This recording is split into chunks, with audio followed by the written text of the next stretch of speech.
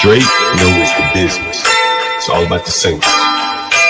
Damn, what happened? Now you got me like in my Ja Rule kind of mode, Jungle.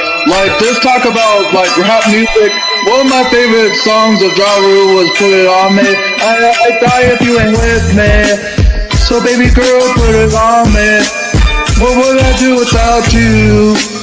I only think about you. I just tired and lonely. So baby girl, put it on me, on me. 10 more seconds and Ja Rule will get a screen for this. Keep going. Who would I be without my baby? Without one might break me. I don't wanna go crazy. So every thug needs a lady, lady. I think Ja Rule just got paid for that. Feel like I should, feel like I should, feel like I should, feel like I should go. Go. Feel like I should go. Feel like I should, feel like I should, feel like I should, feel like I should go. Feel like I should go. Feel like I should, feel like I should, feel like I should, feel like I should.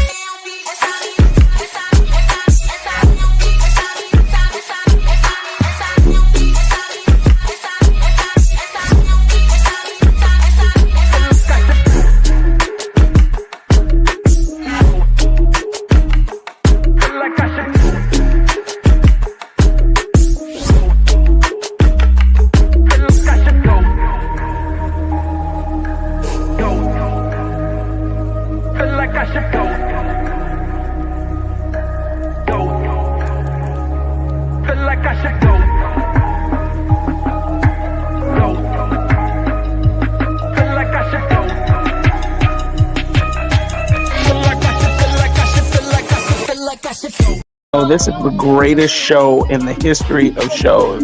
We brought. Oh my God! Bro, baby, shake it. Let's go. Let's go with that. Yeah. Did you get vaccinated?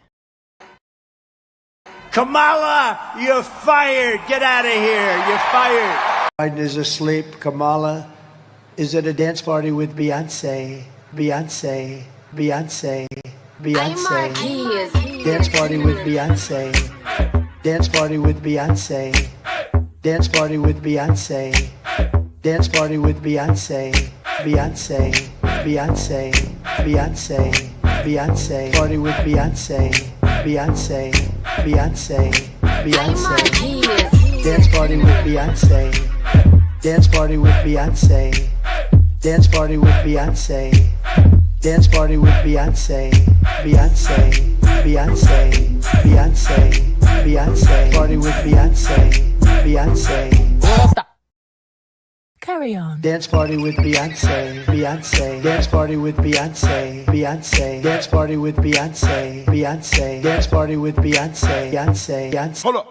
Dance party with Beyonce. Dance party with Beyonce.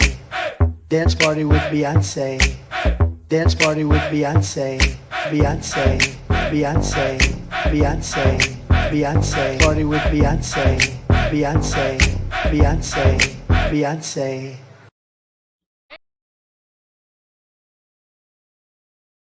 Biden is asleep. Kamala is at a dance party with Beyonce. Beyonce. Beyonce. Beyonce. Dance party with Beyonce. Dance party with Beyonce. Dance party with Beyonce. Dance party with Beyonce. Beyonce. Beyonce. Beyonce. Beyonce. Party with Beyonce.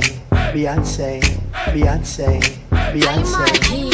Dance party with Beyonce. Dance party with Beyonce. Dance party with Beyonce. Dance party with Beyonce. Beyonce. Beyonce. Beyonce. Beyonce. Party with Beyonce. Beyonce. Stop. Carry on. Dance party with Beyonce. Beyonce. Dance party with Beyonce. Beyonce. Dance party with Beyonce. Beyonce. Dance party with Beyonce. Beyonce. Beyonce. Hold up. Dance party with Beyonce. Dance party with Beyonce. Dance party with Beyonce. Dance party with Beyonce. Beyonce. Beyonce. Beyonce. Beyonce. Party with Beyonce. Beyonce, Beyonce, Beyonce. All right, and we are back. We are back like we never left because we never do. Literally, we never do. Hello to everyone in the building. You are currently watching Politicking with Porsha here at the Urban Landlord. I have so much news to cover with you guys tonight, and hopefully we get through most of it. I have a lot of stuff to share with you guys, and hopefully y'all find it quite interesting. We have our beloved number one ghetto queen of the earth, Jasmine Crockett, who has made the news recently for her comments. Of course, you could probably guess. How do you make forest fires racist? I don't know. Jasmine Crockett's going to let us know. We also have the water reservoirs in California. How do they work? Every time y'all hear me talk about it on the panel, am I lying? Or is this really a thing? I don't know. We'll find out. We also have McDonald's. Yes, McDonald's. The Negroes are really upset. They're really angry. So we're going to definitely get into that.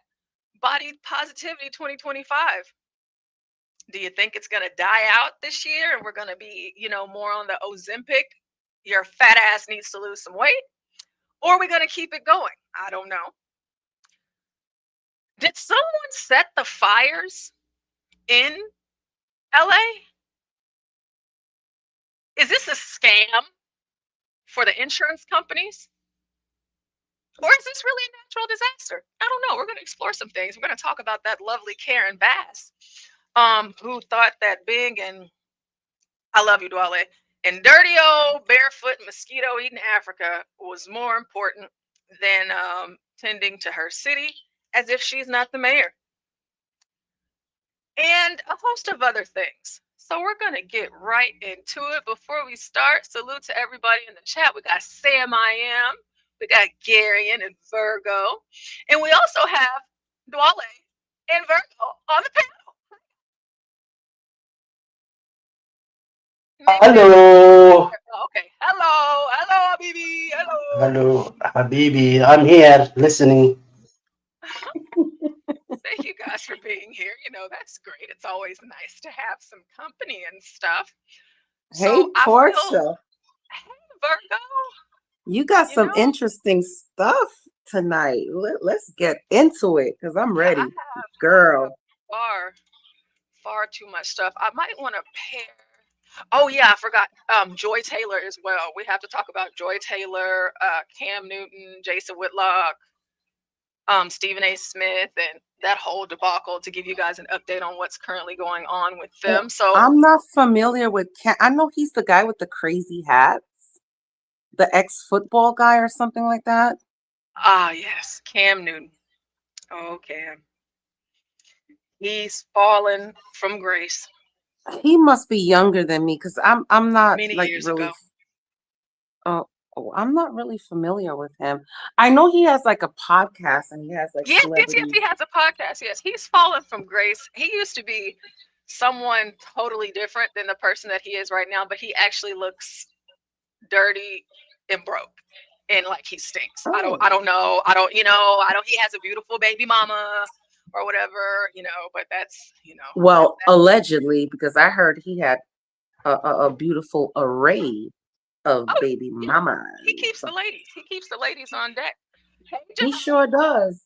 I don't know why, because I don't see how, but whatever. Hey, Nate. Yeah, this Joy Taylor is a hottie, man. Yeah, I'm just Googling her now. Yeah, she is. Shit. She is certainly something. Yeah, she's a looker. She is a looker, Dwale. Oh, man. Don't hurt yourself. Don't hurt yourself over there, Dwale. Which one is Joy Taylor? Okay. She is the one who was the allegations against Skip Bayless, she was named in that lawsuit. Oh, okay. Is she that the one in the blue or the cream? she's the one that hopped on every single penis that, came her way. She couldn't help herself. Oh, so maybe that's the one in the blue. The one oh, no. This is not her. This is another story. So we're gonna I have a certain flow on how I want to go about the stories tonight. So we're gonna hop into the mayor that was accused of drug trafficking online and pimping with public money. Now, I talked to you guys about this briefly the other day, for those of you that were here, but for those of you that weren't, you will be introduced to Mayor Trong for the very first time. And I wanted to share this video with you guys because I think that Nate did an incredible breakdown on this kid. And, I'm not saying that it's impossible for a young person to lead a city, but we have to remember that they're young, 23, not a lot of experience. You couldn't even become the president at that age, nor could you a governor. How do y'all think, Virgo and Dwale, would y'all trust a 22-year-old as your mayor? Can I? Well, hold on. Can you answer the question for them, honey? The question is, would you trust a 22-year-old as your mayor? What did he say? Did you hear him? Oh, babe, they didn't hear you. You gotta say it louder. No. Hey, tell him we said. Sorry. Dwale, what about you? They don't have mayors in Germany. It's okay. Let's get into the video. 8-year-old, you heard that right, will become the next mayor of Bogalusa. Tyron Trong started his campaign because he just didn't like what he was seeing in the city. I'm Mayor Tyron Trong, and welcome to the magic city of Bogalusa. His victory made headlines when he became mayor of Bogalusa at just 23 years old. A few moments later. Is breaking news. Good afternoon. I'm Liz Reyes. Thanks for joining us. Breaking at this hour, the mayor of Bogalusa, the youngest in the city's history, gets arrested and now faces some serious charges. At noon, the Washington Parish Sheriff's Office releasing the mugshot of Tyron Trong. His supporters believe he's being framed because of racial bias. Been after him for a while. We unfortunately, and it's so sad and it's so embarrassing for our city because racism, hatred, bigotry is still alive. And when it surfaces to this extent, it's so sad. So the youngest mayor ever in this town has been arrested for pimping prostitutes, selling drugs, and trafficking firearms. Let's talk about it. So already at the beginning of this, I trust me, it's gonna get worse. Believe you me, okay? But just off the top, and the reason why I wanted to go ahead and follow up on this story is, for some reason, for the life of me, I'll never understand, why is it that if it's a Black person in leadership and they get caught doing something wrong, breaking the law, why do they make excuses and justify it? Why do that? Oh, it's just because he's Black. They try to frame him. They always try to frame a brother. I don't get that. I don't understand that. And I'm not sure if you guys have seen this at all or heard about this story beyond here, but he did it. He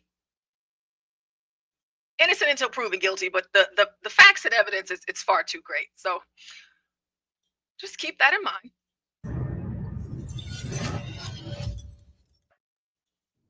This is Tyron Trong.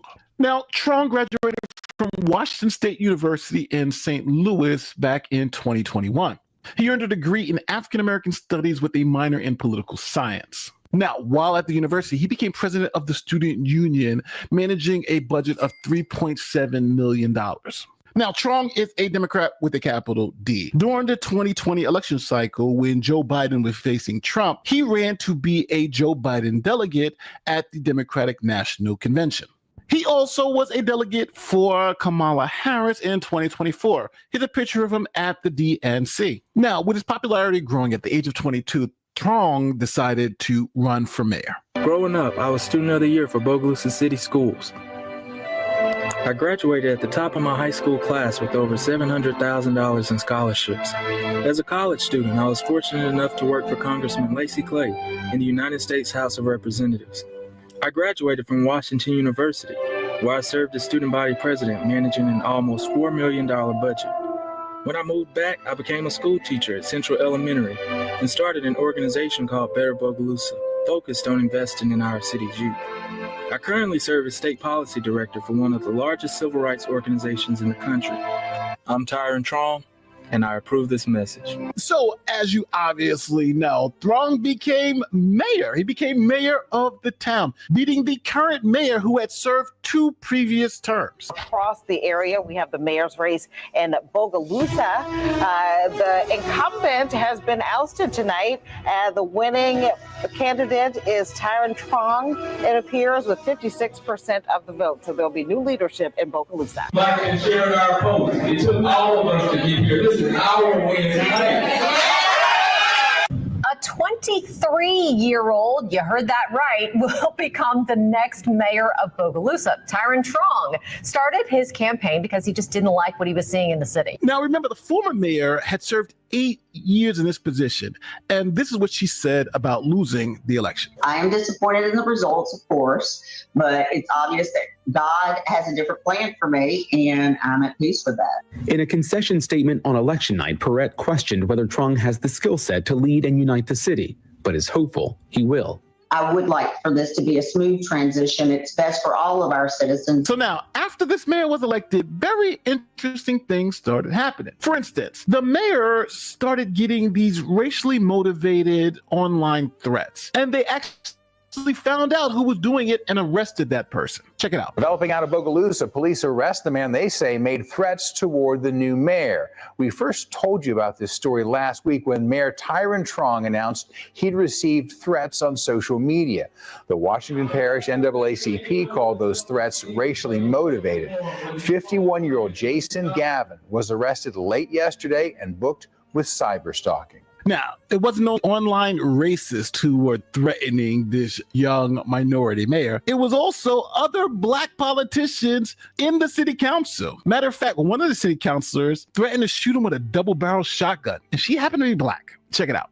The Bogalusa mayor says he's pressing charges against a city councilwoman who he says threatened him while walking out of Tuesday's city council meeting. Things got heated at Tuesday night's Bogalusa City Council meeting when agenda item number 8 came up, discussing a city spending freeze. We were going back and forth about why we shouldn't implement the freeze, and a council person got up and stated, you know, I don't have time for this. So they walked out, and on their way out the door, turned around and said, I got a double-loaded shotgun. That alleged threat made by Councilwoman Penny Douglas, catching everyone in attendance off guard. Yeah, that was wrong. Councilor Lady at Large talking about a double-barrel shotgun, threatening, making threats towards the mayor. I think that she need to be removed from office. Now we got to fast forward to January 2025, where the mayor's brother attended a basketball game and then was arrested as an accessory to first-degree murder. The mayor's brother. In Bogalusa, sources say one of the three people arrested in connection to a deadly shooting that happened during a high school basketball game last week is the half-brother of Mayor Tyron Trong. Caleb Moss was arrested for obstruction of justice and as an accessory to first-degree murder and attempted first-degree murder. Jamichael Spikes and a 16-year-old were also arrested. A 14-year-old was killed and a 12-year-old was injured during that shooting. Yeah, so this Louisiana town is like a little insane. So I told you guys about this whenever I brought this story up the other day. So his brother, basketball game, killed a 14-year-old, injured a 12-year-old. And whenever he got bailed out of prison, his brother was with him. So why isn't he, underneath the jail? Well, when your brother's the mayor, you can shoot up basketball games and help your brother get out of jail for horrendous allegations. Hey, Porsha, before we start the video again, is this town Bogalusa a Democratic run or a Republican town? What is it? Oh, Democrat. And it's in Louisiana. Yes. Got it. Yeah. Typically where there's a black and then a Democrat and they're running something, things typically go this way.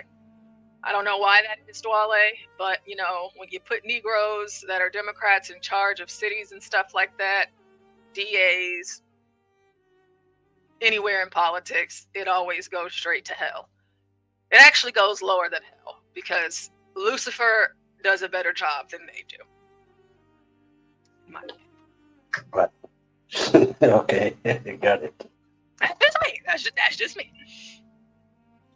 Mayor being threatened to be shotgunned at a city council meeting. And then on the other side, you have the mayor's brother being arrested as an accessory to first-degree murder where a kid was killed. So it seems to be going out of control. But wait, there's a lot more. See, Louisiana State Police were tipped off to a drug trafficking operation out of the Bogalusa area and that the mayor was involved in this drug trafficking organization. According to state police, the investigation began in April when their Narcotics and Violent Crime Task Force learned of a drug trafficking organization operating in Bogalusa. They allege that Tyron Trung and as many as 10 others are involved in a scheme to use social media to distribute controlled dangerous substances like opioids, high-grade marijuana, and ecstasy. Now, the DA also alleged that the mayor organized entertainment with prostitutes at an Airbnb while attending a mayor's conference in Atlanta. The Airbnb was rented using public funds, which is a big no-no. The allegations also include charges related to the use of public funds to procure a hotel room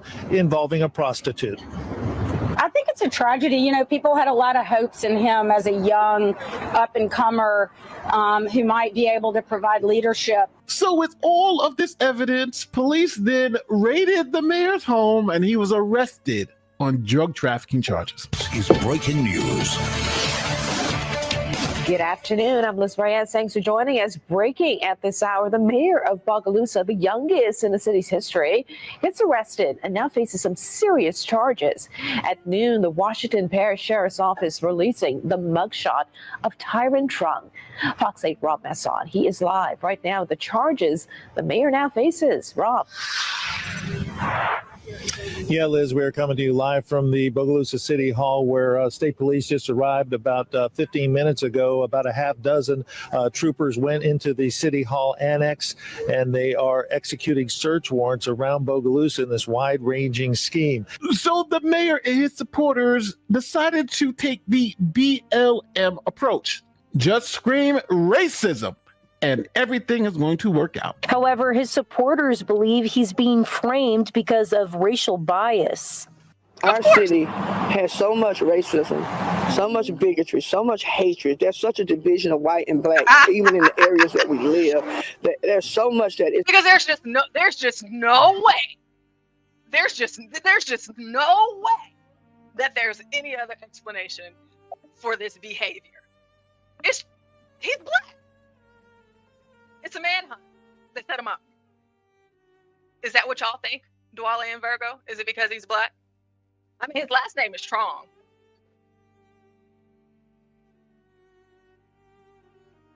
Okay, maybe they stepped away. Let's keep going.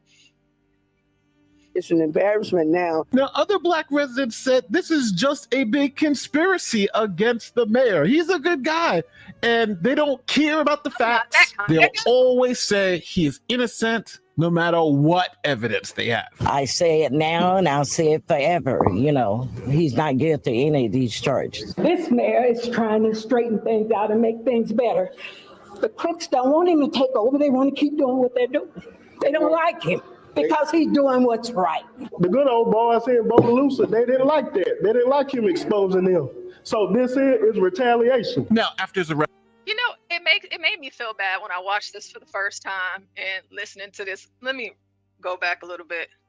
Listening to this black guy right here, because I always feel like that's how we sound to y'all that aren't from the South. And he sounds so country. He sounds like not intelligent. You know how folks say that about Southerners, and it's just like, oh,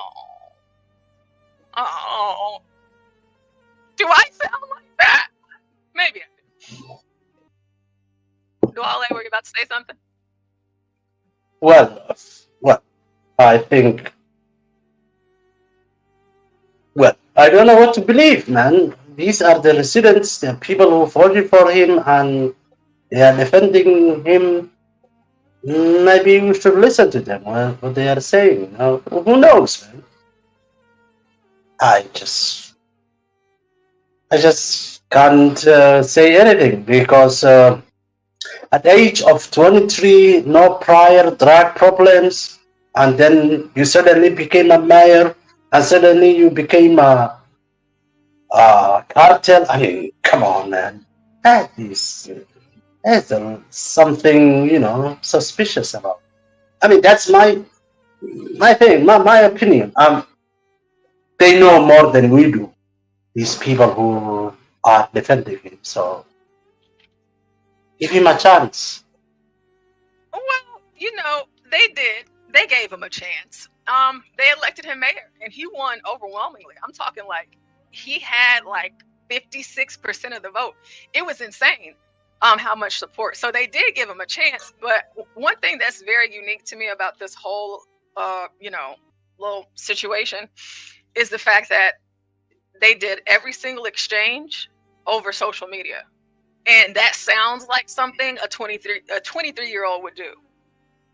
It's par for the course. It's, hey, let's sell drugs and illegal guns, and let's do it online because social media. Let's use TikTok, Snapchat, Facebook, Instagram, Twitter. Well, excuse me, X. Let's do it that way.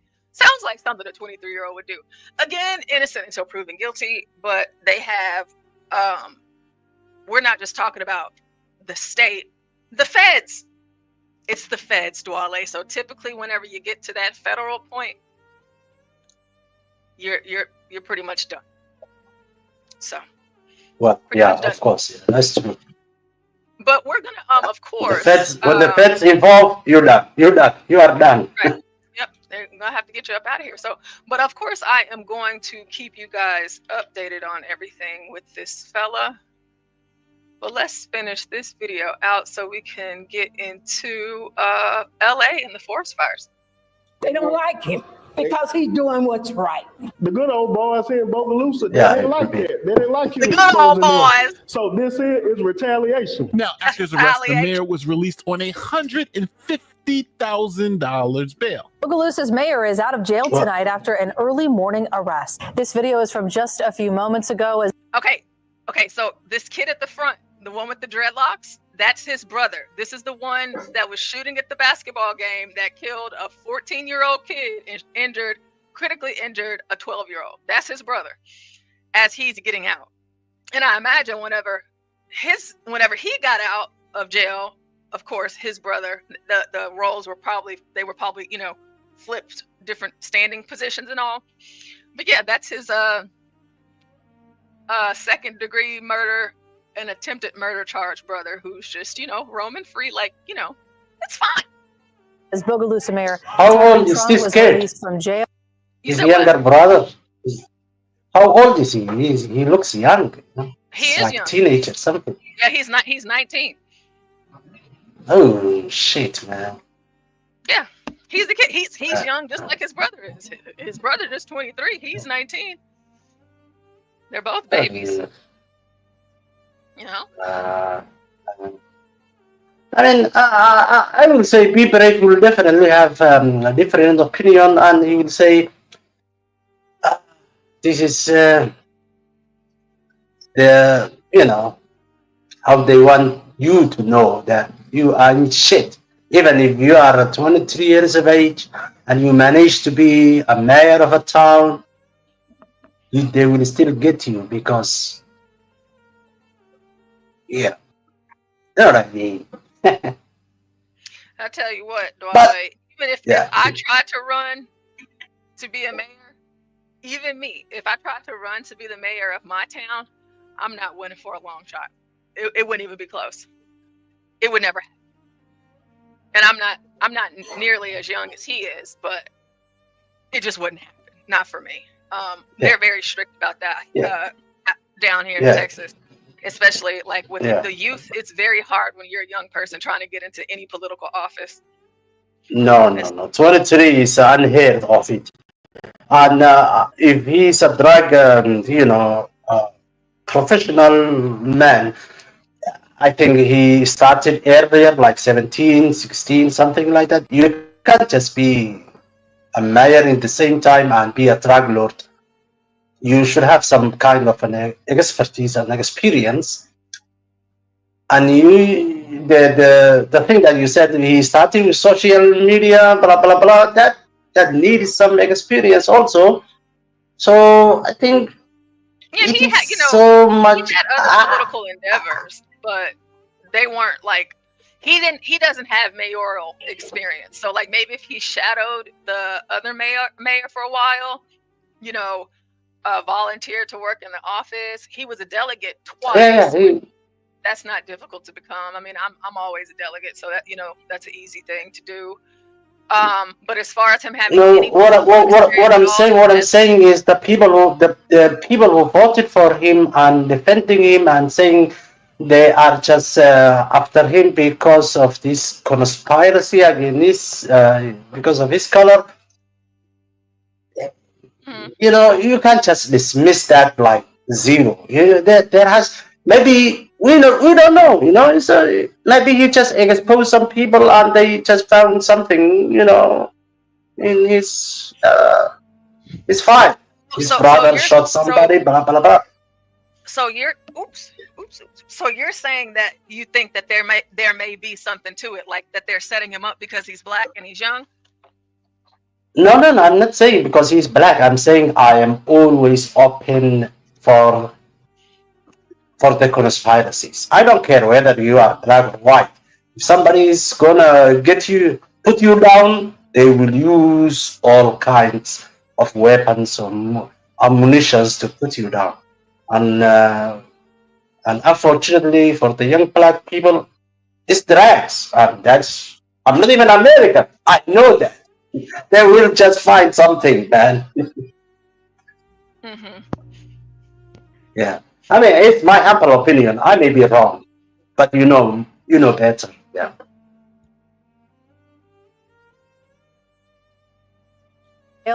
He was arrested this morning on multiple charges after what officials call a months-long drug trafficking investigation. The mayor then released a statement proclaiming his innocence. Now to an update on a story that we've been following for you. The mayor of Bogalusa has commented for the very first time since his arrest yesterday. Mayor Tyron Trung is one of at least 20 people who were arrested yesterday after what authorities say was a months-long investigation into an online drug organization.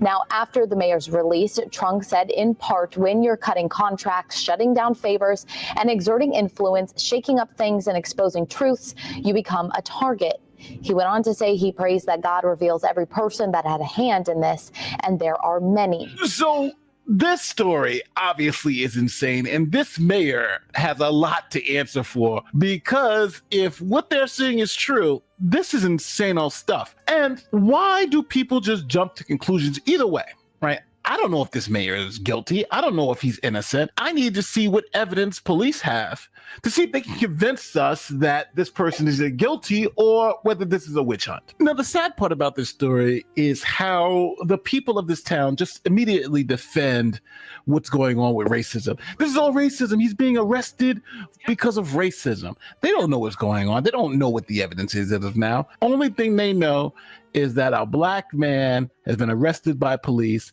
and they just scream racism and corruption. So let me know, what do you think about this story? What do you think about this mayor? Do you think this is all about racism, or do you think there may be something more involved here? Don't forget, like, share, subscribe to the great YouTube stuff. So Jihad, I see your comment in the chat. So the month investigation, that was just the town, Bogalusa, however you say it. So that was just the town. The FBI has been investigating him for over a year.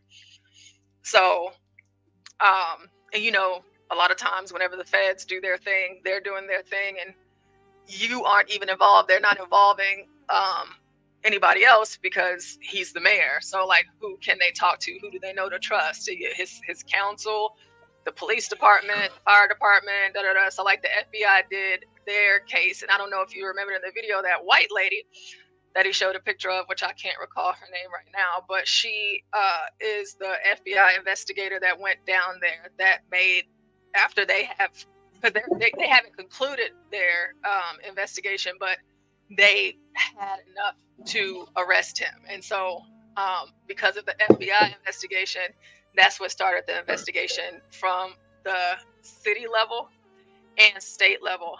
So, I mean, he has city, state, and federal on his back. So I'm pretty sure they have enough information there. Yes, he does. Yeah, he does have Fed charges. Yeah, he does. He does. Yeah. Yeah. So he's pretty much done. Again, we'll have to wait because I'm pretty sure we'll have some court hearings soon within the next couple of months or so. And the trial either this year or next year. But I'll keep you guys updated. But Porsha, before he's been cooked. But before you finish it, whenever the federal investigation is got into a political person, a politician, you know there are some politics in it. Just they hated coming president. Can you repeat that, Dwale? Whenever the feds involved. In a politician's case, there are some politics in it. Just imagine when they invaded Donald Trump's Mar-a-Lago, or Eric Adams, the mayor of New York. Definitely, there are some politics involved here, so we should not just dismiss that. If there was only state police, maybe. But when feds come, you're done. But we know it is more than that. Yeah, we know more than. We know your problem, your crimes are more than that. Or yeah. Right. Yeah. You cut some contracts. You told some old people, don't take this. You're being arrogant. You are not playing the game. You are not playing the game. You are not fit. Blah blah blah blah. You gotta go, man. Yep. As people say, yeah. But he got bailed out. So Trump says, "Son, do you know what I'm stopping you for?" And then the guy responds, "Because I'm young and I'm black and my hat's real low." Yeah, not because he was speeding or his tags were expired and his license was suspended. None of that. You know, it's just because he's black. So in the true nature of holding it down for a Negro, no matter what they do, Jihad says, free that ninja.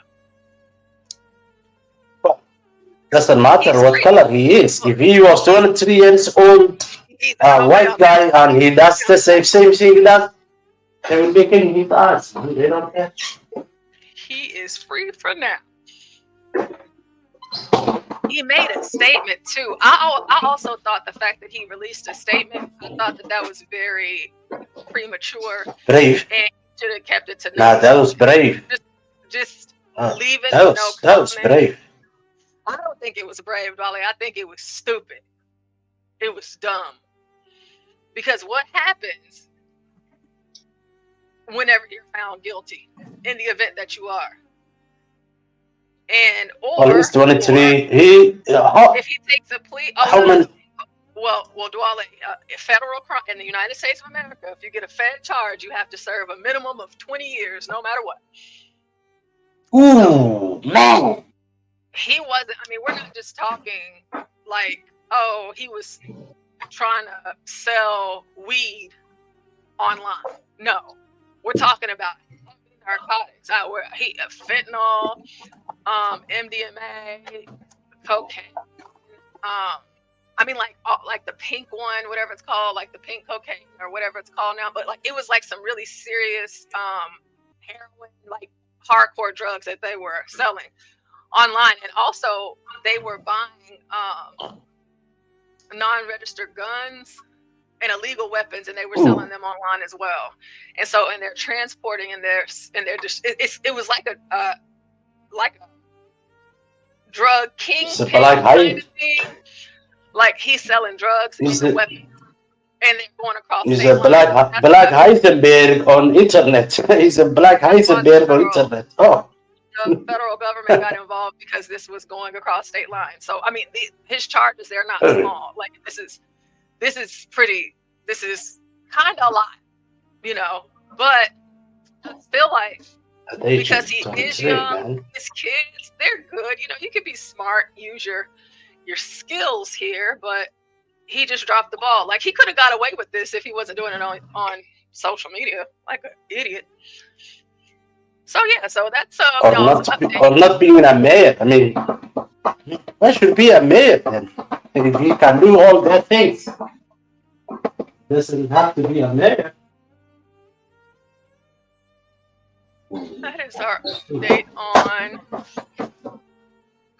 Mayor Trong. Of course, he's still mayor right now, but you know, we'll keep you updated. So we're gonna step into this forest fire coverage in LA. And there's been so many things that have been going on.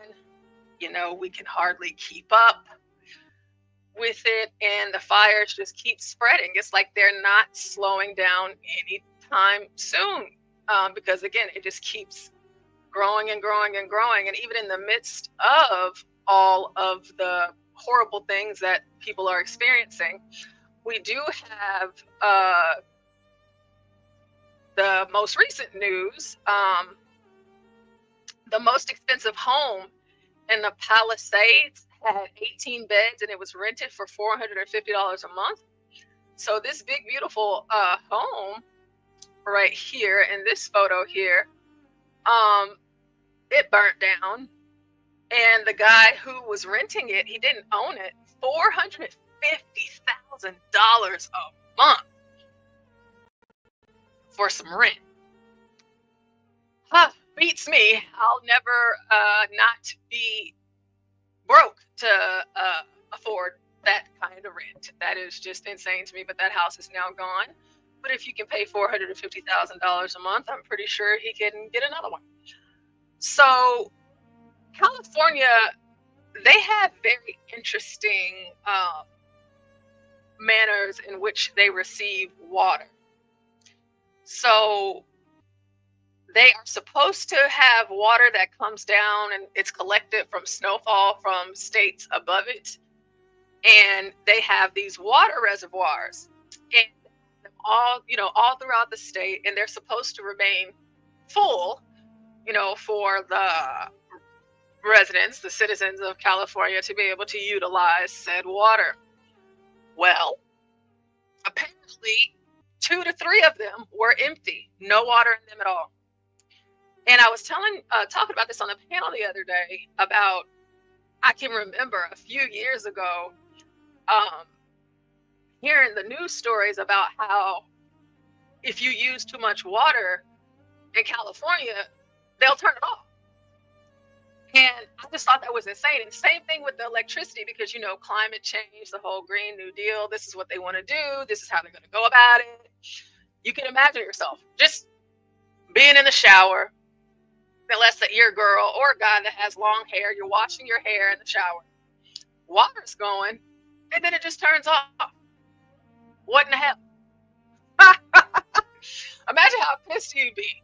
You just finished cooking, the water was all good, but now you're trying to clean up. Well, you can't use the water because it turned off.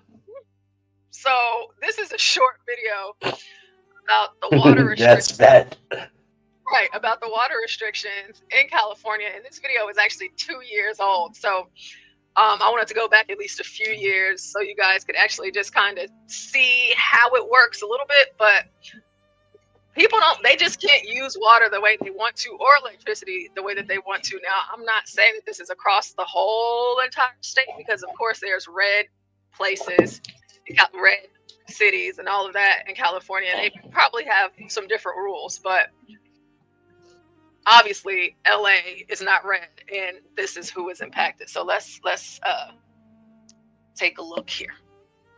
Shorter showers and browner lawns. That's what's ahead for more than 6 million Southern Californians who have now been placed under new drought rules. Let me explain. The new drought restrictions are an unprecedented effort to conserve water following California's driest ever start to a year. More than 97% of the state is under severe, extreme, or exceptional drought. Many of the region's most critical reservoirs are at half capacity or less. As a result, LADWP is limiting nearly everyone in the city of LA to watering their lawns only 2 days a week for only 8 minutes a day. You can water 15 minutes per day if you have... Okay, now mind you, I want y'all to understand this very clearly. A drought. This is America. I love you, Dwale. This is not Africa. Okay? Okay. It's okay. It's okay, Dwale. I love you, Dwale. This is not Africa, all right? I love you too. You know, we don't have droughts, okay? It ain't no drought. Yeah, we have something in common, Porsha. We got something in common at least. Lack of water. California has that issue, not us in Texas. So they're telling you you can only water 2 days a week, 8 minutes a day, and you can bump it up to 15 minutes if you have water conserving nozzles. Now, you would have to ask yourself, why aren't they filling the reserves? What is going on? What is the problem? What are y'all doing, essentially? But this was 2 years ago when they said that the water reservoirs were damn near empty. 2 years ago. Now here we are 2 years later. And, you know, the mayor is saying that's not true. The water reservoirs are filled. They're full. Bitch, no, they're not. They're not. Because if they were, whenever the firefighters pulled up to hook up to put the fires out, water would have came out. But it didn't come out because there's no water. But y'all restrict the city from water to a point to where you have none? That's insane. Let's keep going. Sprinklers with water conserving nozzles. The Las Virgenes Municipal Water District is taking it a step further. About 75,000 residents in Calabasas, Agora Hills, Hidden Hills, and Westlake Village can only water 1 day a week. If conservation efforts don't improve, a full outdoor watering ban could go into effect as soon as September. And you guys have to understand, a watering ban in California. I always say God is trying to burn it down. And these people need to be able to water their grass because, you know, forest fires are pretty common. So you want to keep the moisture in the grass. And since California doesn't do what we do here in Texas, I don't know why not. HB, he was on the road yesterday, I believe, or the day before. I think he was probably in Oklahoma or Mississippi, Louisiana. He was somewhere, and he saw that on the freeway, all the grass was on fire. We do controlled fires here in Texas all year long. So we don't have to, because it does get hot as hell in Texas. And so fires could happen, but we do the work that needs to be done to prevent them before they start. Well, here they're saying, hey, you can't water your grass like that. So it is what it is, essentially. State officials are also encouraging you to cut your shower time down to 5 minutes. You can only shower for 5 minutes. 5 minutes. They don't want you to take a bath because that's going to use more water. So they want you to take a shower. The hell are we doing? So, Porsha, you are telling us California is just like Africa. 5 minutes shower. Do y'all have showers or bathtubs in Africa? Yeah. When we get showers, it's not 5 minutes. It's more than that. Is your shower the rain when it rains outside? Right. All right. No, actually.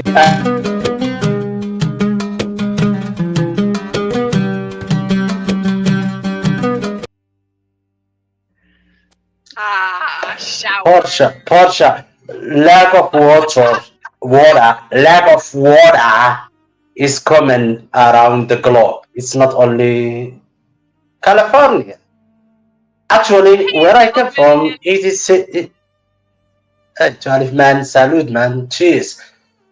Yeah, we don't get, well, sorry, I cannot say in Africa because I shower every day. I live in Germany, our water is always there. But if I tell you my home, I think we are just like California. You guys have so much thing in common. Come on, go ahead, for sure. And to switch away from baths to showers. Baths can use up to 2.5 times more water. The city of LA is also investing heavily in rebate programs for turf replacement and appliance upgrades to improve residents' water efficiency.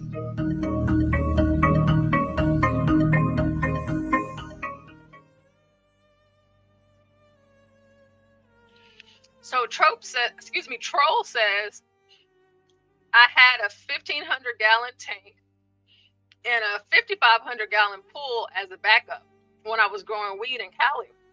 I still blame the weed farmers.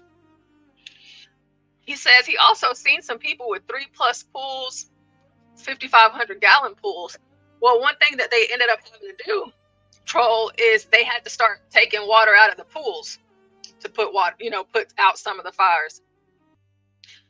12 man, I'm glad you found us too. YouTube hates on us from time to time, so that's probably why you didn't get the notification. But I'm glad you just randomly checked in and you got to see, that we're here because we are. So now that we just have a little bit of information about the water and how it works out here in this area in California, we're going to talk a bit about how the looting. There's been a lot of looting. So it's like, you don't ever want to let a crisis go to waste. Don't do it whenever Black people are close by because, when you do, it doesn't matter. They are going to show up. And show up they did. Quite a bit of looting going on. So let's see. Welcome back. I'm Troy Hayden, live in Malibu, California. We are standing right on the edge of the famous PCH Highway 1, Pacific Highway here. Going through right now, firefighters, utility, law enforcement, and media can use this highway. So basically it is shut down except for emergency personnel, and it is quite busy even with just them on it. Over here, now this is looking east, this is looking inland. This is the cliff that comes down to the ocean, and you can see that entire cliff is blackened. The Santa Ana winds pushing this fire down this cliff, across the PCH, and into these beautiful homes on Malibu, right on the beach. Those homes now, as you can see, have been burned right down into the sand. Now, there are a lot of fire crews from all over the Southwest here helping with this fire, including crews from... I don't know if anybody in the chat or Troll, even you, anybody that has ever been to Malibu, California, listen to me. Beautiful. All of it. And Calabasas, oh my God. It's so nice there. It's so nice. Malibu is beautiful.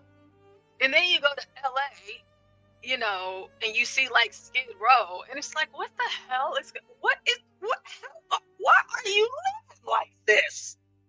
It's insane. It's so different. Like California, it's a ton of wealthy people. It's a lot of money out there, of course. We know majority of the celebrities live there.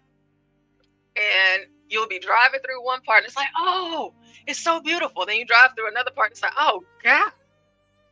Oh my God. What is this?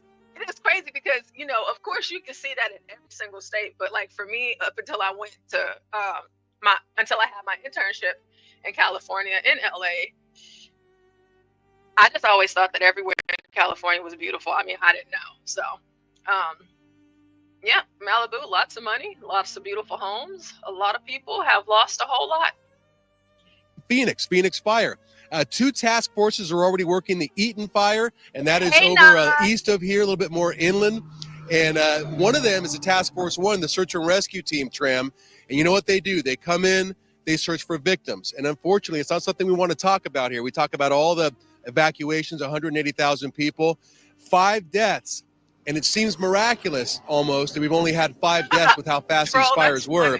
So these teams will be going through some of these burned out homes and looking for possibly more victims. The other thing you don't want to talk about, but we are talking about it today, is looting. The DA was on this morning talking about the fact that they had arrested 20 different looters going into some of these homes that have been evacuated, stealing things, and he said it will not be tolerated. People taking advantage of an awful situation. Yeah, I'm glad you mentioned that because, yes, 20 people being arrested on suspicion of looting during the evacuation. Oh, wait a minute. Wait a minute. Looting won't be tolerated in California? Oh, please. Surely. Every single 20 that y'all locked up is already out. You guys have a law where you won't hold them accountable unless it's up to what, $1,200 or $1,600. And for all of the looting that takes place out there every day, we've seen the videos. I've shown them to you. Security guards just standing there watching them. They coming in, they stealing everything up under the sun. It won't be tolerated. Why? Is it because they're robbing the wealthy houses or what? Because you have small business owners all over the place who've had to close their doors. Y'all have even had Walgreens, CVS, Walmart, all sorts of stores move out because of the theft. And the people that didn't take part in the theft and the looting, they have to suffer because they don't live in Malibu or Calabasas. They're not spending $450,000 a month for rent. But now it's not going to be tolerated. I call bullshit, but let's keep going. Evacuations. And in fact, LAPD sending even more patrol up into these areas, especially with the Hollywood fire, to make sure, and we just saw a cruiser there, to make sure that there are no more looters involved. Are you hearing any more of what police are doing? No, but I mean, as you were just talking, I probably watched about 20 different police, cruisers come through here. I don't know where they're moving to, but they were going somewhere in a hurry. It's not easy to get into where we are right now. We have to show our credentials. Even residents trying to get back in here, Tram, can't get back in here. I think one of the main reasons, of course, is safety. There's all sorts of hazards here. But I think the number 2 reason is they don't want people coming into homes that are still standing, and there are quite a few of them, and trying to, steal things, basically, break in, do things they shouldn't be doing. So obviously, I would imagine this entire community is going to look really down on. Everybody in the chat, go ahead and let me know. Put a 1 in the chat or a 2 in the chat. Are you looting? Are you going in there to get you some jewelry, from the houses that are still standing? Because you know that they're not occupied. Y'all going? Y'all finna risk it all, or y'all just not? So 1, if yes, you looting, or 2, no, you're not looting. Because I'm really thinking about it right now. I really do hate a thief. I do. But, there's a lot to be left on the table in this situation. These are very wealthy people. Ain't no telling what. They probably got gold bars and stuff. Ain't no telling what. Are you going for it? Are you going to risk it all? Are you risking it all, chat? Are you going to say, you know what? They've lost enough already. I don't want to add to their turmoil. What are we doing? Let's see. Dwale. Well, Dwale is a pirate. He is. So Dwale put a 1. He says yes. Fish is Yes, come on, Porsche. These rich people, they don't care. Even if I take something from them, they have insurances. They will get back. So what the hell, man? I'm a filthy, poor African. I need to survive. So what the hell, man? This is no. I'm Dwale joking. says, I'm "Fuck it, joking. I'm I'm stealing joking. everything." No, you weren't joking. Fuck Dwale, it. you're a pirate. We understand. No. I love you. We understand. Man, insurance.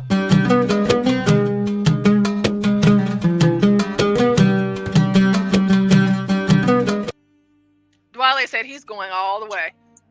Fish says maybe. You know, he's not sure. He might not. Depends on how he You feels. are fish. You are fish. Admit it. You are fish. There is no maybe. It's just me. 12th man says no, number 2. And I can imagine 12th man has been shot and ran over by a truck all at the same time. What? So, you know, he Survive. got, you know, a pretty bad hand. He learned his lessons. Right. So 12th, he's going to do the right thing. Troll Yeah. says, shoot, I'm getting stuff to fight the fire. If anything, not crap. This just going to weigh me down. Okay. That's fair. That's fair. Me, like I said, I don't know. You know, the fact that I just even thought about it and posed that question, I guess we can all question my morality now. I don't know why I thought of that, but let's keep going. On those people, and they probably will be prosecuted to the fullest extent of the law. Yeah, no kidding. All right, Troy, thanks. I know you're going to have more coming up in the hour. And right now, defense attorney Hector Diaz is back again with another legal deep dive. Hector, we talked about these looters. It is crazy to think that, you know, during times of tragedy, people taking advantage of those who have lost everything. So, I mean, what kind of punishment could these looters face? You know, the most severe. I think if you're out there, you know, the DA. Oh gosh, I'm sorry, guys. Y'all know me. Those of you that know me, y'all know how I am. Y'all know how I am. I don't want to hear this shit. Okay? I mean, gosh, this is terrible. Taking advantage of a tragedy. What type of punishment? The fullest extent of the law. The fullest extent of the law, my ass. Y'all don't ever prosecute people that ruin lives of Californians every day. Y'all just sit around and it ain't shit. But now you want to go the fullest extent of the law. People out here dying, getting stabbed, losing property, having to close down their businesses, their livelihoods. But now it's the fullest extent of the law. Speaking of the law, we have Juan. Hey, Juan. Good afternoon.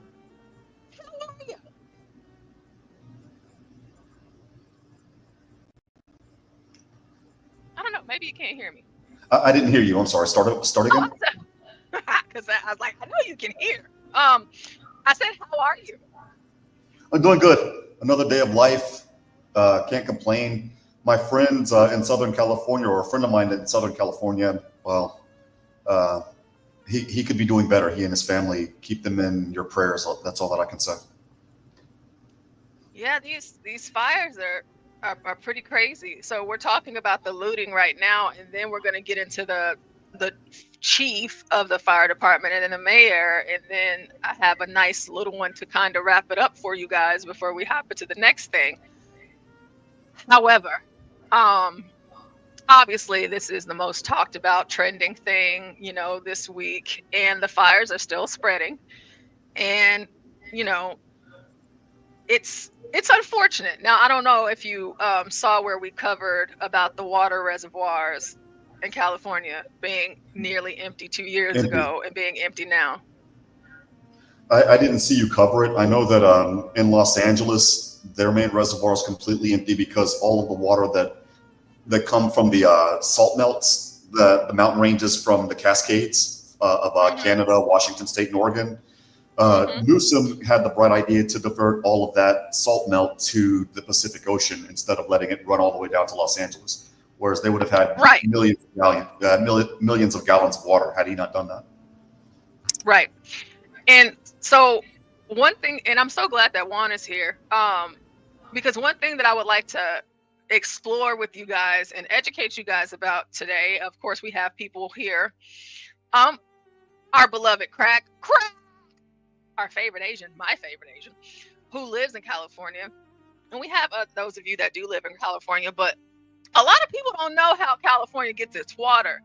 So from the melts, as Juan mentioned, all of that stuff trickles down into California. And so to be quite honest with you, like I said, this is America. There should be no reservoir in California that is empty ever. Never, ever, ever. But Gavin Newsom's like, hey, I'm going to dump this shit in the ocean. And for those of you that don't remember, and I'll probably find that and pull it up, whenever California was going through another quote unquote drought a few years ago, Obama had like a water tower built on his property in Cali. The whole damn water tower. Some of y'all might remember that. However, these are the things. So, like I said, are you going to go loot? Because there's a lot of rich people out there that know what's going on. A whole lot of politicians. You think Nancy Pelosi, you think that they said, Nancy Pelosi, you only got 5 minutes to wash your ass. You think they said that to Nancy? Oh, Nancy, no, you can only water your grass once a week. You think they said that to them? Hell no. Of course not. Well, while you were in the middle of your shower, you know, you're trying to get the soap off and everything. They just turn the shit off. They just turn it off. You're trying to wash some dishes. You're trying to wash clothes. Turn it off. They just turn it off. California, everybody. If you live there, you should probably move out. But let's finish this looting video so we can go into this fire chief, because this whole entire situation it's incredible, really. Has already made, send the message. Go ahead, Juan. I was going to say, before you play the video, I was going to say, I dare them to loot here in Texas. You and I both know, Porsha, being in the Lone Star State, that we have the right to defend our property with lethal force. Yeah. And so here it's like, we have dry seasons as well. Matter of fact, prior to this week, we were under a red flag warning where I was at. And in West Texas, they're under red flag warnings a lot. I dare them to try it over here. Things wouldn't turn out so well. We'll just put it like that. Yeah, don't do it here. That y'all go ahead and loot. So you got arrested. They were able to arrest you. That wouldn't happen in Texas. Shout out to Tom Gully. Y'all know how it goes. Don't try it in Texas. Let's go.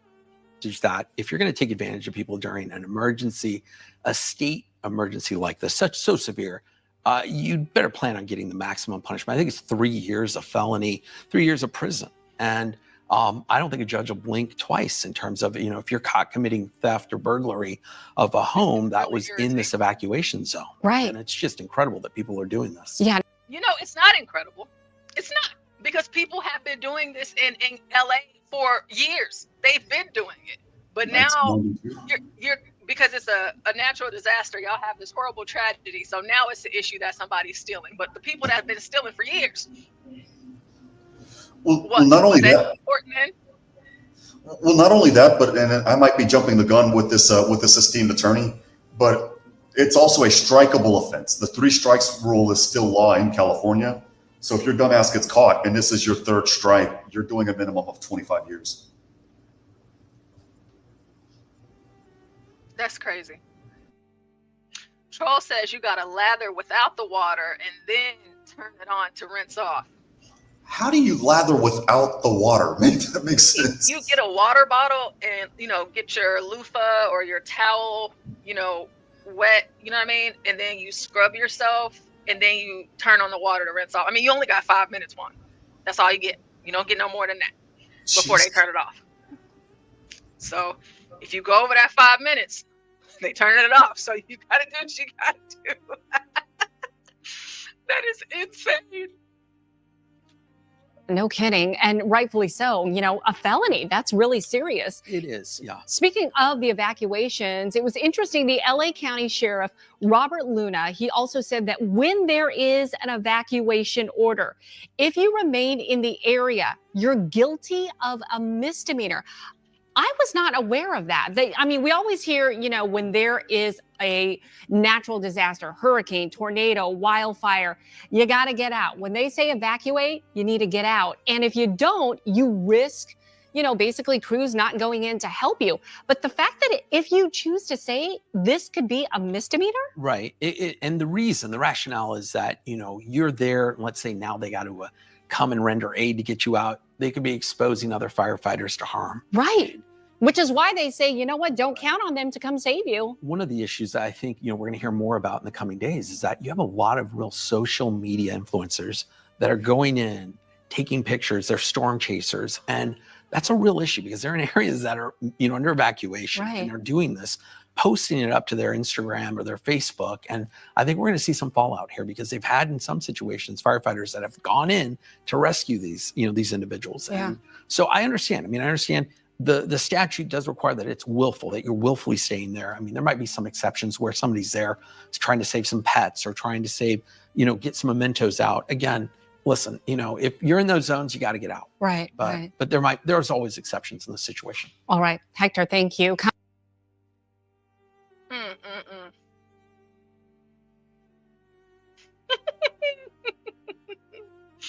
Yeah, so I guess, stealing is now bad, and, we have leadership. That's what this all boils down to. So although Trump is not president yet, as we know, Trump always has something to say. So let's take a listen to what Trump had to say about Gavin Newsom, and then we're going to hear what Gavin Newsom had to say about the whole situation. President Trump, did you make a decision? Did you all make a decision? Thank you very much. We had a great meeting. There's great unity.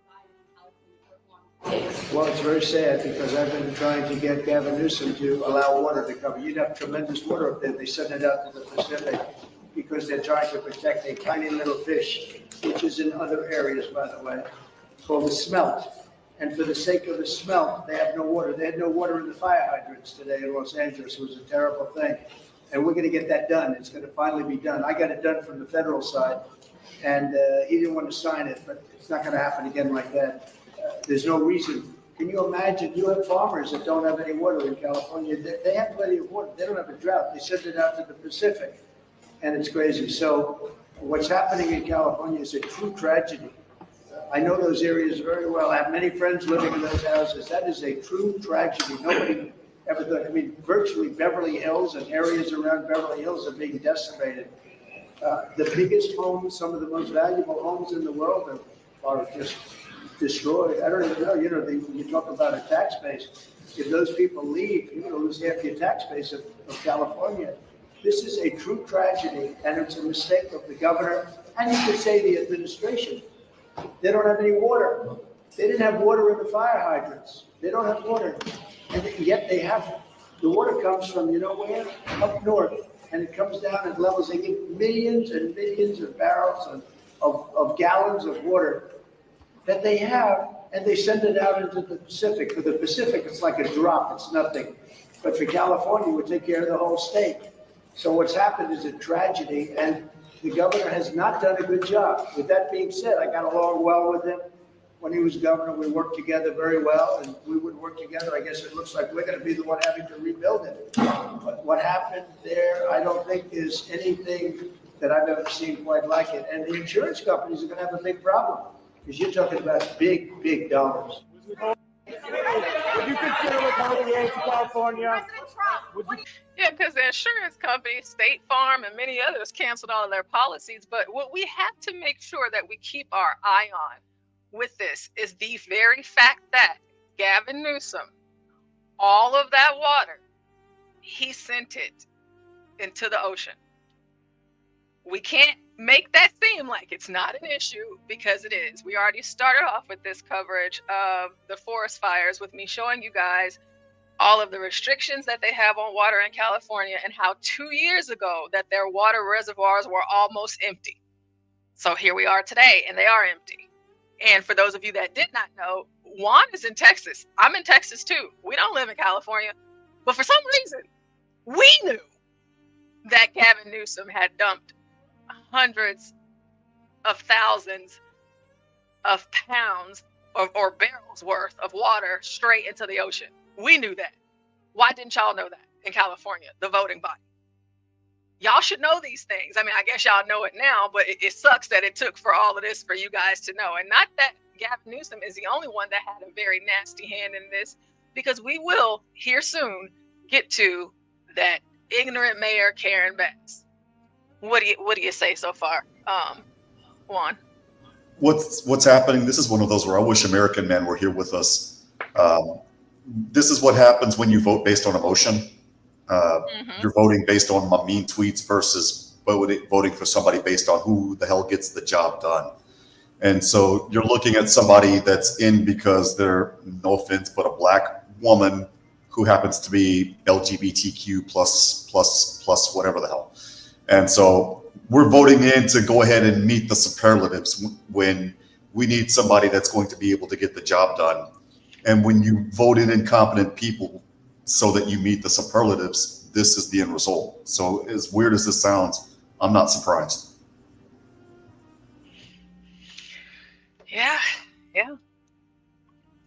Jordan in the chat says, and that gave me a chuckle.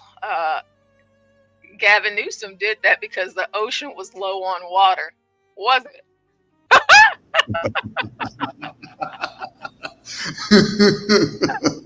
Jordan, the ocean didn't have enough water, huh? Yeah, and troll right behind that comment says for a smelt, basically a minnow that's not even indigenous to the Golden State. Make that make sense. Troll says for a smelt, I'm an avid fisherman and generally care about ecosystems, etc., but not at the very obvious cost of human lives. The fish weren't in danger of extinction either, right? I don't think so. I think Jordan.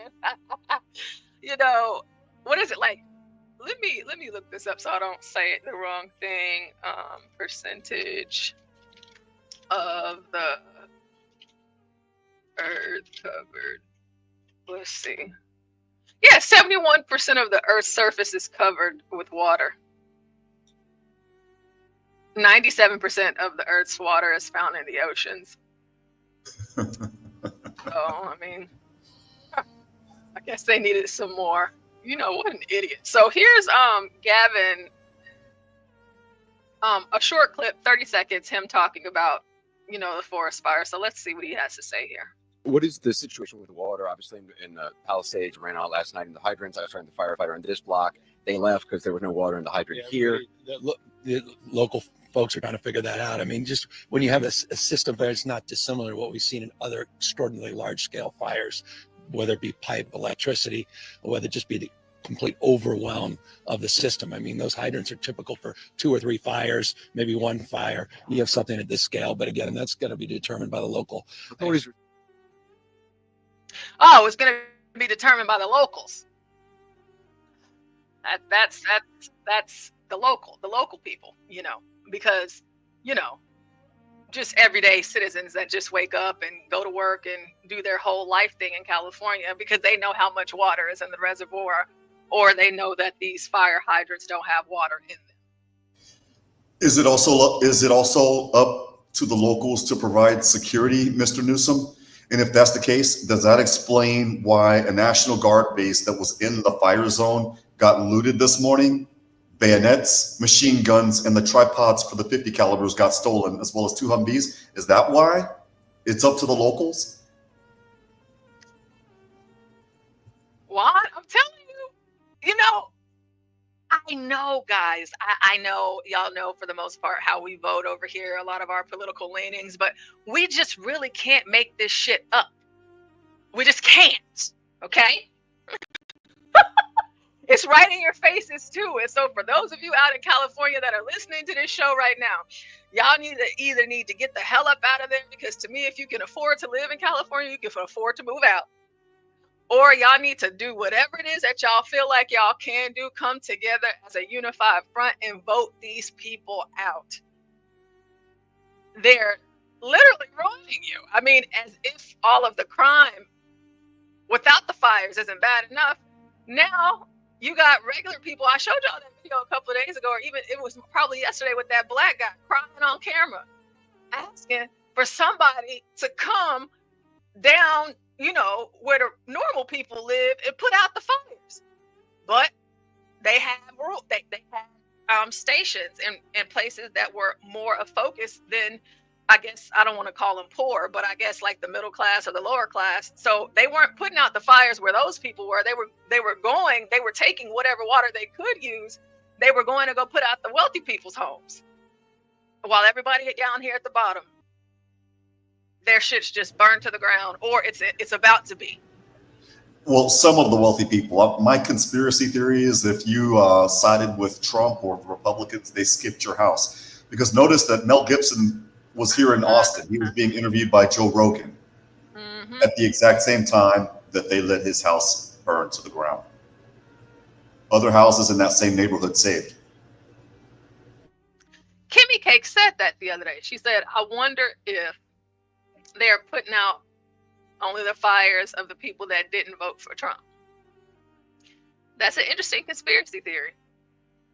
But we already know it's not too far off the pale. I mean, FEMA, they did it with the hurricane, so we already know that. Yeah, they saw a Trump sign in your front yard. They were getting triggered, the microaggressions. And they skipped you. So not you. You're not worthy. However, that could be a thing, but it's just crazy. This whole entire situation is crazy, and here he comes talking about the locals. You see, but y'all voted for him. Y'all voted for this guy. So here we have a Californian GOP lawmaker, one of the very rare Republicans that you'll ever see out of California, who wanted to give a little piece of his mind to Gavin Newsom in his handling of wildfire. So let's see what he had to say. California's on fire once again. Only now, instead of burning up the red counties and the forested areas to the north, it's devastating portions of Los Angeles. Everybody's seeing it on the news. Every year we know the Santa Ana winds are going to blow. Every year we know that there's going to be risk. So what is our governor doing to help stop the risk? Virtually nothing, other than showing up at press conferences and waving his arms around and having long practiced monologues about, it's someone else's fault, this or that.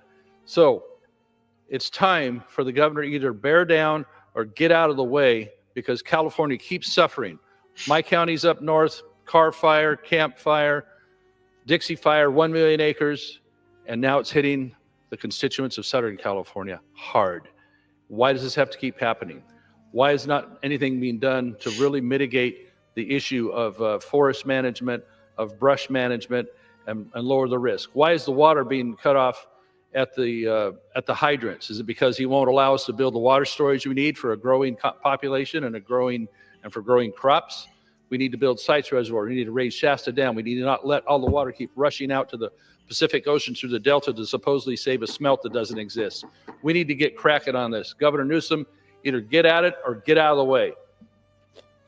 I know that's right. Get at it or get your ass up out the way, Gavin Newsom, because that shit's ridiculous. It is ridiculous. And no, I'm not a Californian. Yes, I'm a Texan, but believe you me, these things may not always be preventable, but whenever you have the tools and the resources in place to, take care of the situation as much as you can with the resources that you have, the devastation would not be this grand. However, all of the things that you need to be able to fight this, you're getting rid of them. And to make matters worse, it's not just Gavin Newsom dumping all of the water for all of the citizens of California into the damn ocean. There's also the mayor, Karen Bass, who has donated fire supplies. Like, I'm talking straight up, like from every single fire department in LA. Donated the shit to Ukraine. Send it to Ukraine. Send it to Ukraine. Now, your state is the one state in America that is plagued by forest fires the most. Y'all need firefighters more than anybody else. Y'all need fire equipment more than anybody else. But instead of you holding on to the equipment and the tools that the taxpayers in California pay for, and boy, do they pay for it. The taxes in California are through the wazoo. They are ridiculous. So instead of them having what they bought, they sent that shit to Ukraine. Now just imagine for the Californians that are aware of that now, that didn't know it was going on, that she took y'all stuff and sent that shit to Ukraine. And Joe Biden just sent $500 more million to Ukraine. Have they not got enough? And then, not even that, Karen Bass thought it would be great idea. Let's just go ahead and slash the budget for the fire department. You know, $43 billion. Let's just, let's slash it $43 million.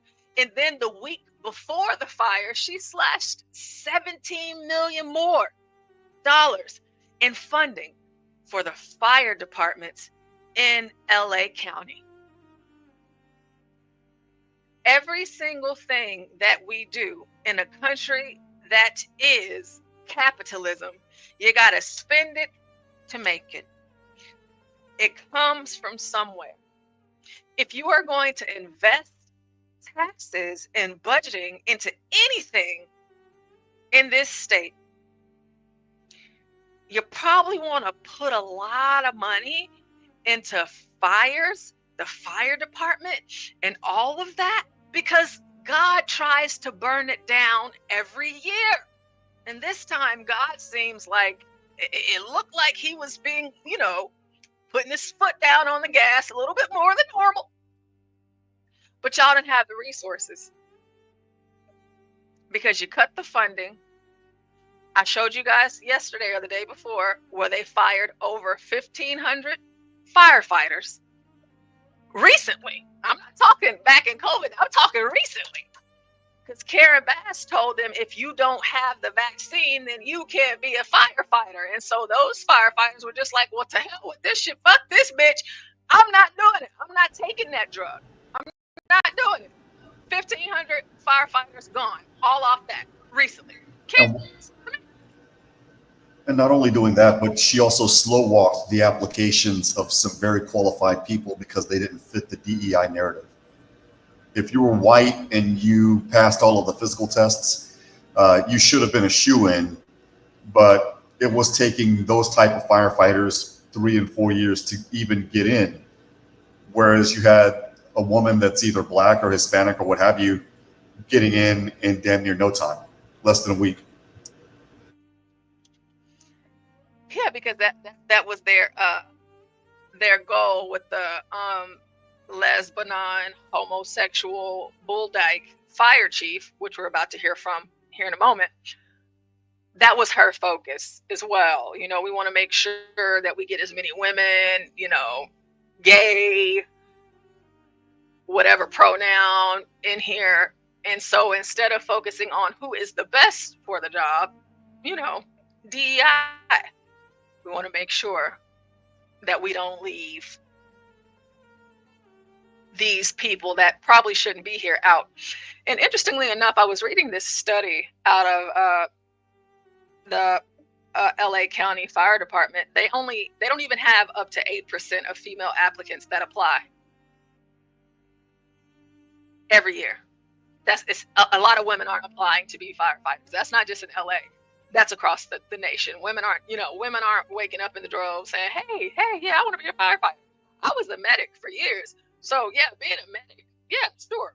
A medic, an EMT, yeah. But a firefighter, women aren't really signing up to do the jobs of a man like that.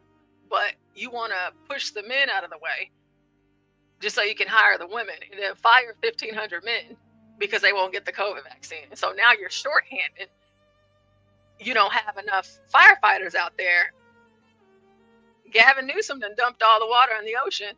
Karen Bass then sent all of the supplies to Ukraine. She also cut funding. There is someone to blame in this. I don't care what anybody says. And I don't want y'all to forget it. Because all of this could have went down totally different. Could have went down different.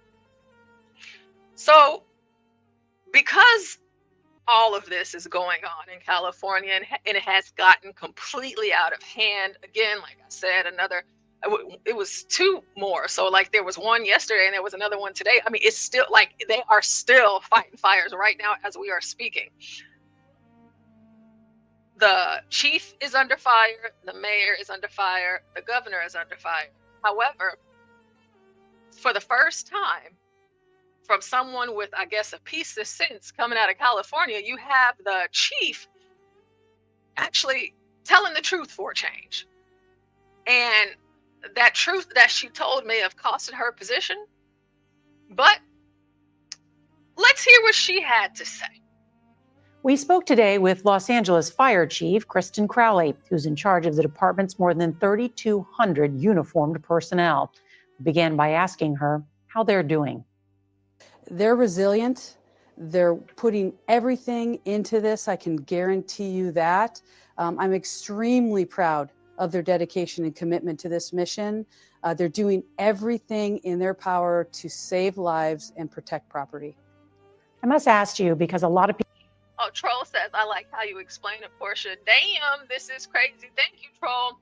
You know, y'all know I talk a lot, but I just be trying to give y'all all of the facts. You know, I be trying to give y'all all of the everything. So you know, so you need to know how it works, what's going on, things like that. But shout out to you. Thank you for that so much. And congratulations. People are talking about buddy. Go ahead. I said, and congratulations on you being a moderator as well, buddy. Talking to Innate Ways. He got a wrench. Oh, shout out to Nate. Shout out to you. Shout out to you, Nate. We love you, Nate. Warning that you sent last month that the budget cuts have, quote, severely limited the department's capacity to prepare. Hold on, wait. Let me make sure. This is a month ago. The woke, lesbian, bull dyke, DEI hire said something a month ago. But let's listen. Asked you because a lot of people are talking about the warning that you sent last month that the budget cuts have, quote, severely limited the department's capacity to prepare for, train for, and respond to large-scale emergencies, including wildfires. You sent that warning about these budget cuts. Was this preventable? I tell you, from the budget cut side of things, when there's a $17 million cut in our budget, operating costs, immediately from that point, I had to make some tough decisions. I looked at some other duties and responsibilities that we do as a fire department and had to focus right back on the training of our firefighters and also our ability to respond to the everyday fires and EMS response.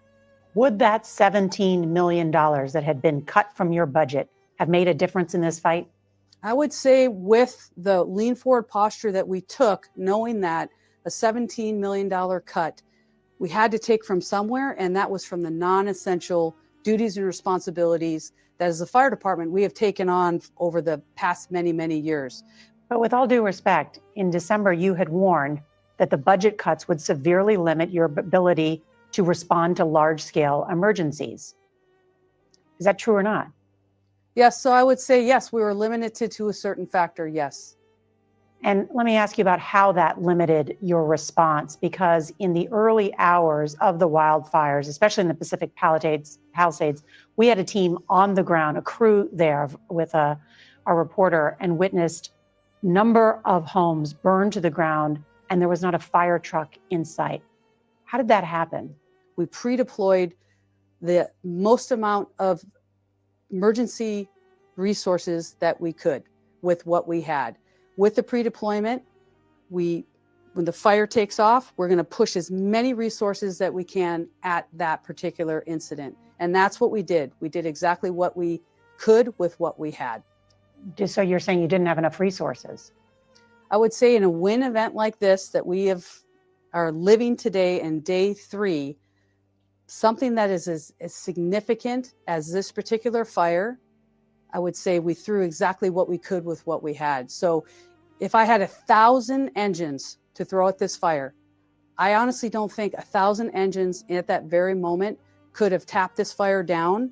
Chief Crowley, thank you so much for your time, and we're thinking of you and all the firefighters. I want to make sure the community knows our firefighters are absolutely doing everything that we can, and I am certainly proud of how hard and dedicated they are working to save lives and property. So some of you may think it's strange, may not think it's strange. I don't know. To me, I believe that the chief of fire should know how much water is in the reservoirs. They should be privy to that information, but apparently they aren't, according to her. I agree with you. It's a matter of national security. You know, that's what I thought. That's what I was like, why doesn't she know? Is she lying, or is this true? Because you can't be the chief and you don't know. So like you didn't know, because she said our job is to put out the fires. We don't know nothing else. We pull up to a fire hydrant and we expect that whenever we hook up to it, water is going to come out. We aren't expecting it to not come out. So that's not information that I'm privy to. So essentially, she's saying without saying it that the mayor, it's like she's pointing at the mayor and pointing at other forms of leadership. But if this is the case, if this is true, she is shining a light on how just broke down the system is there. You're the you have to put out fires. You put out fire with water. Why wouldn't you know that? You know, Ivan and Shippy, you're correct. Math is too much for them. You know, speaking of math being too much all across LA County, you know, they've cut math right out the curriculum because it's too difficult for the Negro children. That's why they should have me as a math teacher. I'd have all of them kids in there on top of things. Oh. So, LA already shipped firefighting equipment to Ukraine, and now Biden is planning another handout as California burns. You know, I am a greedy American, and I don't want to share any of our things with anybody. That's just me. Whatever is ours, it belongs to us. I don't give a damn about your war. I don't care about you, your family, your kids, you getting shot down, blew up, all of that. I do not give a damn. If I'm listen, I've heard some of you say, Porsha, you might be, you know, the first woman president, things like that. Let me tell you something. And I'm going to say this very clearly. The reason why you would not want me as a president, because I would be 1,000 times worse than Trump. 1,000. And I mean that with everything in my soul. You think that he believes in America first? Oh, no, not more than me. I shut all of that shit down. Help who for what? Well, here's the other America thing. First and everything. Here's the other thing, and this is why to me personally, I got Ukraine fatigue, if that makes any sense. And the reason why is because Russia's here. Yesterday, I don't know if you know this, Porsha, I'm going to dox myself, but there was a gentleman that was part of the Russian mercenaries, the Wagner group, that got caught in Roma, Texas. Roma, Texas is about 2.5 hours from me. You know, so here I am doxing myself. It's in the Rio Grande Valley. He had $4,000 US cash. He had maps of various areas that he needed to take pictures of. And he had a drone. And he also had military fatigues, as well as his Russian and Kazakh passport. What the hell was he about to do? And so for me, it's like, you know what? Russia's none of my business. Ukraine is none of my business. It's almost like the Israel-Palestinian BS that's going on. It's like, you know what? I hope you two have a great game, that you compete well. We are out.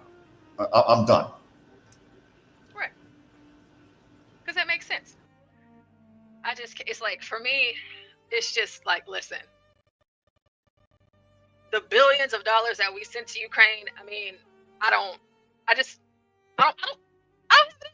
you know, if it's not for the advancement of American people, I do not care. I really do not.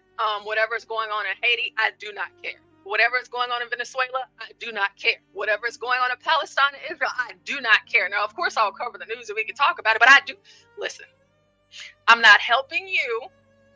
Whatever it is, for every single station that we have in other countries, like how Trump did last time, no, y'all paying for our protection. This shit ain't free. Otherwise, we pulling out. No, we don't be pulling out.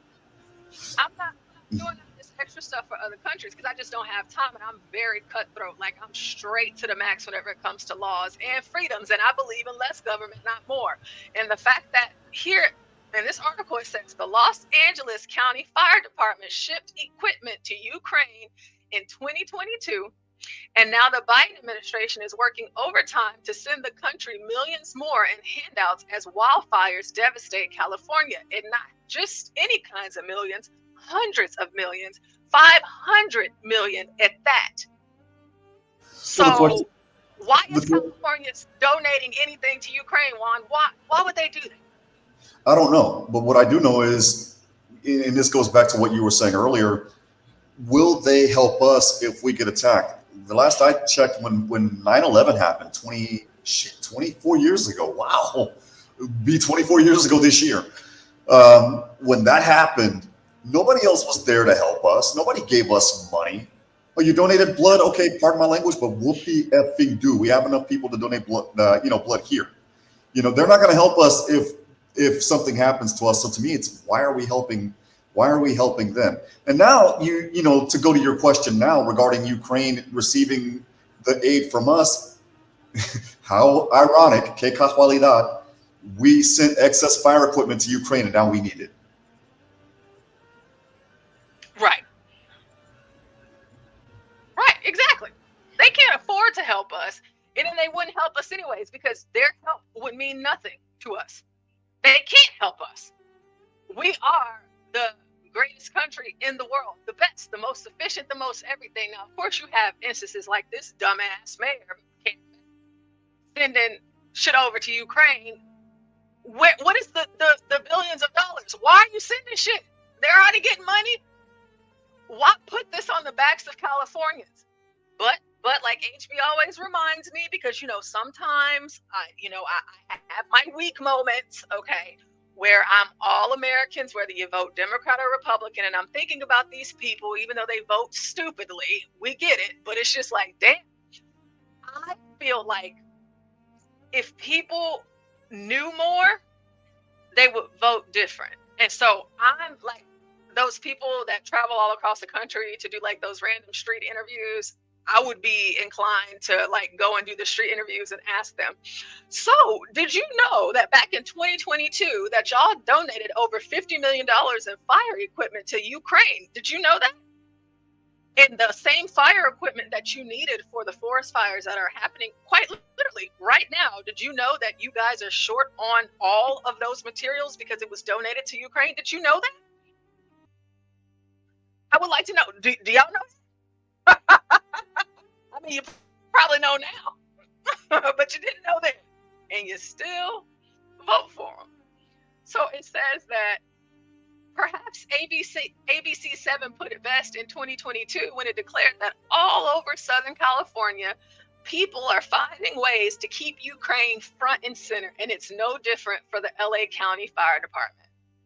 The fire department donated its own surplus supplies to help a foreign regime and is now caught flat-footed without the capacity to respond to the Pacific Palisades wildfire, which continues to cause deaths and untold damage to thousands of acres of land, including countless homes.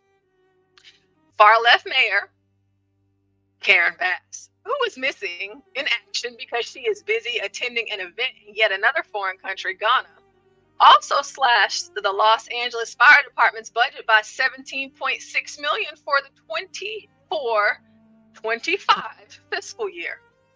Her initial proposal was $23 million, and this comes after the $43 million that she had already cut. The city has faced firefighter shortages for several years, and the number of federal firefighters from the U.S. Forest Service has also atrophied considerably since 2020. USFS also ended certain forest management projects like prescribed burns in California after President Joe Biden opposed a bill to help contain fires, claiming it would have undermined wildlife and environmental protections. So again, now we're introduced to another faction. You have Gavin Newsom. We've talked about him. You got the fire chief. We've talked about her, and I'm gonna give her a little bit of a break because her hands are only tied and she can only do what she can. Okay. We're gonna get into Mayor Karen Bass more, but now here we have Joe Biden because we do have federal firefighters.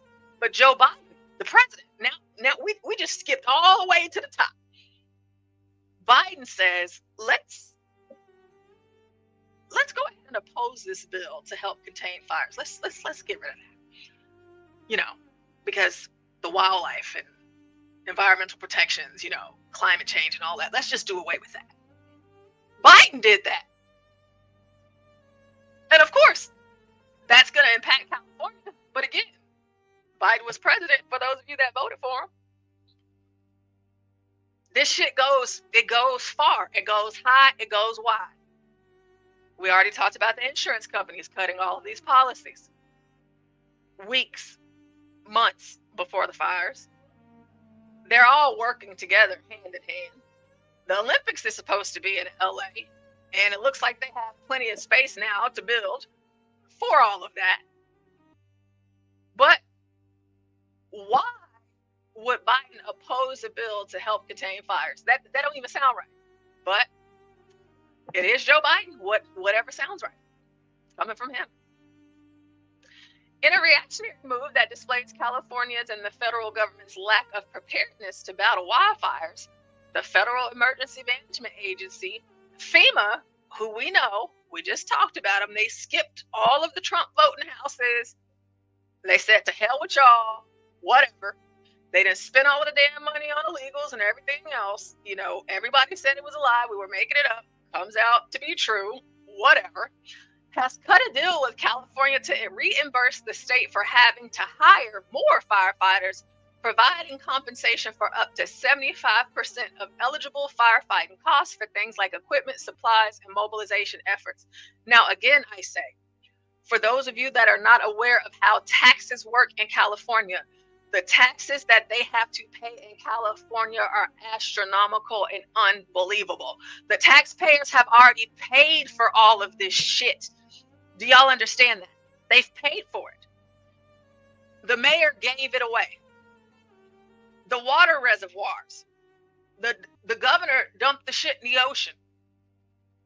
The firefighters, the employees, they were fired because they wouldn't get the COVID vaccine. That's why they were fired.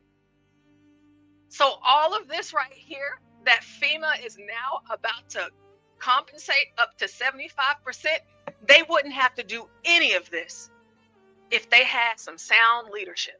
They wouldn't have to do none of it. None of it.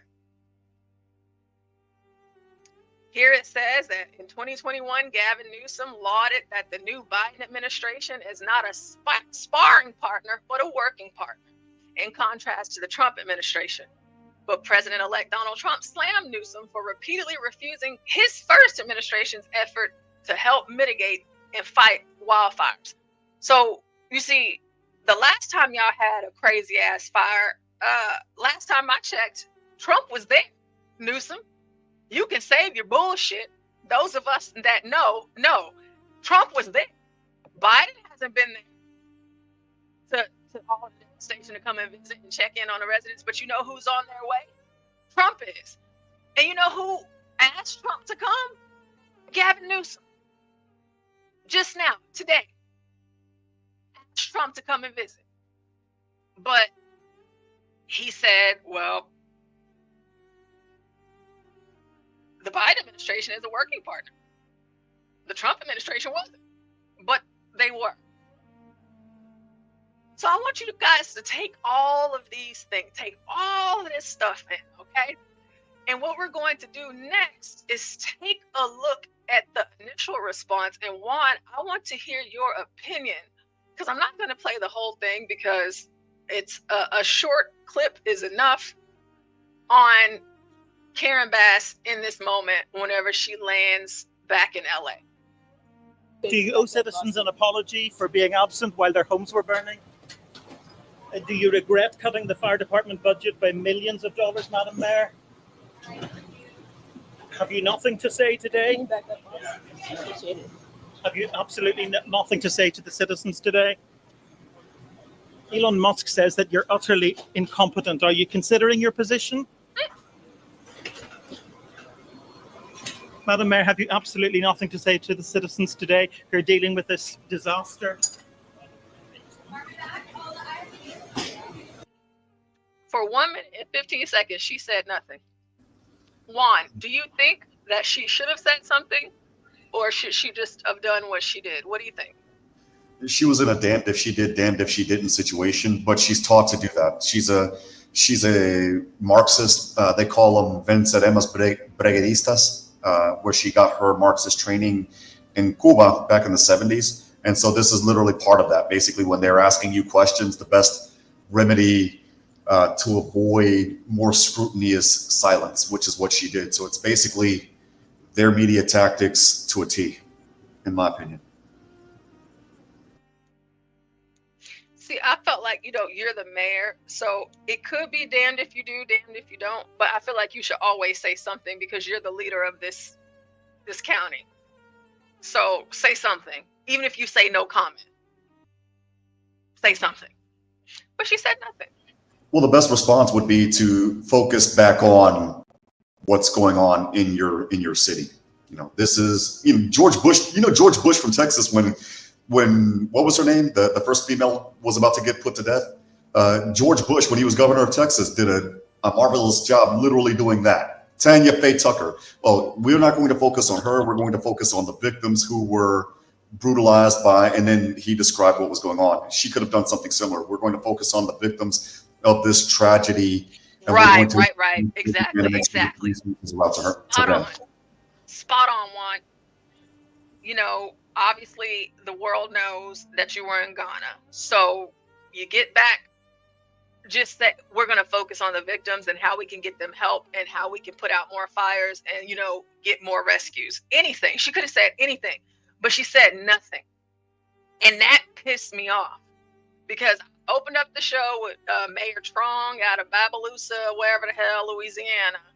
Whatever it is, whenever it's black and it's Democrat, it is all to shit. And for whatever reason, they feel like they have to answer to nothing and can do whatever they want, however they want, no matter how it impacts other people, which is why the looting story pisses me off so much. Y'all don't care? Looting's been going on for years in LA County. Years. What have you done then? Now you want to be all about the law? No, it doesn't work like that. You should always be about the law. But you should come out and you should speak and say something. I mean, you're the damn mayor. That's your job, to talk to people about the plans that you have for the city. But obviously, you have none. Y'all in the chat, could y'all do me a favor and let me know if y'all can see the link pinned at the top? Because the link, I can see it pinned at the top, but let me know if you can't, because I saw someone saying that it's an open panel but no link, but the link is pinned in the chat. It's in the description as well. That's how I was able to get in. Yes, it's in the description and it is pinned in the chat. But chat, let me know if y'all can see the link. If not, I will post it again and repin it again because I want to make sure you guys have that opportunity to go ahead and call in. Now, here we have the mayor, Karen Bass, giving her very first press conference. And, honestly, it's just, this kind of shit, it irritates me. Because natural disasters, we get it, hurricane, Florida, North Carolina. Like Governor DeSantis, he's out in the thick. He's out there with his people. His people know that they can count on him, right? But it's like you're blaming everybody else. You're doing all of these things. You're going around like a merry-go-round. You're just talking above and over people. And I just do not think that that is a good leadership trait. I just don't. But this isn't natural. I'm sorry, Porsha, not to push back, but this is not a natural disaster. And the reason why I say it's not a natural disaster is because this could have been prevented. But in addition to that, and this is on my X page, my Ablo_Pacheco Twitter page, there are videos of people actually setting these fires. If this were here in Texas, that's a capital offense because people actually died, right? So for capital murder here in Texas, you have to put somebody in, you have to create an event that's so grossly reckless for the intent of, achieving your own goal that somebody dies from it. And it's beyond your regular burglaries, arsons, robberies, things like that. Or you kill, a cop or a firefighter or an EMT in that regards. These people set fires in these areas, and in the areas that they set these fires, 15 people died. I'm sorry, but go to jail. Go directly to jail. Do not pass go. Do not collect $200. Go directly to jail. If it were here in Texas, I'd say seek the death penalty. Of course, I would say the same thing too. See, I put that in the title of this StreamYard. Is it a scam? Because I saw all of those videos of all those arrests of people that they caught with blowtorches setting fire in different areas, and I was like, okay.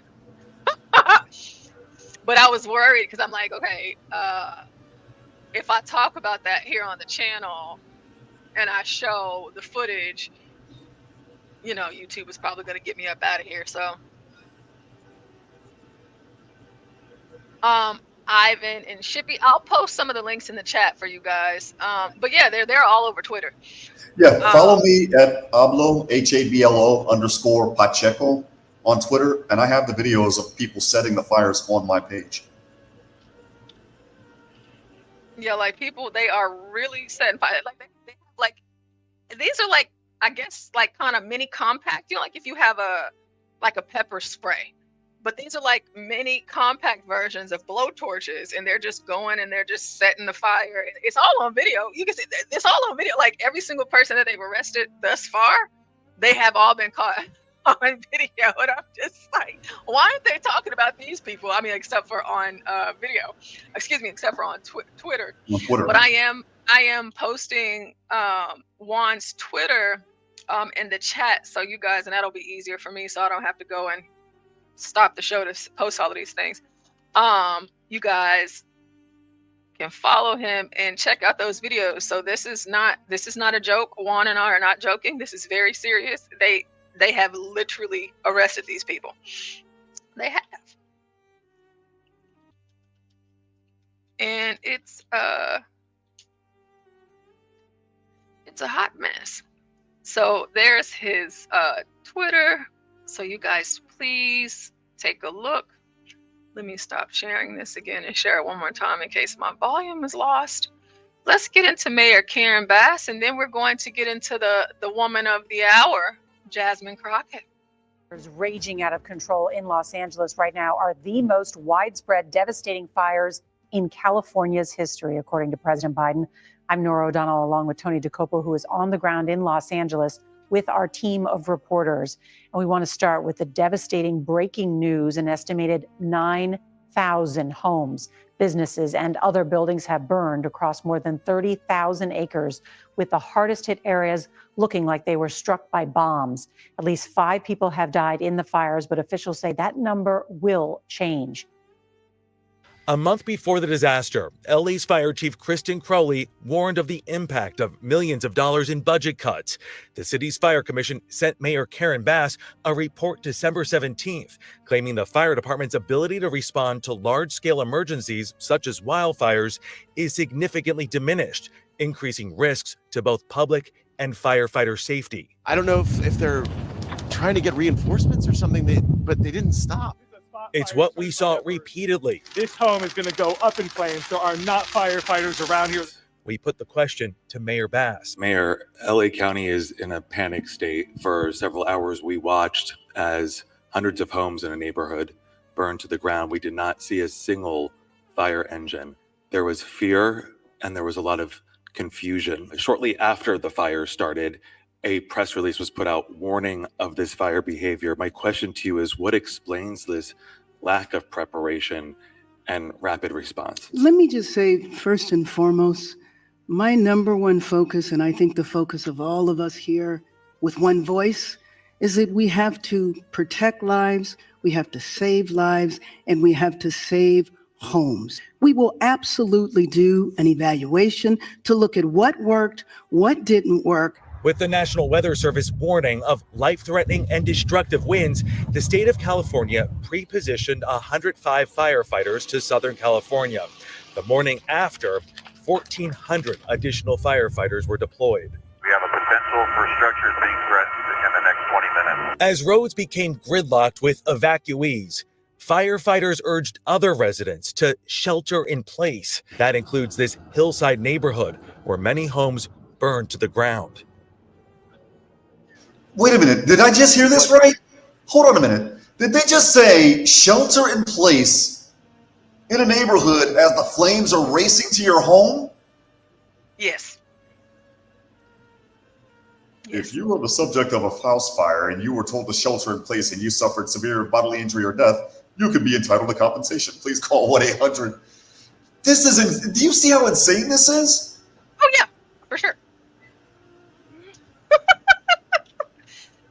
That's why I wanted to dedicate some time, to really get into this, because I know we've talked about it here and there, but I'm like, no, we're going to do a deep dive into this. This is the shit that they're telling these people to do. Oh, just stay at home and die. Oh, Juan, have you seen the videos on Twitter of the people burning alive in their houses? Have you seen those? Yes, Oh, and it's just like the girl that was on fire in the subway. I cannot unsee that. Oh my God. That's why for the people that did get arrested, again, and I, joking aside, now I'm dead serious, go to jail. Go directly to jail. Matter of fact, may you choke on your prison food and stumble into the gates of hell. That's how I feel about that. I'm telling y'all, you guys, I don't, everybody, you might not even have a Twitter account, which is fine. You can create one, or you can just go on Twitter and you can look this stuff up and you'll be able to see these videos on your, on your own. They have videos, because Twitter, you can literally see anything. On Twitter, they have videos like crazy of people burning alive in these houses, and I'm talking about like their dogs and everything. Like, and I'm like, I don't even know this video footage, whatever the hell, but just to see it is insane. Like, you see it and like you cannot unsee it. It is crazy. Just even the thought that this is, what these people are dealing with. And of course, in my opinion, I feel like they're playing with these numbers on how many deaths, the same thing that they did like for the hurricanes. It's like they're just like, oh no, wasn't that many people. And it's like, hell nah. This amount of devastation, it's a lot of people that are dead. Come on. It would be crazy. It would be crazy if you were given an evacuation order and you decided to stay. I'm sorry. I understand that you're concerned about looting, but I'm always since I got robbed before, I'm of the impression of the mindset that I'll just get that shit back. That's not a problem. My life is a lot more valuable than material things. And at that particular point, I'd say, okay, joke's on you. You were stupid enough to do that. But they were told to shelter in place. They were told to sit there. That's evil. Yes, Juan. They told them to stay. That's Why evil. would you do that? Why would you do that? And then, like, okay, so me and Juan, as y'all know, and of course, I know we get on y'all's nerves every time we say it, but good thing for us, we're Texans, so we don't care how much we get on your nerves. We're in Texas.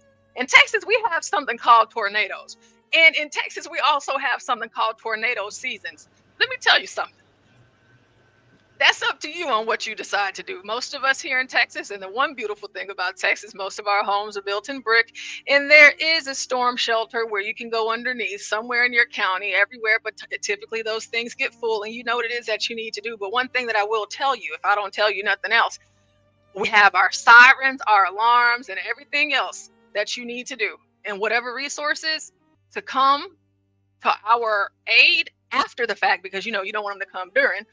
because the more materials and things that are actively around a tornado, the more dangerous it is for us. But there's plans in place for tornadoes in Texas. So you would have to think that surely there's plans in place in California for fires. Now, it seemed we've watched a lot, we've covered a lot, and we have one more thing before we move on to the next subject. They've cut funding, they've dumped water into the ocean because, as Jordan told us, the ocean was low on water, so they needed some more. They already have water restrictions, 5-minute showers. You can't exceed that. The moment that you do, they're shutting your water off. You can only water your grass once a week. And like I told you guys, in Texas, we do something called controlled fires. So the Texas DPS, all across the state of Texas, we do controlled fires. That's where they set the shit on fire, usually along the freeways and stuff. And they set the fires so that we are preventing fires from starting because it gets so damn hot here in Texas. They aren't doing any of that. Yeah, that's why we're catching hell, because down here in South Texas where I'm at, they're doing those controlled burns. And what they'll do down here, because you'll have undocumented people that are trying to, get into the country illegally, they'll hide in the brush and they won't make a sound. And so you'll have DPS with their bullhorns telling them to get out. They're not going to turn them over to immigration or anything. They're just, get out because it's going to be a controlled burn. But the people don't listen, and they do those controlled burns. And then when they start cleaning up the brush, they find charred bodies every single year. It never fails because those people decide that they're going to just chance it in that brush, the brush that is going to go up in smoke. Well, better than charcoal than not. But sometimes you gotta follow the rules. You gotta listen. Sometimes you gotta listen. But these are things, guys. I can't stress it enough. Anytime I do politicking with Porsha, y'all know we'll go down the politics loop. You guys need to become politically active wherever you are. So if that just means you're going online, Secretary of State of your state, and just looking up some statutes for the state, and then coming on down to the local, checking out your city council, seeing who these people are, your commissioner, seeing who these people are, your mayor, and what is going on and what laws are being enacted where you are. And more than anything else, you should be able to see this on your Secretary of State website. I know how it works here in Texas. I don't know about you, but you'll get to see all of the shit that your taxes are paying for. You want to know these things. Not only and that, I encourage you guys to do that. Not only that, but you can look up your statutes, at least here in Texas, under the Legis page, the legis.state.tx.us page. In North Carolina, for those of you that live in the north, in the Tar Heel State, you can actually do a Bing search for the North Carolina General Assembly, and you'll be able to find a list of what are known as the North Carolina General Statutes, so that you can see what laws are in place when it comes to natural disasters there as well. Yep, guys, you need to make sure you stay in the know, because that's going to be the thing that keeps you, especially whenever things like this happen.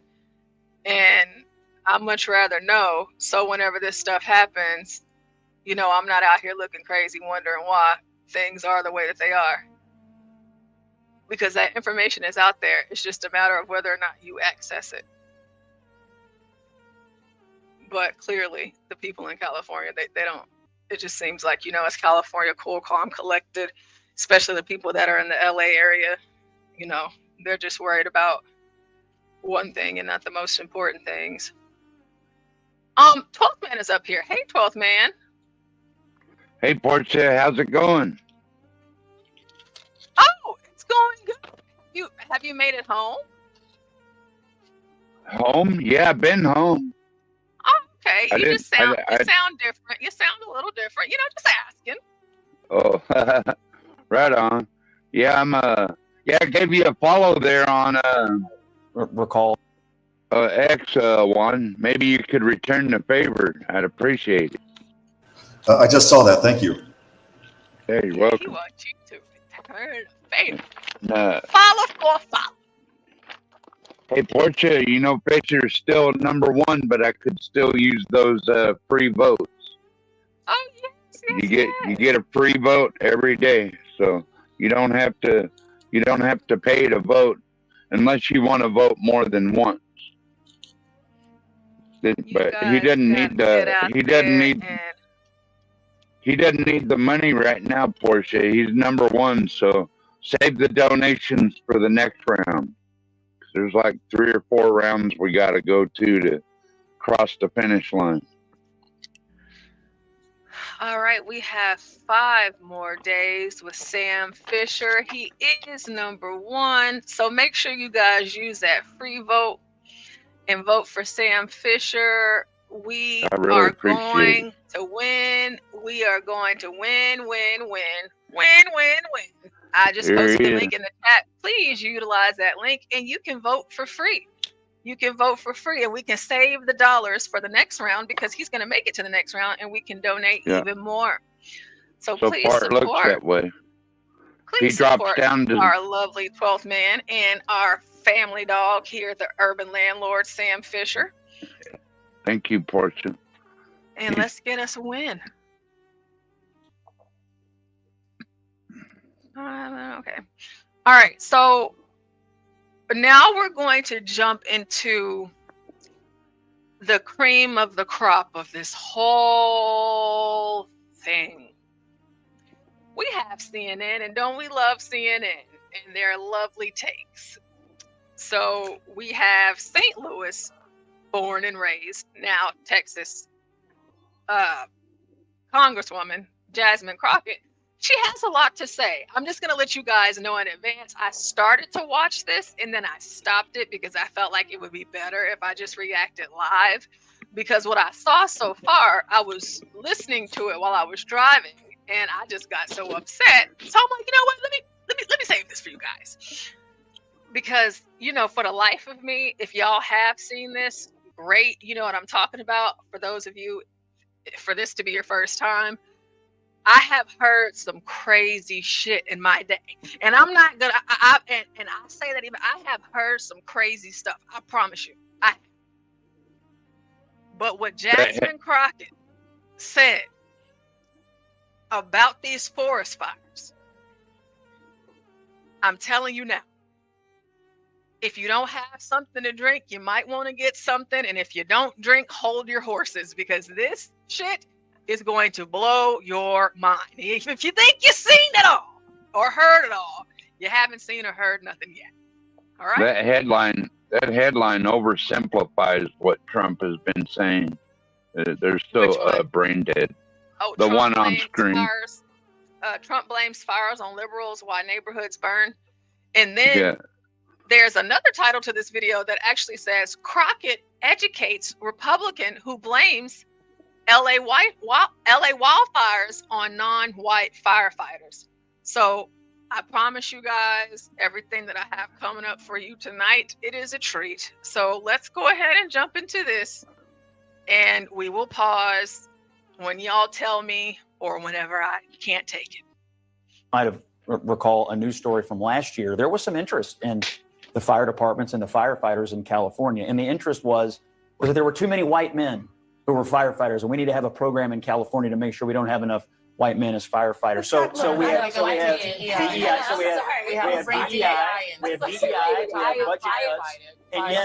cuts, and yet I'm wondering now if your house is burning down, how much do you care what color the firefighters you are? can respond and then listen. I am so tired. You know what? There was an article that just came out that said that actually the most educated demographic in this country right now is Black women.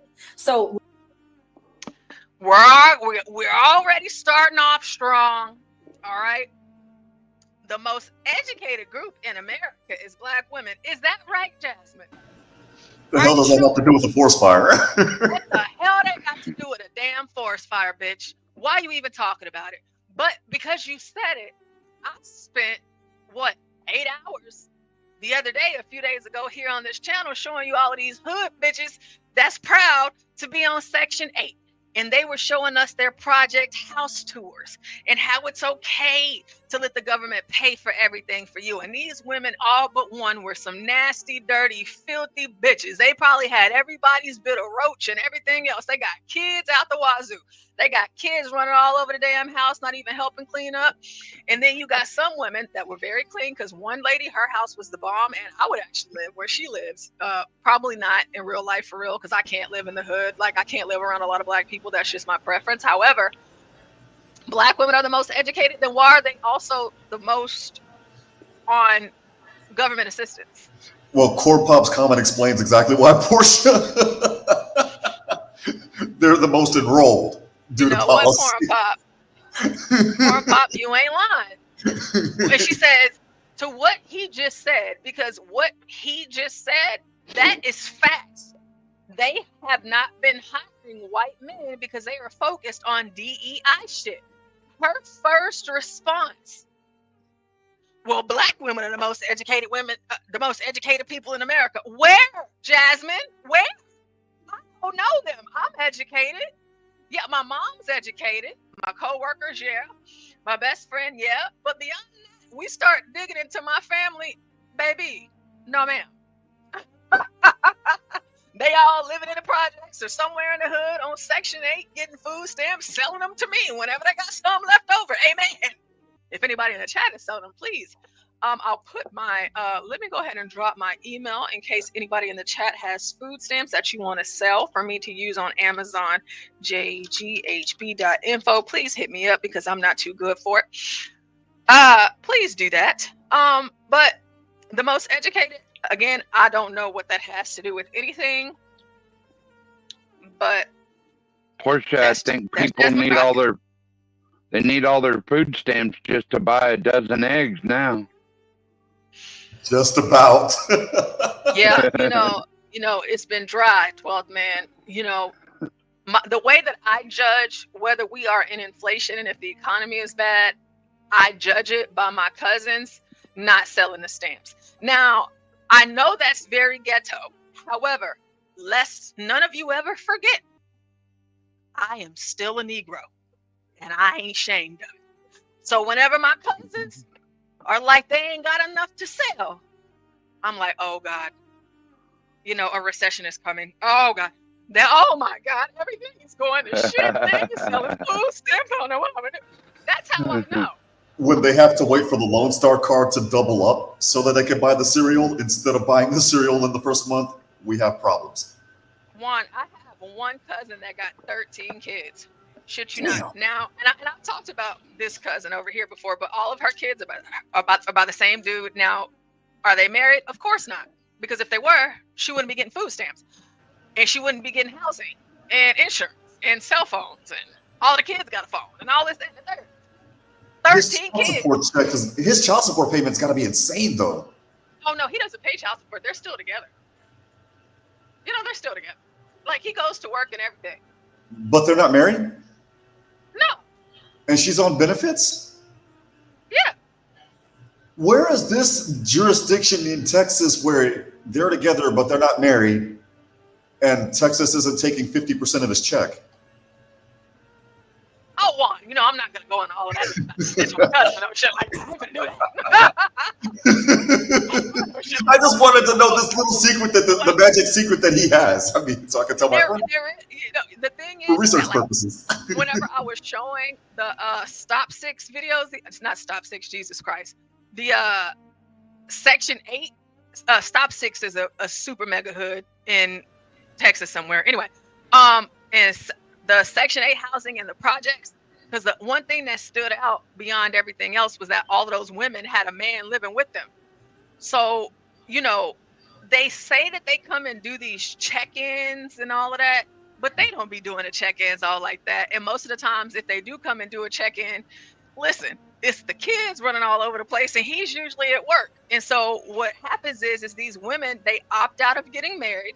Like, all of my, like, I'm for the large, I'm trying to think about a cousin that I do have one cousin off the top of my head that actually is married and they have their children together and they're not on any type of assistance, but I mean, gosh, they're doing very well. They're super successful anyhow. But for those that don't, they all got a man. They're either with their baby daddy or somebody new, the guys live with them. They get food stamps. They get all the assistance. They own Section 8. They get all of that. And they're living just like a lot of these women that I was showing in these Section 8 housing. And the government don't know about the man that's in their house. But you got the government income, and then you got his income. And so like they're living really well. But my one cousin in particular that has 13 kids, she gets over $6,000 a month in food stamps. Now, you may say, wow, who's eating $6,000 worth of food every month? Well, you can pull money off those food stamp cards, for one, cash. And then for two, before food got so expensive, they don't need no $6,000 a month. They use about what, like $2K, if that. And so then what my cousin would do, and the way that this works is they'll send out their little text messages, who buying. And you know, like, hey, I got the 200 for the 4. I got the 3 for the 6, you know. I got the 1 for the 2, whatever it is. And it's so much money left over that card passes through so many hands.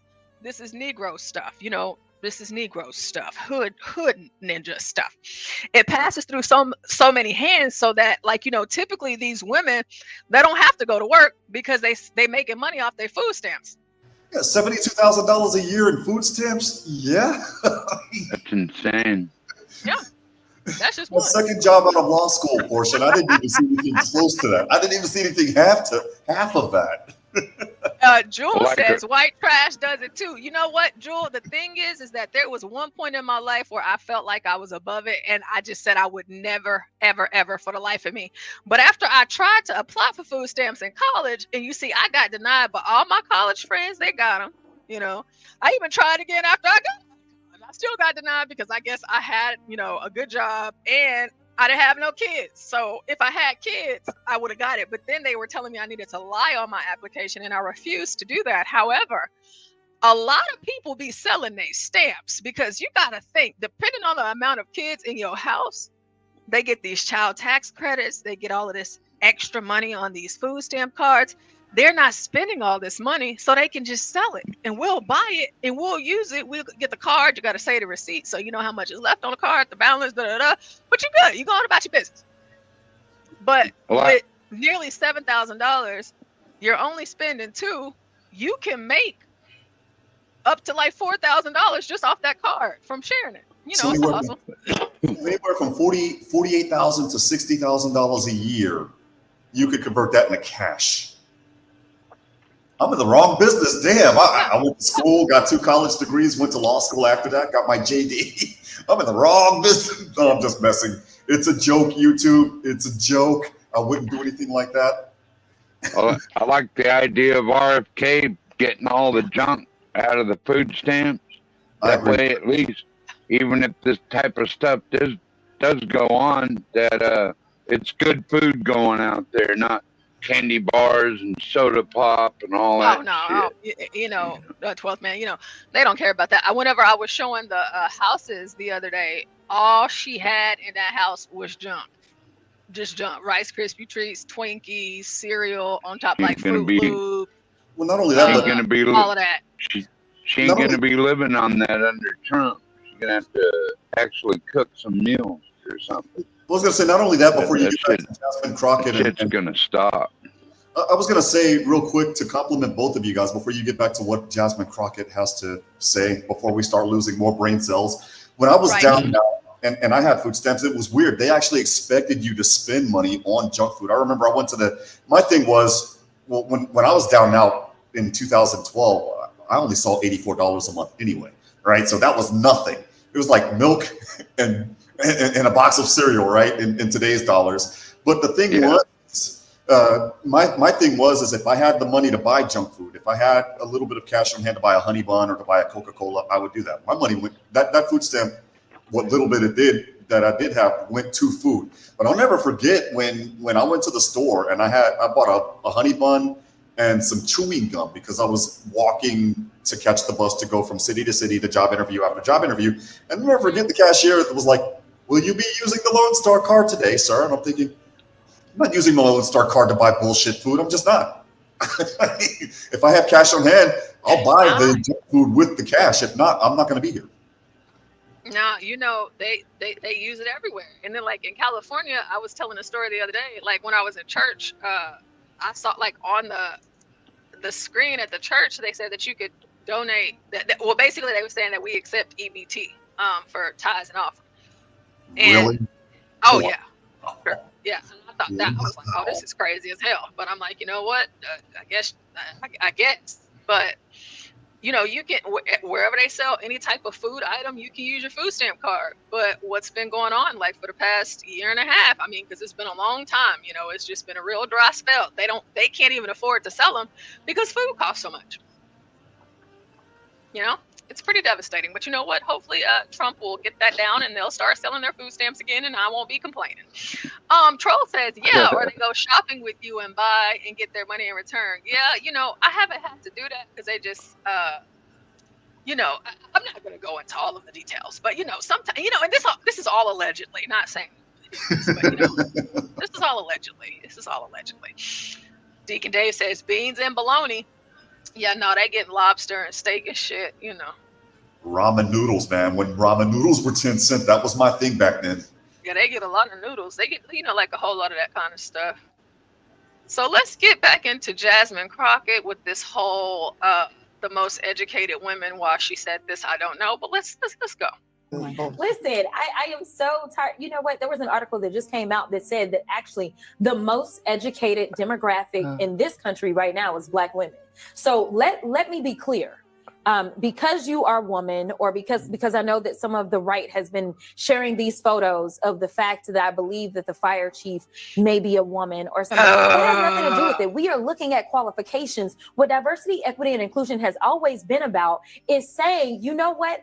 Open this up. Don't just look at the white men. Open it up and recognize that other people can be qualified. And the fact that we want to, at a time when people are dying, decide that a country of immigrants is failing or people are dying because the same very people that built this country, because the last time I checked, y'all didn't say that anything was wrong with the White House. And I can promise you, it was my ancestors that built the White House. So listen, if bitch, shut your ass up. What the hell is she saying? I'm sorry. I'm probably gonna mute myself because I know I'm not gonna make it. I know I'm not. Porsha, you need to clip Reverend X and put that on and put him on when Jasmine talks. I know I'm not gonna listen. Jasmine, your ancestors didn't build shit. Okay? I'm just gonna go ahead and tell you that right now. They didn't build a damn thing. A damn thing. Whatever it was that they built, you don't get to take credit for it. You don't know what your ancestors did. You don't know. And still, none of that has shit to do with the fires in California. And then, too, California didn't even have slaves, bitch. What are you talking about?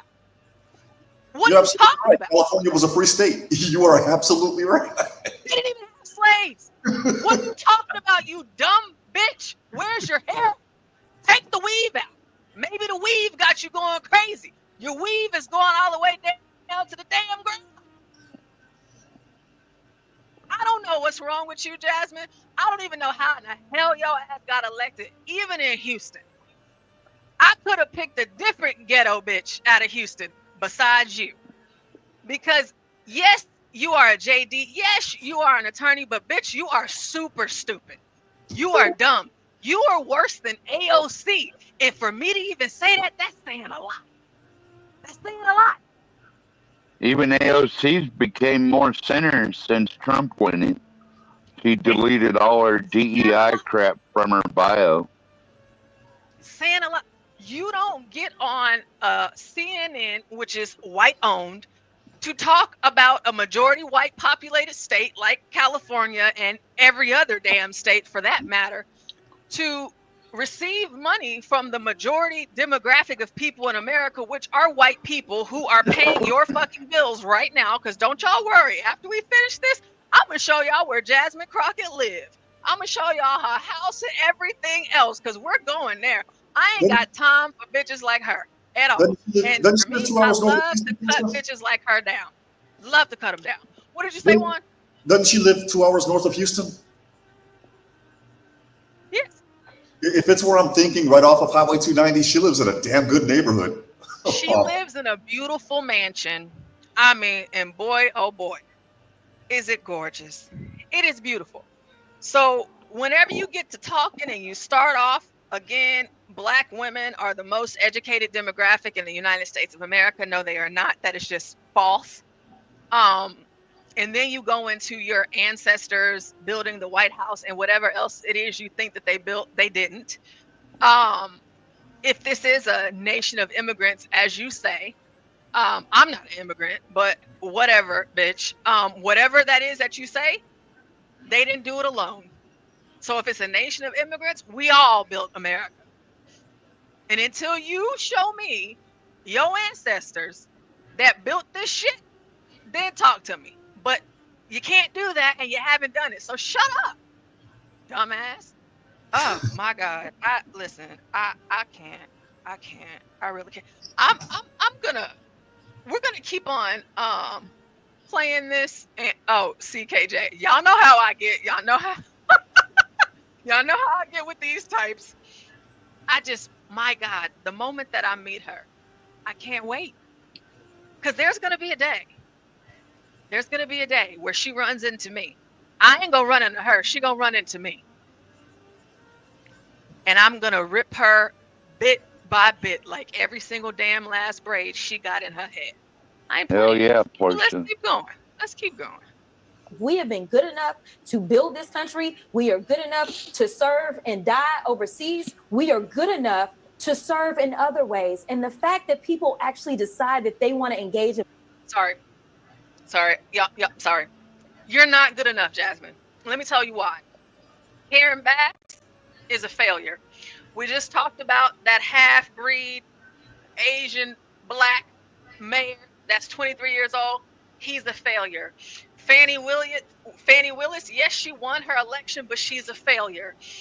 Cori Bush, that bitch lost with her fat ass. She's a failure. Got the other, what was his name? Jamal Bowen. He lost. He's a failure. Tiffany Henyard, she's a failure. She got kicked out. She's a failure. Porsha. Who else? Elected officials in Porsha, America. what about Stanley's girlfriend, Stacey Abrams? Stacey Abrams is a failure. Twice. Kamala Harris is a failure. Do you hear me? I don't know what the hell you talking about, and however beautiful and cute and pretty you want to make this shit, every single city in the United States of America that is Democrat and Black, all of it has gone to shit. Every last place. You don't even have room, bitch, especially coming out of Houston. You represent the wards. Last time I checked, your people, the people that built the White House and built America, they just fucking burning everything down, shooting and looting and killing each other. Talk to me about that. Have you resolved those issues in the wards in Houston? Jasmine Crockett, the ones that you represent, your constituents, you know, the Negras that's out there. They're scared, Jasmine. They're scared. Because it ain't nothing but gunfires. It sounds like the 4th of July every damn night, Jasmine. You got homicides every damn night, Jasmine. Houston got that bad, Porsha? Oh, Houston is You've never gone to the 5th Ward, 12th Man. The blood they don't call it the Bloody Nickel for no reason. The Bloody Nickel. Oh yeah. My God. It's a both, man. It is a damn disaster, and they got this. I gotta be ashamed of St. Louis representing it. Wait a minute, she's from St. Louis. Ain't that some shit? Well, I better shut up. North Carolina. I've been in Texas for 20 years though, so I consider myself a transplanted Texan. I got to be ashamed of my natural born city. Hey. It's like, you can do all of this and try to make it like a black thing, like the guy said. If the whole entire neighborhood is on fire, do you want the fire to be put out, or do you want the fire to be put out by black folks? Because if they're not black, you just want to let the shit burn down, Jasmine. These are the black leaders that we have in this country that get on TV in front of all of these people and embarrass every damn body. Yeah. Porsha, that Not type just of me, service, but everybody.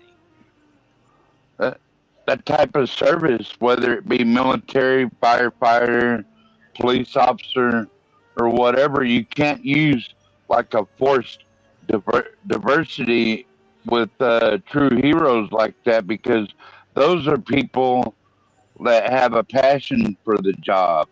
They're not included in some they're gonna hire me because I'm a this or I'm a that. You know what I mean? Oh, You Waters, want people in there that Ilhan Omar. that love that job. That's what they want to do. They have a passion for saving people. But 12th You man, know what I mean? 12th man, the thing is, I don't know if you heard, but me and Juan were talking about this earlier. I know you said you can't because of the passions, but that's what they have been doing for the last 2 years. Is they have been denying white males, the white male applicants from thank God, Jesus Christ. I was hoping that blacks would just so happen to find his way in here. I was hoping he did. Good evening. Good evening. So what they have been doing is they've been hiring women and DEI employees over the white males in California because of this. And then, of course, I covered where 1,500 of them got fired here recently within the last 3 months because they didn't have the COVID vaccine. So they're already doing this. But here you have this hair-hatted hoe that has everything to say, blacks, go ahead, because y'all know how I get. Go ahead. So I don't know anything about the Maxine Waters story, but I do know something about California's stupid DEI processes and their leanings and machinations. This isn't just we gutted it $17.6 million. This woman literally made sure that her focus was DEI hires. When she came on, there were 115 women working for LAFD. Okay, her goal was to lessen the amount of white males and males in general who held jobs with the LAFD, and to increase trans women, homosexuals, and of course women of color and women in general. She wanted total representation, and that was her goal. And not only hers, but her second in command and her third in command. Okay, and these people were victim blaming and taking funds from projects that had to do with removing brush from the hills, Hollywood Hills, from the Palisades, etc., which is the reason why companies like State Farm and Farmers Insurance, etc., reduced their exposure by 69%, because they were not keeping up with removing tender boxes. That's exactly what it was. And so that amongst other things is not only the job of the municipality, like the mayor, etc., but it's also the job of the fire department to maintain areas that could potentially cause problems with historic biblical fires that we're seeing right now. And it's ridiculous. It has nothing to do with women who want to who want to save lives. It has everything to do with them trying to remove and replace. That's all they want. They want representation. It has nothing to do with helping people. It's politics. That's all they want. They want to make sure that they are the rulers. They want to make sure that they get invited to the parties because they are doing what the New World Order wants them to do, which is to turn California into a prairie. They want California to be pasteurized, if you didn't know. And that, and I don't think that their constituents and the populace there, as evidenced by all those rich Maharajas who lost their livelihood, well, not their livelihoods, but their houses, they didn't realize what that meant. That means you don't get to live, to have amenities like a store down the street. You don't get to be able to have running pressurized water. You don't get to have heat. You don't get to have electricity. They want it to be prairie again. And I'll land it here. You would think that the Indians there, the Indian nations within the state of California, would want that too, but they don't. The Indian nations don't want that. You have to remember, the Indians don't own any of the land. The chief owns the land. Okay? The Indians who are on that land don't own any of it. They're just passers-by. Yeah, they're first. Yes, the guy who owns all the land is the chief. So whoever's the chief owns the land. They make all the decisions according to what that tribal land does. Okay, they might have a board, ceremonial board, whatever. They get to have their say, but the chief, at the end of the day, is the one who we talk to. I know because I've worked with anyway. I work with them, and all I'm saying is, even they, okay, because I'm just giving you insider knowledge that I have from dealing with this. Even they were saying that this is BS. They've been warning LA County specifically about this for the last 7 years, and they didn't give a damn. And that's all I have to say. Blacks, real quick, it's to compliment what you're saying. And forgive me, I got a little bit of Bailey's in my system. I had to drink after listening to Jasmine Crockett's bullshit. Oh my God, I hate her. All right. Yeah, she's been practicing law for 20 years. How the hell she survived? I won't go there. In either case, it's not just the city of LA. You could say it's LA County, but LA County, the sheriff of LA County and the county commissioners for that area, they've done the best that they could with what little they had. It's also the state of California during your time. Yes. This was back in 2019. Trump visited California. This was when Newsom was newly elected governor. Sure did. You need to clean the floors, good forestry management. And what did he do? This is was all over YouTube. All of those videos got yeeted today. I went to check and this video is no longer available, right? But there were videos of Newsom and his ilk making fun of Trump about that very thing to Trump's face while he was president. It was like, yes, he did. Yes, they did. Tables have turned. Because, at a particular point, if the cities are not doing a good job, congratulations, you have the California Forestry Service. It's your job as governor to direct them to do stuff. I mean, shit, the governor of Texas has no problem doing that. When we had red flag, when we were under red flag warnings, oh no, TxDOT and a couple of other crews, they're down here with a quickness, right? Working with the city, working with the county, working with the rural areas. Doing backburn, and creating burn lines, etc., which is what you're supposed to do. Which you're supposed to do. If there is a national disaster, this is what Porsha and I talked about an hour ago now. Our governor, Greg Abbott, and before that, Rick Perry, when he was governor, what they're doing is they're doing preemptive planning. Let's go ahead and get these people in place because we already know that this, that, and the third is going to happen, so that we can go ahead and blunt the damage. That happened when Hurricane Emily hit where I'm at. That happened not only when Hurricane Emily hit, but it also happened in your neck of the woods. It happened when you got that freeze back in 2021. It happened.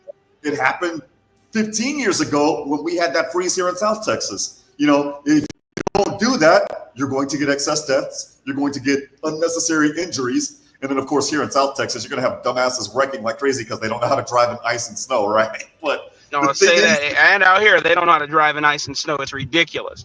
It's ridiculous. But the thing is you're going to be able to blunt those types of things if you prepare. That's your job as governor. And the reason why I say that, not to go into this long diatribe, is to say this. Gavin Newsom, I shit you not, today said, and I quote, "My job is to look for the person that's responsible for this catastrophe."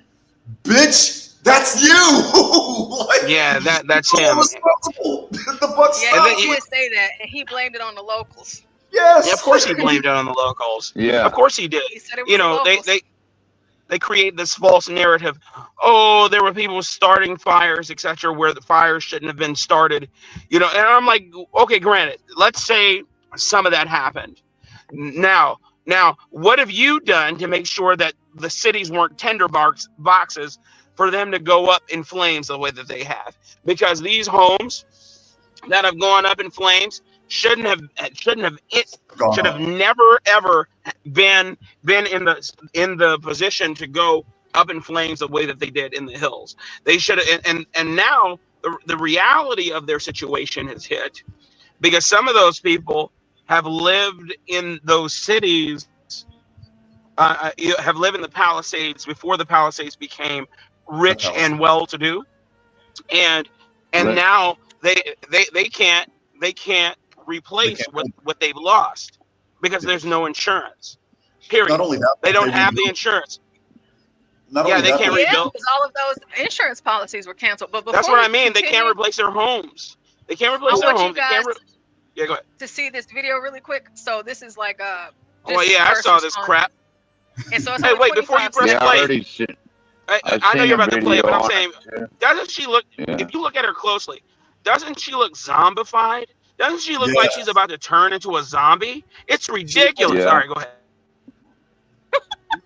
She looks like she's not. You want to see somebody that responds to your house, your emergency, whether it's a medical call or a fire call, that looks like you. It gives that person a little bit more ease, knowing that somebody might understand their situation better. Is she strong enough to do this? Or you couldn't carry my husband out of a fire, which my response is he got himself in the wrong place if I have to carry him out of a fire. Look at her victim What shame. a faggot. You want to see somebody that responds to your house, your ma'am, bull dyke, homosexual, lesbian. Oh, that's a Nice bull dyke face, if I ever saw one. You can't carry her husband out of the house. Okay, you can't. Imagine I get But did burned you up hear in my house. Porsha? You can't do it. I get burned up in my house. But don't worry, ladies and gentlemen, the person that tried to save me is a half black, half Puerto Rican albino dude or chick. The albino bull dyke. You've met HB. You can't even I carry have. HB out. You can't even carry HB out. No, she can't even carry HB out of the fire, Not even and close. HB is not big at all. And here's the problem. Alright. He's I think the kinda biggest big. problem with what she He's a said. stocky motherfucker. I think the biggest problem with what she said. No, he's not. The biggest problem with what she said was that she said, well, if your husband got himself into that situation, then that's kind of his fault, pretty much. Now, they scream all to everyone else about me. Who's there? If I'm in a fire, but I'm on fire. Your mic is As the first You're breaking up, responder, buddy. You're breaking my up, bad. Blacks. I said can you hear me now? Can you hear me now? I can. How do I Yes. sound now? yeah. When, How do I sound when now? you, Hello? Crystal. when you calm down, it sounds Can you better. hear me now? Yes. All right. I said now you as a first responder, it's your job to get me out of the situation that I got myself in, not to remind me that I shouldn't have been in that spot in the first place. And for her to make that insensitive comment tells you just how unprofessional she is and where her care and sympathy is. She doesn't give a damn about you. She's only interested in making sure her own star rises and that she looks good. And that's it. She only gives a damn, Blacks, about that $640,000 a year paycheck. Yes, ladies and gentlemen, $640,000 a year that she gets as fire chief, when in my honest opinion, she doesn't deserve to be there. Of course, that big fat bull dyke doesn't deserve their damn bull dagger. Nobody wants a bull dagger. Who wants to see a bull dagger come in and try and rescue them? Of course, I know I'm dead after that. Well, it would be like me. You don't want me in there. I mean, I'm visually impaired. You don't want a visually impaired person. That's true, Juan. That's true. Well, one you could just identify as 2021. Just identify as 2020. You're fine, right? I already identified as my pronouns are rat-a-tat-tat. There's another video, and I'm trying to find it, of the commercial that they had. It's like a 2-minute long commercial that that they put out with this fire chief. However, you know, so I've never been in a fire situation, but I have been robbed, and I've also had tornado experiences. I'm not thinking about what color you are. Okay, that's a fact. I'm not thinking about that at all. And for my other ailments, when I've been in the hospital for days on end, months on end, I didn't give a damn if my nurse was black, if my doctor was black, if anybody, the phlebotomist, if they were black, any damn, but I didn't care. My surgeons, no, I just did not care. I don't care. I don't know what the hell. I don't know what makes them think that people, if you are qualified for the job, that's what I care about. I don't care about none of, I see a woman, and there's only certain instances, like whenever I was growing up, all I had was white teachers. There was one instance in my life, I was in the 6th grade, and I've told y'all this story. For the first time ever, I had a black teacher, and I'm still close to her right now today. And the first thing I asked her the first day of 6th grade, I was 11 years old. I asked her how old she was, and she shut me down in front of the whole class. You don't ever ask a woman how old she is or if she's pregnant. I didn't ask if she was pregnant, but then I told her, I said, we're going to be best friends one day. I said that to her, 11 years old. And while I'm more like her daughter because she doesn't have children, that was the first time I had a black teacher, and that was significant to me. And that actually had a lot of impact on me teaching right now. But when we're talking about like life and death type of stuff, no, I just want to be saved. That's it. I just want to be saved. I don't want my house to burn down. I don't. It's like they add so much fluff to this stuff and make it something that it's not. The only people that this matters to is y'all. But then at the same time, it doesn't even matter to y'all, because the reality is that in a lot of these instances, like the California fires, the women aren't out there. It's the men. And it's even the women, right now. And it's the women giving these asinine orders, making these asinine decisions. Blacks, before you came up, Porsha and I were talking.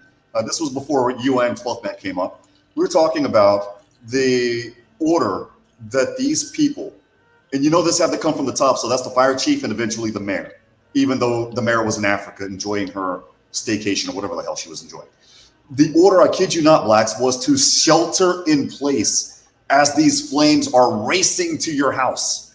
There are a shitload of people missing right now. And there are videos that Porsha and I talked about that I saw on Twitter. It's literally like the subway video.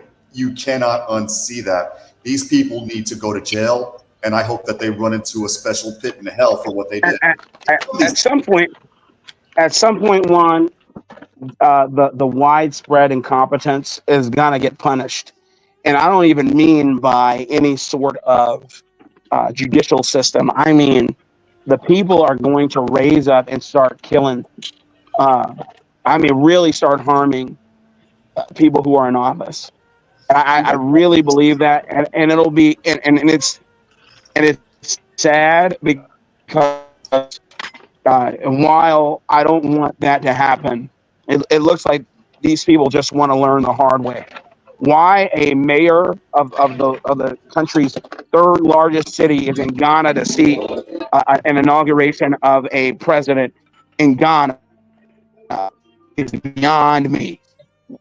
Trade agreements with Ghana. Who wants to trade anything with Ghana? Ghana doesn't have anything we need, period. And nothing, and definitely nothing that LA needs.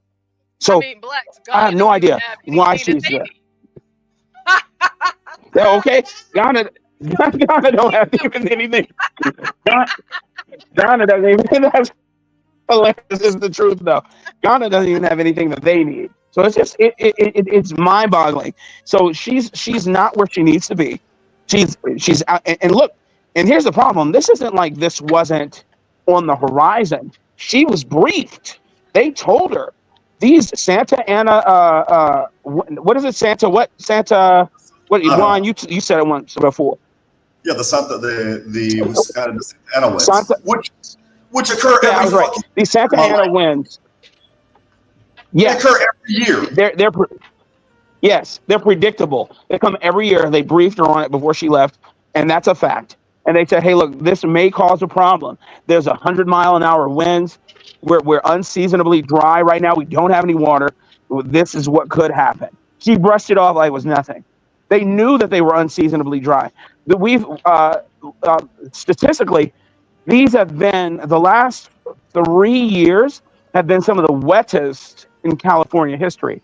And instead of all that water being siphoned into basins for use in the cities, they've been, Gavin Bang Your Wife Newsom has been funneling it out to the Pacific because he wants to save that damn fish, to make himself look good.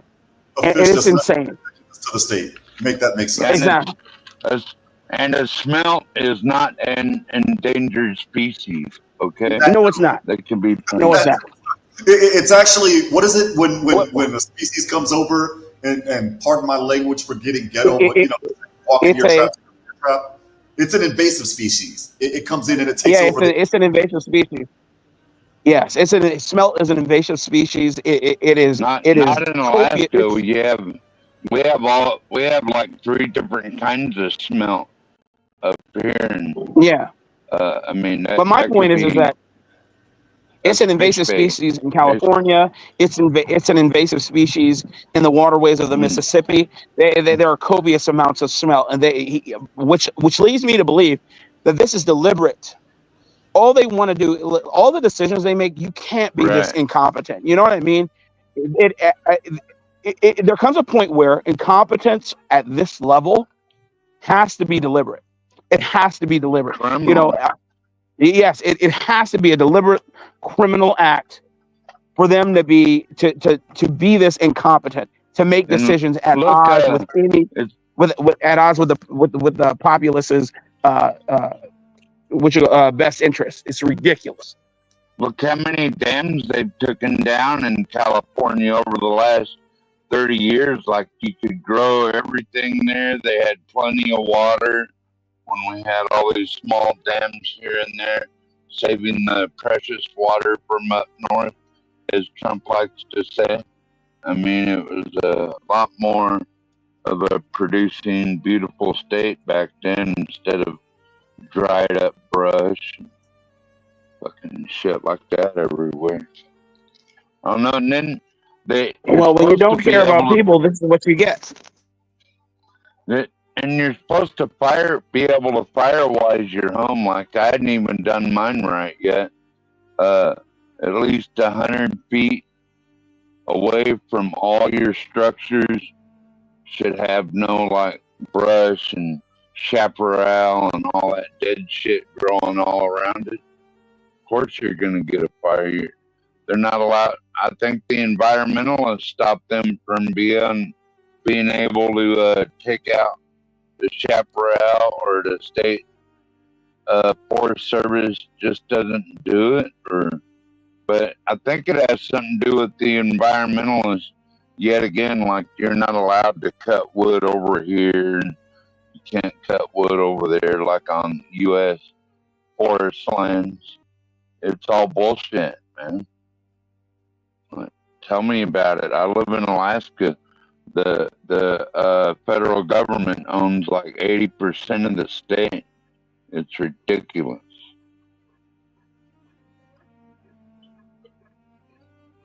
Well, I just found this video really quick, and then we can hop back into and I'm not so sure how useful this will be to the conversation, but of course we're going to get back into this stupid woman, Jasmine Crockett.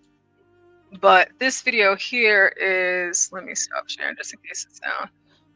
California's Delta smelt are dying and how this affects the state's water. And this video is from 5 years ago. So I'm not too sure on its impact, but maybe we might learn something. But then again, this is ABC, so we'll just take it with a grain of salt. These tiny, translucent fish are called delta smelt, and they only live one place in the world, the San Francisco estuary, mostly in the Sacramento-San Joaquin Delta. But in a few years, you might only see them in a place like... Oh, wait a minute. That's see, and something that I think needs to be shown, Porsha, also, well, not shown necessarily, but said, is that there are different kinds of smelt in small bait fish. They're not like just one kind of fish. Like, it covers a lot of different kinds. Yeah, because I guess, I mean, even for me right now, when I'm thinking about smelt, and from what, like I told you guys earlier, like I don't know all of the things. I just remember a couple years ago hearing that California will turn off your water if you use too much, and they will turn off your electricity if you use too much. I just remember watching a story being covered about that. And so that's how I opened the show. And so I opened the show with that, and I'm like, listen, I could be wrong, all right? But we do have people that are from California in the chat that currently live there right now. But like when I was showing a video earlier, I'm like, dude, 5 minutes? They tell you don't take a bath. What if it's a baby? Don't take a bath. They're saying nope. They encourage you to use showers, and you only get 5 minutes. If you exceed 5 minutes in that damn shower, they turn your water off. And then they turn around and you can only water your grass once a week. I'm like, what in the hell? This sounds insane. So, but you're paying this water bill though, but you can't even use your water. Well, you know, it's similar. So during drought season here in Texas, they've adopted similar protocols where well, not in terms of you taking a bath and stuff, but in terms of watering your grass, they'll charge you some sort of upcharge or surcharge for watering your grass on non-watering days. And they don't mean with your hose, but they do mean with your sprinkler system. And I, in my opinion, I'm like, screw you, I'm going to water my grass because my HOA is going to say, oh, your grass isn't in code, so I charge you a fee, which I ignore anyway. But California is dystopian, and I told you what they're trying to do. They're deliberately trying to make it as hard as possible for you to live there with any sort of ease. They have to, if they can't price you out, they will legislate you out. They will use lawfare and rules that you could never abide by to make sure that you get up out of there, all while speaking out of the other side of their mouth saying, we don't want people to leave. We don't want businesses to leave. But what they want is people who can't afford it to leave. And that just means us, the people who pay all the bills. They want us to leave. So they'll use us as cannon fodder as long as they possibly can, and then get us up out of there and say, screw you, see you never. Well, I'm glad I don't live in California, California, Californication, The State Water Board, pun result intended. of the Department of Water Resources increasing water allocation from 30 to 35% until March 31st. It's a good thing, obviously, but it should have happened sooner. While more water is always welcomed news, Kern County farmer Jason Gianelli says this is a small step in the right direction. It's obviously going to have an impact, but we still have reservoirs south of the Delta that are not even at 100% capacity. We have all these different water banking areas that we could be putting that water. It's filled, but conservation is still a top priority. We haven't received our full allocations from the state in over 20 years. So we have to start thinking of it like that. We're not given the water that we're given anymore. The state has recently been rebuked by some for allowing water from the Delta to run off into the ocean in favor of environmental protections of the Delta fish. When we built the State Water Project, it was to help us take water where it's plentiful and move it throughout the state to areas that need it.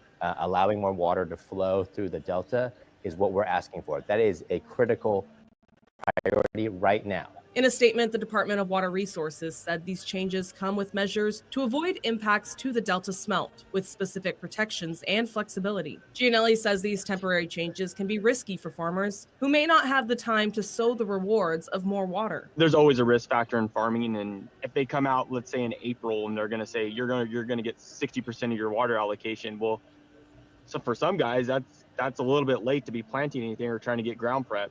And even with increased allocation, water conservation. So it's become more of a way of our life, our everyday. Again, like I said, this is America. I hear you, but it's America. It ain't no damn, I'm taking a 5-minute shower. I can only water my grass once a week. Like all of this kind of stuff, like you're not going to sit here and tell me that there's not enough water for Californians to have it whenever we just saw in this video that they're dumping it in the ocean. When they live on the ocean. And they live on the ocean. Like, and desalination, guys. Newsflash, just last thing. Desalination is not impossible. This isn't 100 years ago. You know what I mean? Where they're like, oh, that's labor intensive. They have so many. They have so many ways to desalinate water. It's not even funny. Dubai or somewhere around there, they have a desalination plant that turns You're absolutely right. water into in Abu Dhabi, actually, in the United Arab Emirates. Yeah. Remember, I want to remind everybody that California's GDP is greater than many countries. Really quick, Jihad says there literally isn't enough water for all them people, Porsha. Most of their water comes from out of state. Jihad, there actually is more than enough water for all of the people. I don't know if you've been tuning in and out, but I think I've been doing a pretty good job so far. There was hundreds of millions of barrels of water, gallons, that Governor Newsom dumped into the ocean. There's more than enough water. They're just not getting it. Porsha, they've been taking down the dams. Remember the dam removal? They've been removing dams. From the one video that I showed earlier today, 2 years ago, their reservoirs were about to be empty, and those same reservoirs that were about to be empty are empty now.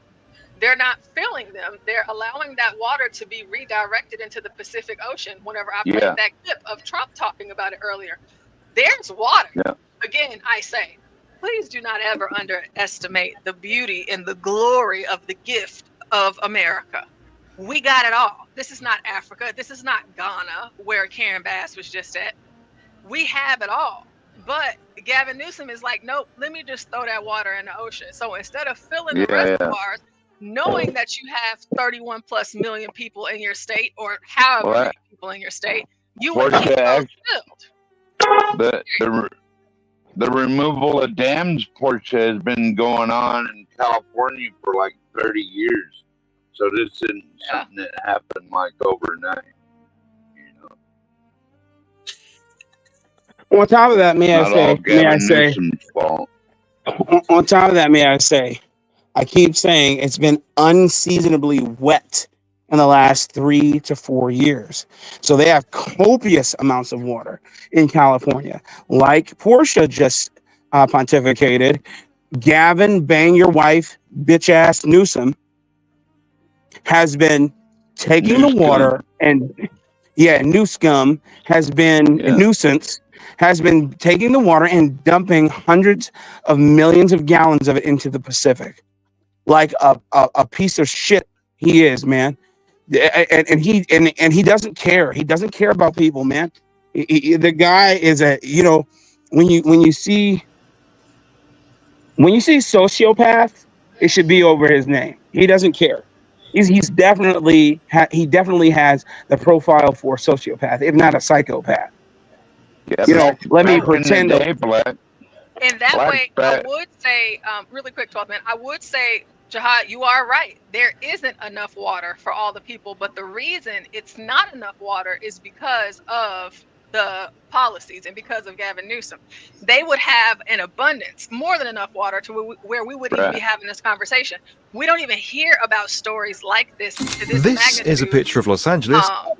coming out of a state. Like California is the one, and we know, like we discussed earlier, and I talked about earlier, and I'll pull up that video again for those of you that just now got in the building. It's nothing but wealth out there. Now, of course, a lot of businesses have left, smart for them, but I pulled up the story earlier about how Obama, during one of their quote unquote droughts, he got a whole entire water tower built on his property in California. Him, along with many others, did that. So Right. where's Obama getting Well, you know, water? when you're a president, you can do stuff like that, right? You know what I'm saying? Like they are withholding all of that from the people. And so who suffers? And that's Now, what of course, a lot of celebrities lost their houses too, but a lot of the other people lost their houses too. And I showed you guys the video of a black guy who was literally on camera crying, begging for some firefighters, anybody, anything. His wife was on her way to the grocery store to buy water bottles to try to put the water out because there ain't no water. And they're not helping the people at the bottom. They were sending all of the fire response up to the top, to the celebrities and the multimillionaires and the wealthy people's houses. Absolutely. And Jihad, real quick, I don't know if you were here or not, Porsha and I were talking literally about this as well. The salt melts, there are these salt melts that happen, and this goes from the Cascades, from the Pacific Northwest all the way up into Canada. And that water, when it melts, it goes all the way down to California. In fact, some of that water goes into the Colorado River, and it comes all the way down here to South Texas, where I'm at. It goes down to Falcon Lake. That's true. Which is not far from where I live.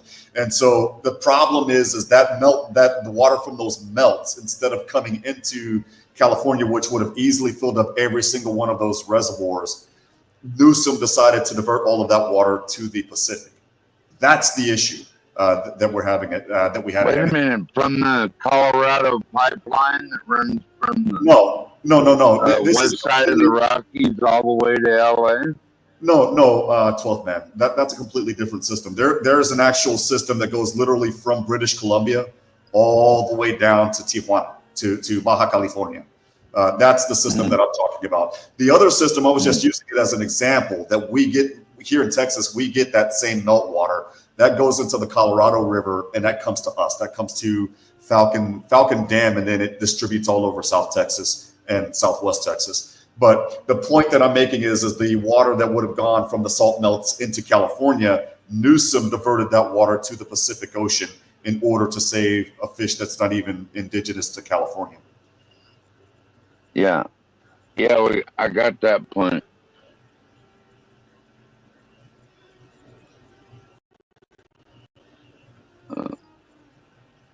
But so I found like this historical video, and I'm not sure. I'm trying to figure out like where is a good place to start. That gives you guys a breakdown on the water systems in California and how long this has been an issue. Go ahead, 12th man. Back in the day, you know, Orange County was a blast. I was just starting kindergarten back then, and like on the way home, there are all these trucks full of oranges, and like we'd climb up on the trucks and eat oranges, and the truck drivers come out there and laugh at us, you know, and man, it was paradise. So there were like pomegranates and oranges and freaking everything everywhere, man. Yeah, of course we get a lot of our produce from out there too. So it's like, you know, of course they need water. The farmers, I mean, they're gonna need water, you know, too. Yeah, they need more water, but the state has been on a death trend for like 30 years, Porsha, like destroying all the dams and getting rid of the farmers and harvesting that natural water that comes down to be able to irrigate their pastures and stuff like that. You know, it's really gone downhill. I'm gonna play some of this video that kind of gives like, you know, more of a detailed history. Now, for those of you that want to see the whole thing, of course, all of the links are in the description box. They're in there already. So let's watch a little bit of this because this video is called "The Shocking Corruption Behind LA's Water Supply," and it's about 9 minutes long. But we'll watch some of it, and then we'll hop back into Jasmine Crockett. But I just feel like it might be good for us to kind of go into a greater explanation on how water works in California. Engineer and former mayor of LA, Frederick Eaton. Eaton had a plan for a huge aqueduct that would draw water from the Owens River 400 kilometers away into the city and store it here in an underground aquifer in the San Fernando Valley. It would give LA more than enough water for it to become the powerhouse city he dreamed of, but there was a catch. The city of Los Angeles didn't own any of the land or water rights they needed to make the plan work, and the budding farming community up in the Owens Valley wasn't about to give that up without a fight. What came next was a plan so devious it would go down in history as the California Water Wars. Around 1900, the Bureau of Land Reclamation was developing an irrigation system to help farmers in the Owens Valley. But Eaton had hired a spy inside the Bureau who gave him access to its plans. Using that information, Eaton stayed one step ahead of the Bureau and bought up land in the Owens Valley under the guise of wanting to start his own farm. But in reality, he was secretly handing over the water rights for his land to the city of Los Angeles. Now, when it comes to duplicitous dealings, it's clear that knowledge is power. If you're keen to keep information flowing, then you might be interested in today's video sponsor, Brilliant. With thousands of lessons ranging from integral calculus to a case study on the probability of going viral on X, there's something for everyone in decline for the last 30 years. But the LA water system rely heavily on melting snow from the eastern Sierra Mountains, and that resource gets pumped from outside the city, while for film Chinatown. Get it, Jake, it's Chinatown. Now, while that might all sound like ancient history, water continues to shape the city to this day. LA's water supply has since diversified, but the vast majority of the city's infrastructure relies on the same principle. Water gets pumped from outside the city, while any that falls in the city is flushed out as soon as possible. But that strategy is under threat. You see, the Owens River and other tributaries of the LA water system rely heavily on melting snow from the eastern Sierra Mountains, and that resource is becoming increasingly scarce. For the LA aqueduct, this is part of a long-term trend. While it still makes up a significant portion of LA's water, the volume it provides has been in decline for the last 30 years.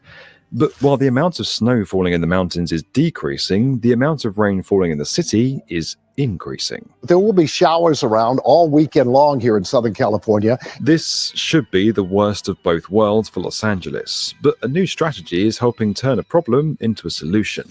It's becoming a sponge city.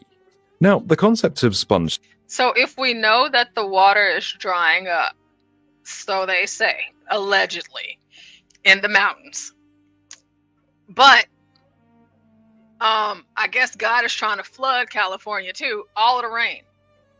Y'all need to understand that in these reservoirs, all of that rainwater, all of the water that they get from the mountains, Gavin Newsom is still putting it into the ocean. It's not even going towards its use. Not even, it's not, it's like you're wasting water, okay? What's going on? It's a very intricate system that they have there in California on how to get their water.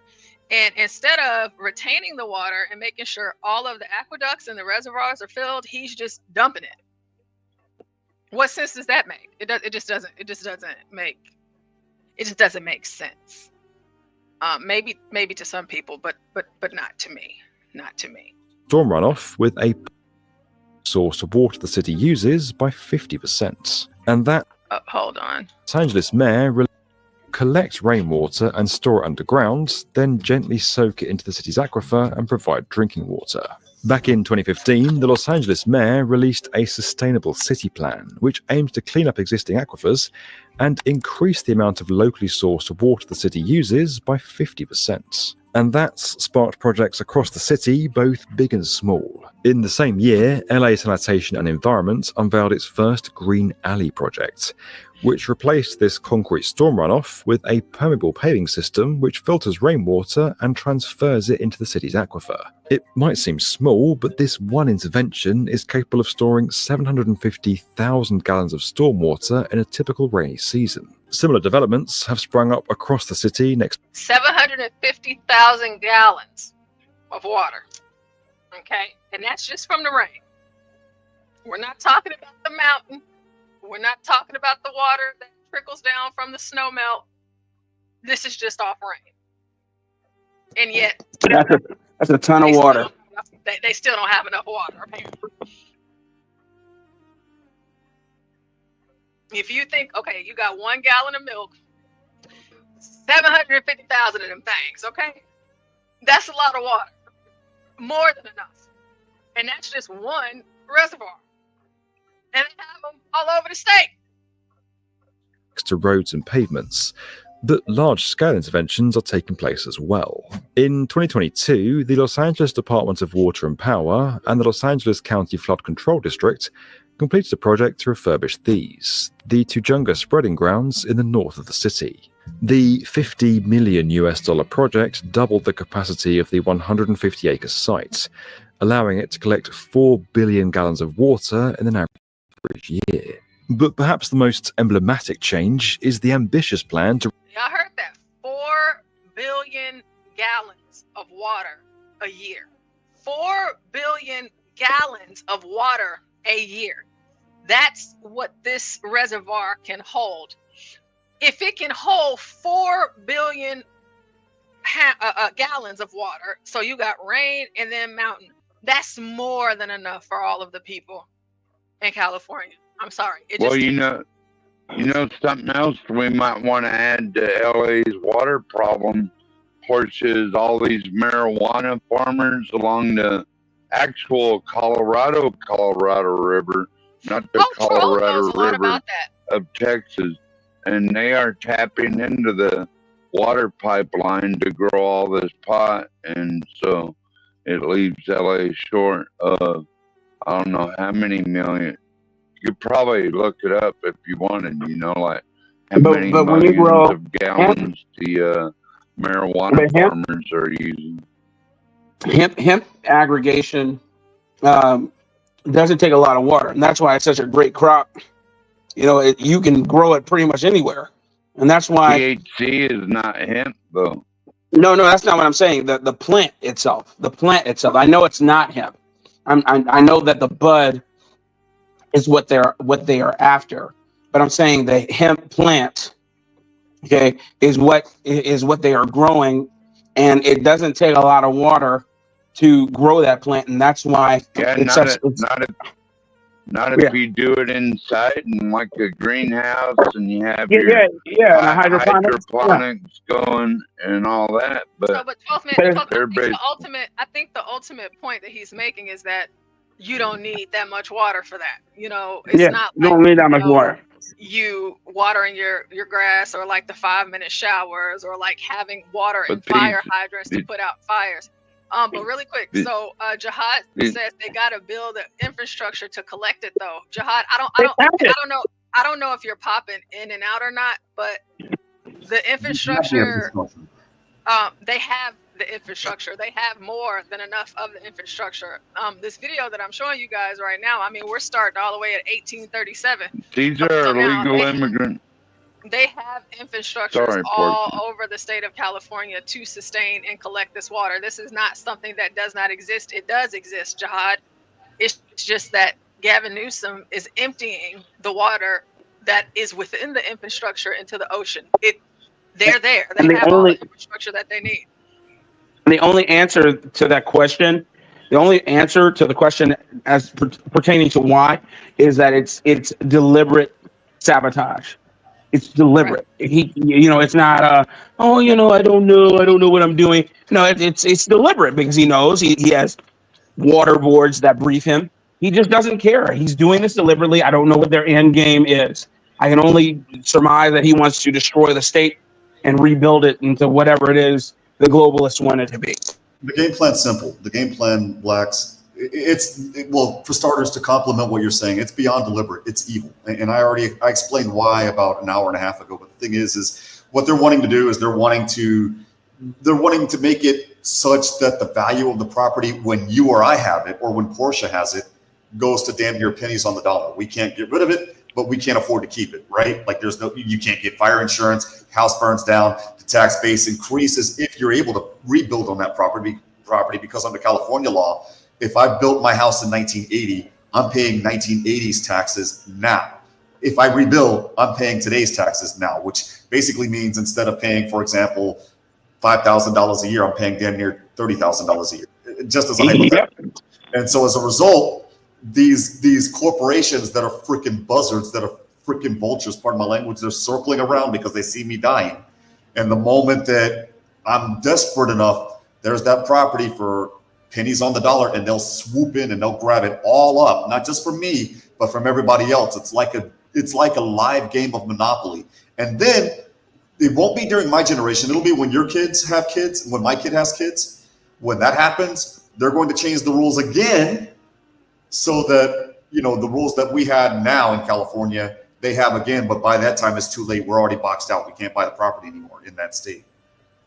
On top of that, those companies are not going to pay anywhere near the taxes that we pay as a private owner, as a private citizen. They're going to get all sorts of subsidies, statewide, citywide, countywide subsidies from our taxes, your taxes, to make sure that they're able to do business comfortably there. Well, absolutely. They're going to put in the people real quick. That's going to advocate their policies. Ladies and gentlemen, for people that have studied government like I have, that is known as fascism, when corporation merges with the state, and that's literally what will happen. I think that's the end game for them. Oh yeah, it's definitely fascism, and they're already there. The people that they wanted installed, they're already there. They already have a Democratic majority that doesn't care. They've already instituted laws that were touted to help people that have really decimated their bank accounts, their livelihood. Yeah, it's only a matter of time, like you said. It's only a matter of time. And they got plenty of it.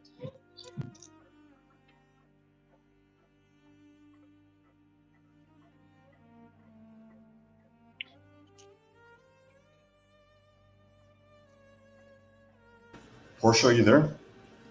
Yes, am I? Hold on, let me make sure I'm not muted. Oh yeah, I'm still here. I was looking at other videos about the reservoir and all of that, and the rainwater and how it impacts it, like how it's like a mega benefit, but it doesn't really matter much whenever they can't utilize that water. So if you guys want to watch this video in full, again, it is in the description box, and we're going to get back into Jasmine Crockett. Oops. I don't even know Jasmine Crockett. Let's go ahead and hear what that woman has to say. Let's see here. I'm trying to figure. I guess it. Oh, you're watching this. Oh yeah. Yes, yeah, Black.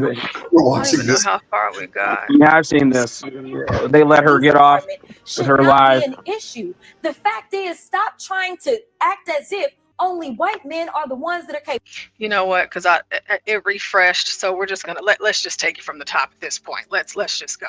Might have recall a news story from last year. There was some interest in the fire departments and the firefighters in California, and the interest was that there were too many white men who were firefighters, and we need to have a program in California to make sure we don't have enough white men as firefighters. So we have BEI, we have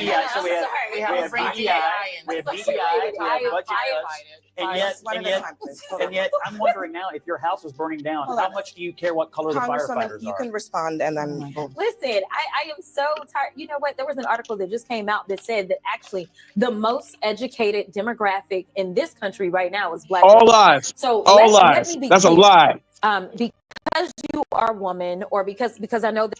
And to say it with so much confidence as if it is a fact is incredible. Isn't that incredible? And never be fact checked. Like, wow, if that's the case, I didn't know. And I'm an educated Black woman. I am. but I know that I'm far and few in between. I don't know what she talking about though. Her statistic is so far askew. It's nowhere near what she says. Nowhere near. And she still said it with impunity and with confidence, man. And nobody shut her up. Insane. Black were the most educated group of women in the United States of America, then Black women would be doing far better in the United States of America, not depending so heavily on the government to fund their lifestyles in the United States of America if they were doing that good. And unfortunately, we just don't see it. Yeah, and it may be a lot of Black women that have college degrees and whatnot, but they got pregnant and everything else, and they living off the government. Whatever education, whatever stats, whatever it is they're pointing to, it's not legitimate. It's just not. Period. And affirmative action being tossed out has shown us that it's not legitimate. So I get sick and tired At all. At all. The women like Jasmine Crockett try to tell everybody on a white show in a white country how educated Black women are. If they were that educated, you would think that they would figure out how to not get pregnant, to not get an abortion, to not become a baby mama, and to prefer a child over a husband. Okay? And to live in a house that they own, actually purchase a home versus renting from somewhere that accepts Section 8. Okay? Let's try again, Jasmine. I know just because you're in Congress, just because you're an attorney, most Black women in America do not have your story. Most people in America do not have your story, Black or not. They just don't. She's full of shit. That some of the right has been sharing these photos of the fact that I believe that the fire chief may be a woman or something. That has nothing to do with it. We are looking at qualifications. What diversity, equity, and inclusion has always been about is saying, you know what? Open this up. Don't just look at the white men. Open it up and recognize that other people can be qualified.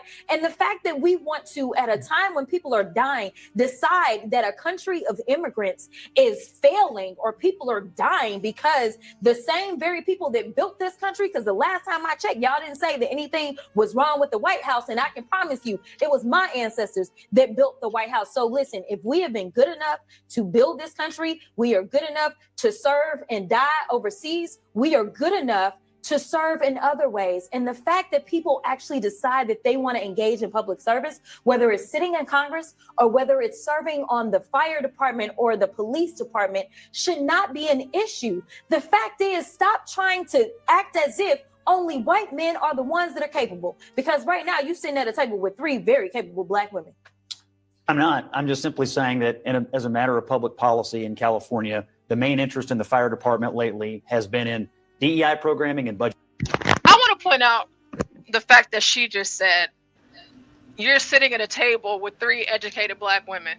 You stupid bitch. Are y'all firefighters? Are y'all out here putting on your whole uniforms and running out into fires trying to save people and having like soot and smoke and shit all in your hair? No, you have a nice cush job where you get to wear all of this extracurricular weave that goes all the way down to the ground like you're some fake ass Rapunzel.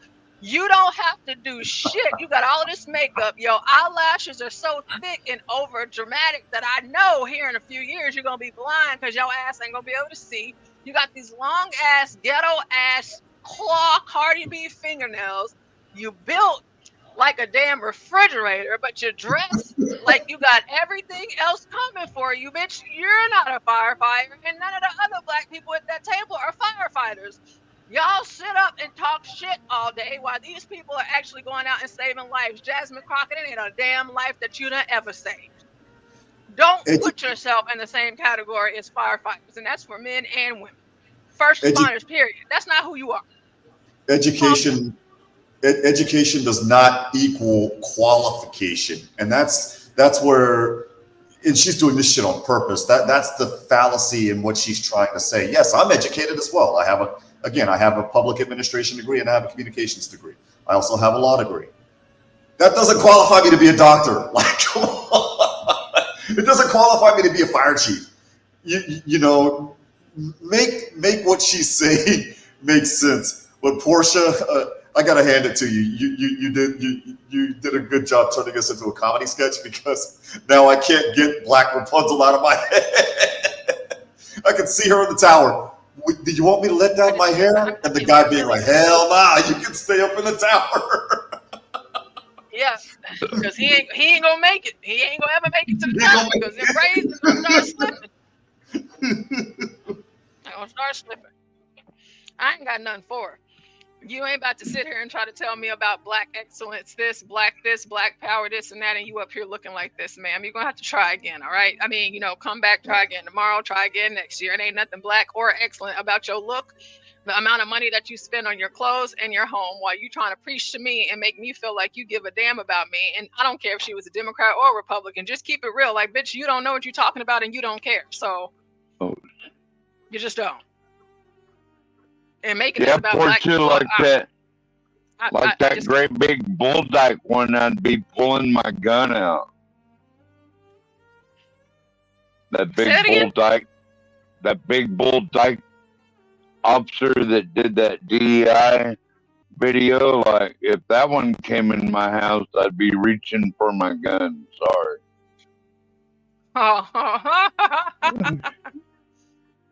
Yeah, I wouldn't let her in. I'd just be like, you know what? It's okay. I'm gonna go ahead and ride this out. I'm gonna go ahead and burn it. I'll take it. I'll go ahead and take this fire. Still says, can you imagine firefighters with bonnets? And then she's gonna want to put a knife. This is what she's gonna want to. Troll said the chat. Oh my gosh, I see it now. Troll says, I can only imagine firefighters with bonnets and fake camel lashes and witch tails. Oh my gosh. I can't save you, Juan. I might break a nail. That's nuts. What about Amish women firefighters? Sorry, blacks, you're on your own. This bonnet's not going to hold itself. Blue 42 says, not educated, but indoctrinated. I would totally agree with that. That's crazy. Firefighters with bonnets. Just imagine, whenever I worked as a medic, like one thing that you learn, like whenever the bell rings, whatever it is you're doing, you got to stop what you're doing and you just got to go. And so, yeah, I might have my bonnet on, but like, what if I forget to take it off? And we get there and I still got my bonnet on. Arrive at the scene, we have patients that need to get on the buggy. We got to do resuscitation and whatever else we got to OD, whatever it is we got going on. And I got my bonnet on. That is so ghetto. But I can see it though. It's not like we haven't seen our fair share of CNAs at work at at the hospital or a nursing home or something like that with a damn bonnet on their head. They can't go nowhere with a bonnet on their head. It's insane. I'm surprised Jasmine ain't got a damn bonnet on her hair. Troll said, sorry, I can't save you. My lashes are falling off this heat. I'm out of here. You should get out of here too. Yeah. One time I had to go to the hospital. That Kanekalon. Sorry, sorry, 12th man. That's what the hair is called, Kanekalon hair. And so the hair that she has in her head right now, it is very fire prone. So typically what we do whenever we use Kanekalon hair to braid, whenever we seal it, you're either going to dip it in extremely hot boiling water or you're going to take a lighter to seal the ends because that shit melts faster than the candle. Okay. So if Jasmine Crockett so happened to, as she just kind of painted this picture to make it seem as if she would ever be qualified to be a damn firefighter, if she was there with all of that weave on her head would be literally on fire. Yeah, you would have to. It would all burn off. She's going in to save my dumb ass, which she wouldn't be able to do because I'm too heavy. And her hair would go up in flames as well. Her hair would literally go up in flames. Like it, Kanekalon hair, it's like it's asking you for the fire. I'm sorry for laughing, Porsha, but Troll says they can't control the hose because their nails would get in the way. And the thing is, of course, they have rules and restrictions for their attire and their physical appearance. But, you know, a bitch like Jasmine Crockett would be like, oh, well, I'm a black woman. You can't stop me. What, you trying to stop me from wearing my braids and my makeup and my lashes and my fingernails because I'm black? And so then Not wearing my the braids and my local fire lashes chief- is racism. It's Right. racist for The you local to make fire these. chief is going to say, okay, you know, the black women, y'all can wear this shit to work. You know what I mean? So, 12th minute, go ahead.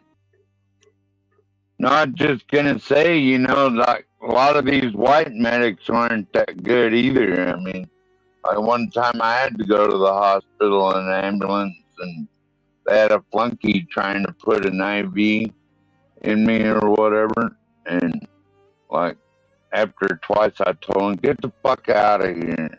You know what I mean? I'll wait till I get to the hospital. You know, Well, where you they know- actually know how to start an IV. You know, I mean, where they race, have qualified. race, I don't want no. race or I don't not, want. everybody's not I going to don't be want. the best at everything, 12th man. But I there's I not a lot don't of want black any medic.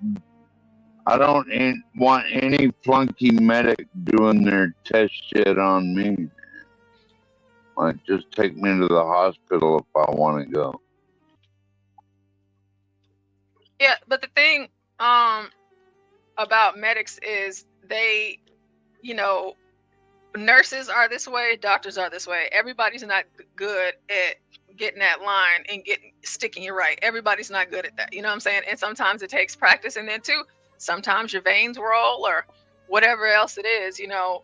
But medics are the in between your life and death, depending on what you're getting called in for. So they are the people that quite literally Well, stabilize obviously, and save your life before you get to the hospital. So I've been through enough IVs, you know, after, you know, how much I've been in the hospital. And, you know, I was like, and then now, like, if it happens, like I don't, you put it right there.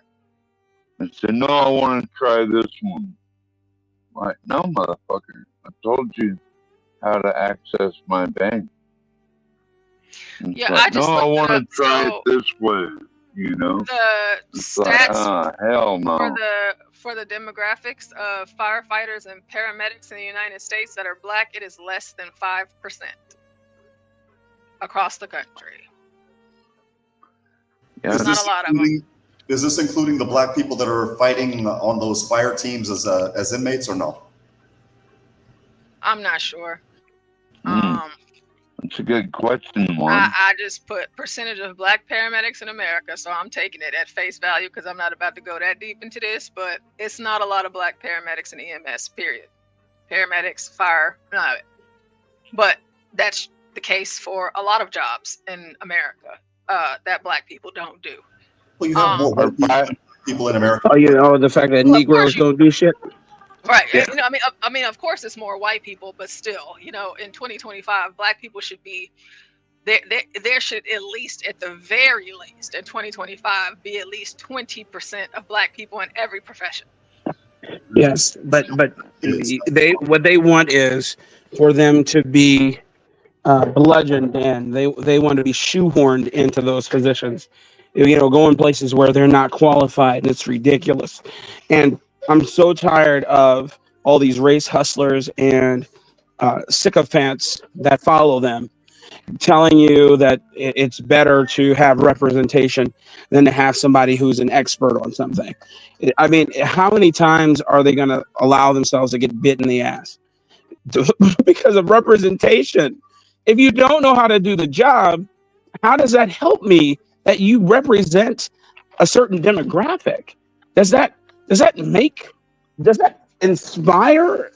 I don't know, competence in that sector of the population? It just makes nobody want to deal with you, and then we have what we have today. And it makes no sense. Not only that, but it's dangerous. Imagine somebody that's an attorney, blacks, a criminal defense attorney, incompetent as all get out. And the next thing you know, you're doing 5 to 10 years for a crime you didn't commit because of evidence that your attorney did not introduce in court that would have proved your innocence, right? But happens all the time. He met the numbers, he met the demographic, and it's the fact that you had a black man representing you as a black person. Fuck no. That's all they care about. Guy that looks like Matlock all day, every day. If that's the case. Man, if my lawyer's last name isn't Goldstein or Juberg, I don't want it.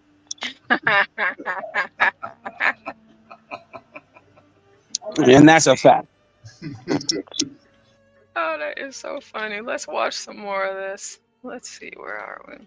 Budget cuts, and now we have Are this we, massive hold on, fire. are we really, but Scott, are we really blaming the fire department? The people in the LA fire department. I'm blaming the right? Democrats who no, run no, the no, no, state. but the fire department right now, they are dealing with a historic fire, okay? And they have terrible leadership. That is Political caused leadership. by climate, by the fact that it is extremely dry in the state of California, and they are fighting it in tropical force winds in that state. So how is it anything to do with DEI?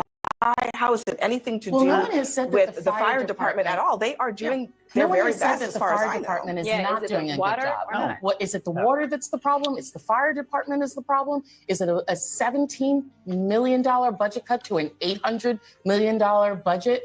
I don't think that those are the issues that have caused this horrendous fire, the wildfires that are in California at this time.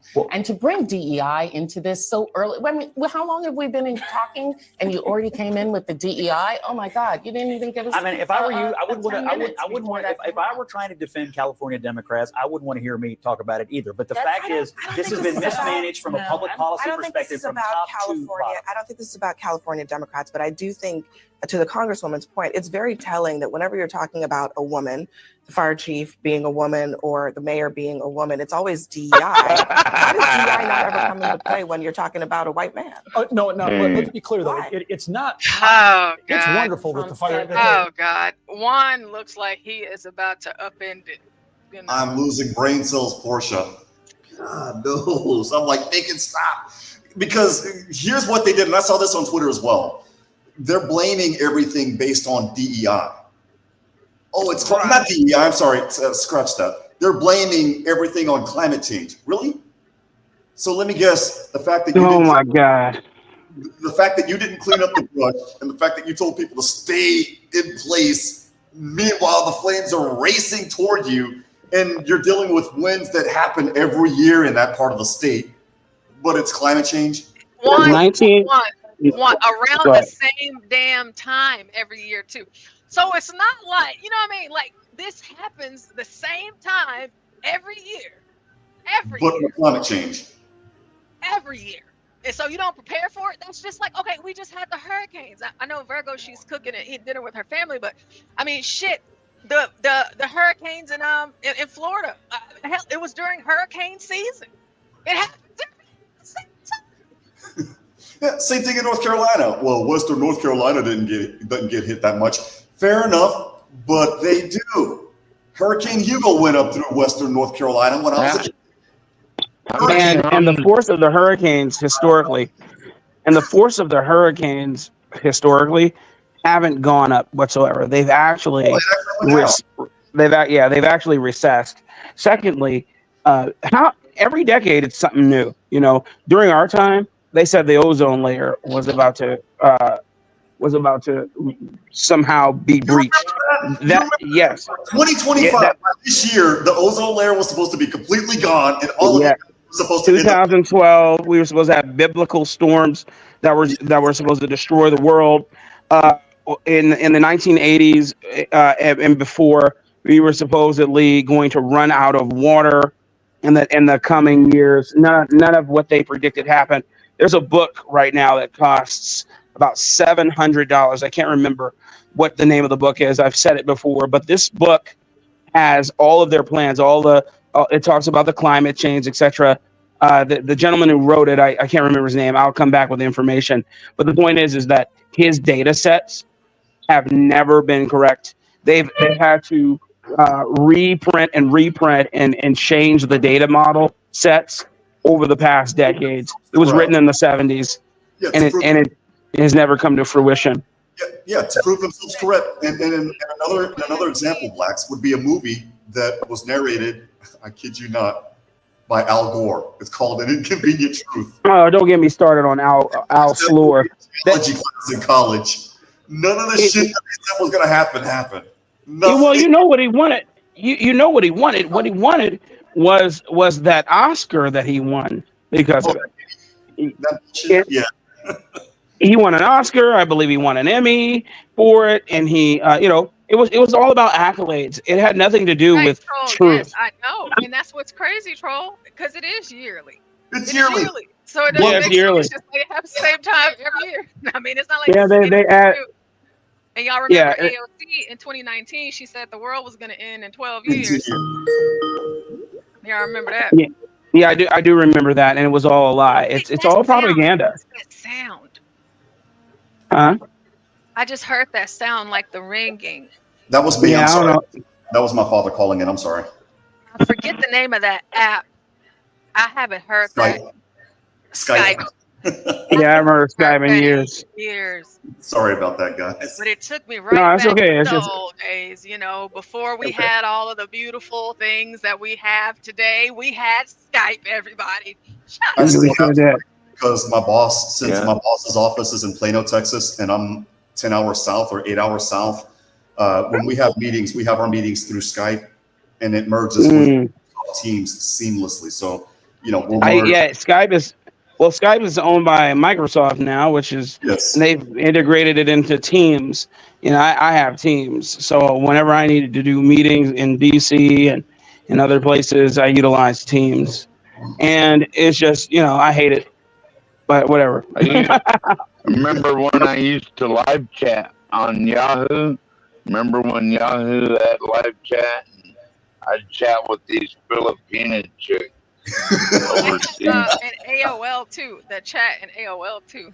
The AIM, yeah, I remember that. But the thing is, the thing is this, and this is my theory. I could get laughed at. That's fine. What I think it is they want black women to get enrolled so that they could be convinced that they're smart. When really they're touting the dumbest stuff. It's like talking to a little kid. Yes, son. There is such a thing as such and such and such and such, when we know damn well that's not the case. And that's what's happening here. Oh, don't worry. You can go slay, girl. You got it, queen. Yes, there is this climate change. And you know what? These black women, I don't mean to sound rude about them, but they're toting it hook, line, and sinker, and they're trying to spread it out to us. You see it on CNN, the video that you're gonna finish playing. And you have people like us that are like, pardon my language, but what the fuck is this bullshit? But you have so many other people that are eating this shit up hook, line, and sinker, and the powers that be are laughing at us as a whole and saying, look at how stupid these bitches are, and look at everybody eating it up. These people are so effing dumb. If they're that dumb, then let's just go ahead and take the candy from them.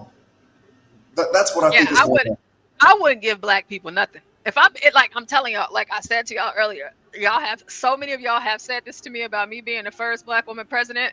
Listen, let me tell y'all, black people would totally be off the table. And you know what? I'm doing the same damn thing Obama did. I'm getting rid of the HBCUs. I'm throwing them straight the hell up at the White House.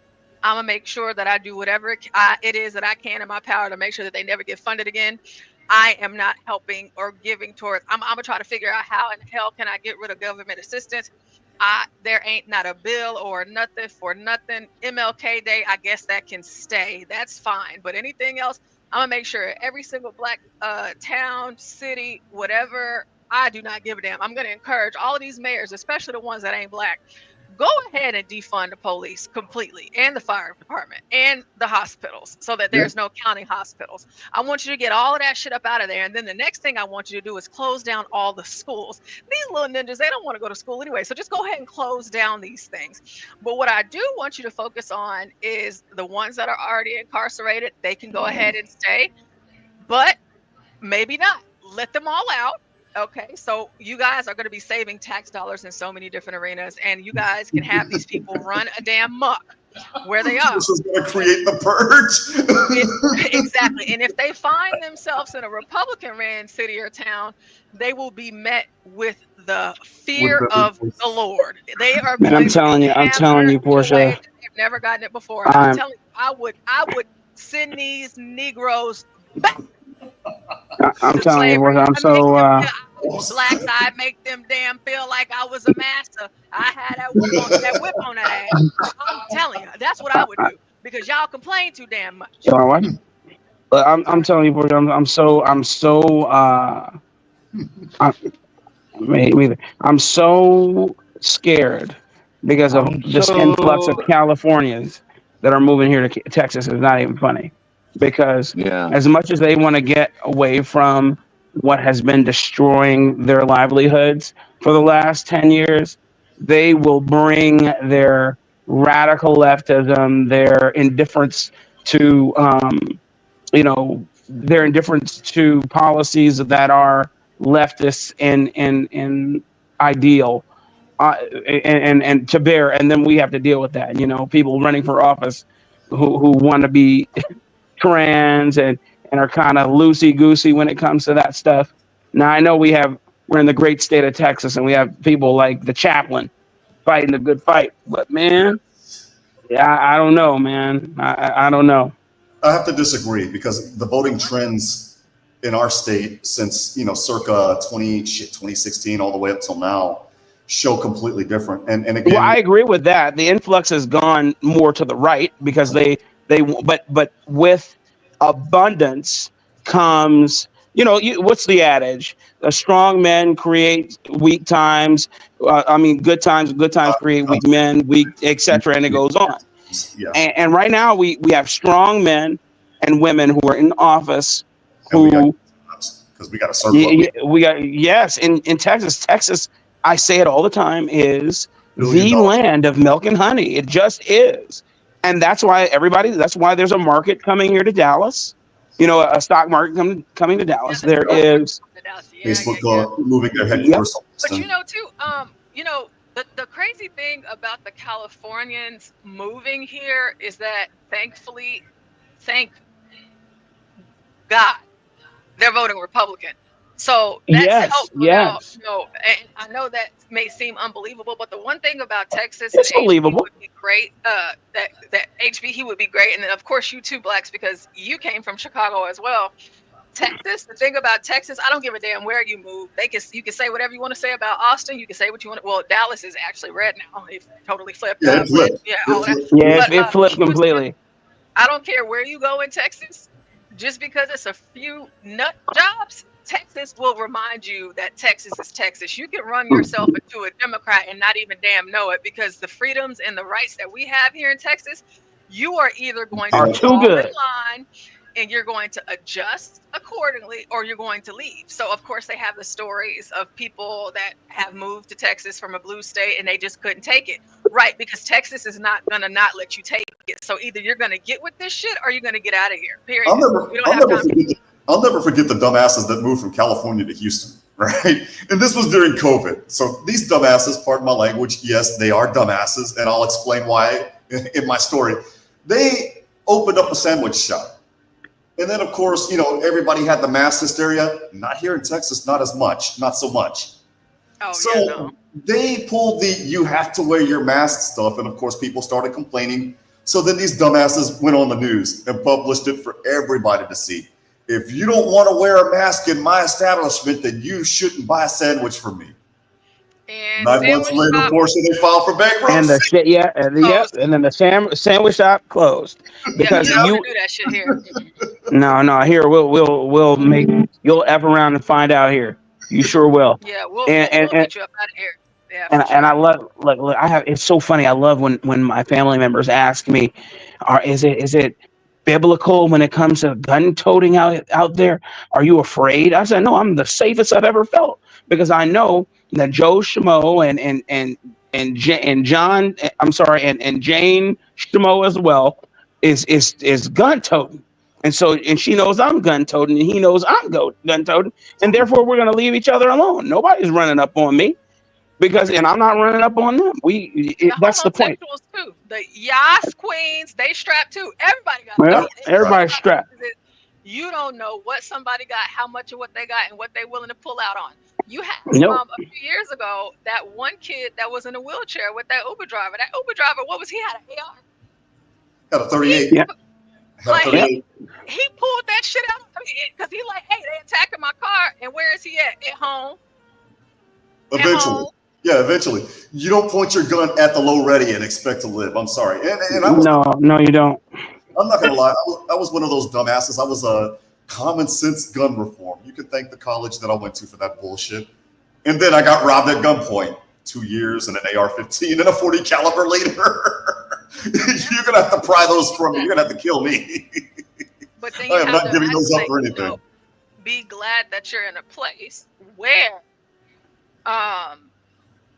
you can defend yourself. Like if you're in a place where you can't, like, you know, California. California. What do you do? Since we're talking about this, I'm just going to show this really quick. I guess we can take like a little reprieve for a moment, a little laughing reprieve for those of you that haven't seen it before we get back into what is this? Jasmine? Because we haven't even made it past 3 minutes and 33 seconds, and I still have more news. Because nobody can deal with her. For you guys.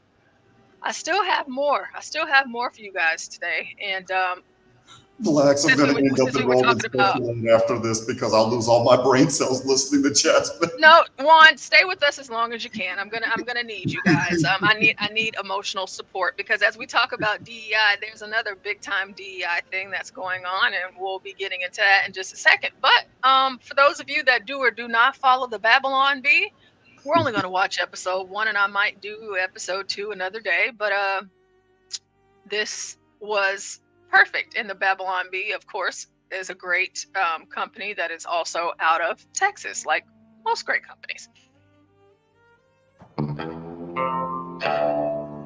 Hello? Honey, someone's going to the house. Someone's going to the house. What do we do? What do we do? What do we do? Who are you call the pops? I'm gonna call the pops. We're recording you. No. It's okay. I'm just your neighbor. Coming by to say howdy. Oh, sorry about that. Howdy. Yeah, we're not used to people stopping by to say howdy without assaulting us first, robbing us, or defecating on our lawn. Sometimes all three. The trifecta. We're from Los Angeles. Just moved to Texas. I figured. Oh, the California plates? Well, yeah, the masks. Inside your own house. No one else around. 2022. We just want to be extra safe. Feel naked without masks. We'll probably wear them for the rest of our lives. We'll be buried in them. Okay. Well, you seem like a lovely couple. Like I said, I just wanted to drop by and welcome you to the neighborhood. Why? Do you want something? Oh, no. They're, I think he's being friendly.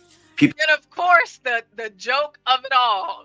California's talking about all of this shit, and there's a white girl with a black dude. But let's keep going. People around here are friendly. That we've seen in the movies, right? I thought that was just me. What'd you say, Juan? I said before you continue, notice that the black dude, when the Texans started, walking up their doorstep, he hid behind the woman. Yeah, I know. Make believe, like superheroes or families that go to church. No. That's a myth. This is real life. Oh. So, I live in that house over yonder. Name's Kevin. Hi, Kevin. I'm Tiffany. She, her. And I'm Steve. He, him. What are your pronouns? I don't believe in pronouns. I think they're reductive. In fact, just your asking about it is a microaggression. Oh my gosh, I am so sorry. I didn't mean to. No, it's okay. I'm just messing with you. I like all pronouns. My favorite is you. Yeah. I don't get it. Exactly. So, if you need anything, just holler. My wife and I'd be happy to help. Baby, he has a gun. I'm calling the cops. I'm recording you. No. Recording It's you. okay. It's okay. Just my sidearm. Everybody here has a gun. Sorry. We don't really like guns. There's a lot of crime where we're from. So in Texas, for those of y'all that have been here, listen, you better get ready for belt buckles, cowboy hats, cowboy boots, spurs, and pistols. And you can see them out in the open. And there's nothing that feels better than being somewhere. I don't care, a movie theater, grocery store, church. I don't give a damn where you at. and somebody you can see it. It's just like, you know what? I have mines too. It's concealed. This dumbass did it again. He hid behind her again. And I'll tell you, man, all this rhetoric about yes, people should have guns, but they should be going to training in order to know how to use them. Like, first of all, that has no bearing on the First Amendment whatsoever. I don't care if they know how to use the weapon or not. The main thing here is what keeps foreign invaders at bay, what keeps politicians at bay, is someone who's willing to carry the firearm and willing to use it, period. You'll learn on the fly as I put a couple bullets holes in you, as I aerate your body. It doesn't matter. I don't need you to be technically efficient. I don't need you to be Ranger ready. You don't have to have been in the military or have law enforcement experience to carry a weapon. Citizenry needs to carry the weapon, period. Okay. And if you want to get the training, all right, cool, man, I'm good. But it defeats the purpose of having a First Amendment if the first thing you have to do in order to have that weapon is to have some sort of tactical training. It's garbage. Well, not only that, but to complement what you're saying, and this is for the village idiots that say, well, the Second Amendment says... Yeah, I meant the Second Amendment, sorry. Not the First. You're right, it's actually both, because without the Second Amendment, the First Amendment is gone. Look at England, see how everything's going there, right? A guy got jailed twice. But the thing is this: when people pull Pacheco, a well-regulated militia means the army. We have an army. No, dummy. If you read the Federalist Papers, we are the militia, the people. Matter of fact, Admiral Yamamoto even said that. He was like, we can't invade the mainland U.S. There'd be a gun in every blade of grass. Yes, specifically for that reason. Come in here, try it. Whether you win or lose, you're going to know that you've messed with us, and we don't go down without fighting. We'll just put it like that. See, Herman in the chat. Hey, Herman. Herman says allowing politicians to define what trained is the slipperiest of slopes. Tell you what. Yeah, I'm like, that's right on point.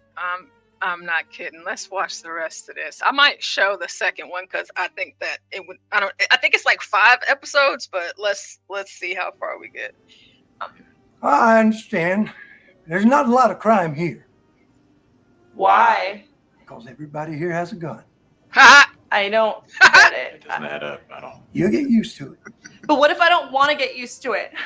Guns, people walking up to your driveway without masks and without pronouns. I don't think I can live like this. Well, if it makes you feel more at home, we just recently replaced a lot of our electrical grid with unreliable wind power. Baby. It helps. But honestly, I just don't think I can do this. Where's the police sirens? Where's the helicopters overhead? Where's the needles in the street? I just can't live like this. It's so hot. And the bugs are so big. How would you say so much on the bottom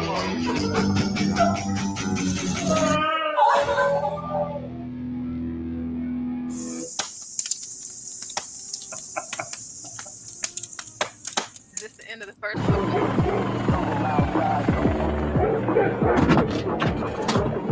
You know it's crazy too because she's driving the U-Haul. Okay, to be fair, he's wearing glasses. Is he visually impaired? She's driving. He hide behind her. It's like, what the hell is going on in California?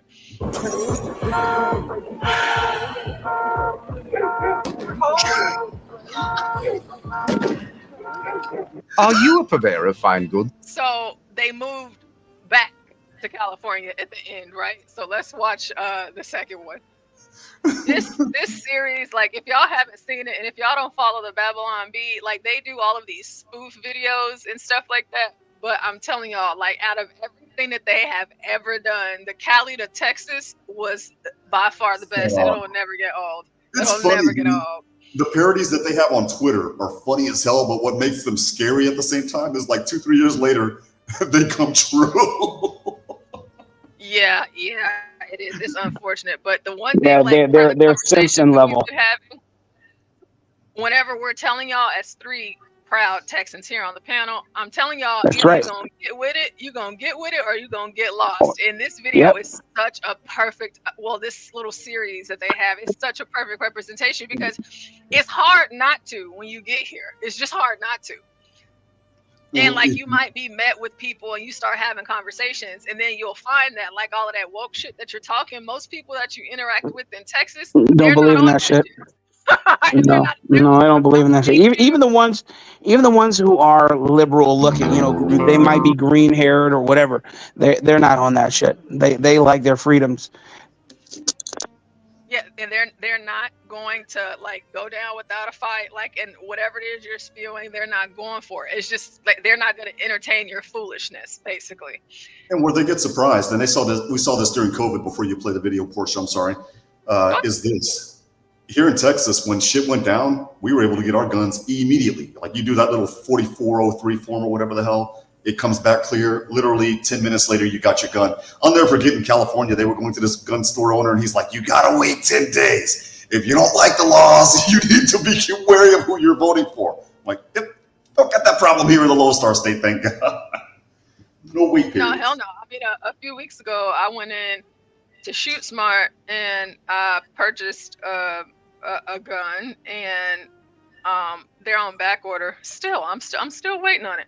However, I just walked in, told them what I wanted. Matter of fact, before I even got there, I called, and they were like, "Which one?" I gave them the item number. They looked it up. They were like, "You want to go ahead and get this going right now over the phone?" Yep. It was nothing. I was like, "Oh yeah, let's go for it." And so we started the process over the phone, and I was like, "I'm gonna come in whenever I leave work, and I'm gonna, make the payment, for it." And of course, all of the, I'm background, like they do like a soft check or whatever, but it's nothing like too extensive or anything like that. And then they'll have the weapon delivered to the store, and then you go and pick it up and you take it home, and it just is what it is. You know what I mean? And like you can get like pretty damn much whatever you want. It's great. Extended magazines. It goes to the Texas Gun Show. That's one thing. Like for folks that come and visit Texas, I would make sure that I check the calendar to ensure that I'm visiting. Because typically folks, they come to the DFW, but even if you go to Houston, because there's gun shows all over Texas all the time. Yes. That you come whenever it's a gun show, because when you go to a gun show, I promise you have never seen anything like that before. And the best place, in my opinion, as a Texan, lifelong, born and raised, the best place to buy a gun is at the gun show. And I'm talking, because I like to, I customize all of my weapons. So any customizations, plates, magazines, extendos, 30 plus for your pistol, your 9mm with 35 round, like whatever it is that you think that you do or do not want, you can get it and you can customize your gun yourself. Like it's amazing, truly. And it it's really fairly is. inexpensive. The 100 round macaroni pieces we call them for the AR-15. Woof! I better stop. Yeah, it's really not gonna lie. It's great. And for people that aren't from states that are open carry, that are like gun toting states, you might ask, why do y'all need all these guns? Why do you care so much? My answer is, why not? Why not? Exactly. Why not? There's nothing else there. You can never have too many, and for the ladies, you can have, I'm a Glock girl. I believe that every woman should have a Glock, because I feel like at the point of which you are in an emergency, you might be scared, this and that. You ain't got time to rack. All you do with your Glock, make sure you keep one in the chamber. All you got to do is point and shoot, real nice and easy, But, you can get the smallest of guns to, like medium-sized carry. And of course, there's actually like clothing stores all over Texas that are dedicated to women that sell carry things. For example, tights. When you work out, they have tights that offer pouches for you to conceal carry. They have sports bras, They have beautiful tops and gowns and all sorts of stuff. And I'm still like, I know it might sound crazy, but they literally have clothing stores for women. Or blouses. You wouldn't even know blouses. this chick is carrying a gun, but it's like right there under the blouse. Right. And man. Right, like they actually have all of these things for women. And every single time you go, like just think of a Lululemon, but like this is like a Lululemon for women that carry. Mm-hmm. And the conceal, like the clothing is just so beautiful and you can't see it at all. You know what I'm saying? So, I mean, Texas. Shout out to Texas. Clue is in the chat. Hey, Clue. Hey, Clue. So good to see you. Let's hop into this second video and then I guess we'll get back to Jasmine Crockett. But this is where it starts to get a little bit more interesting for this Californian couple. Now, remember at the end, they moved back to California, but let's take a look at this.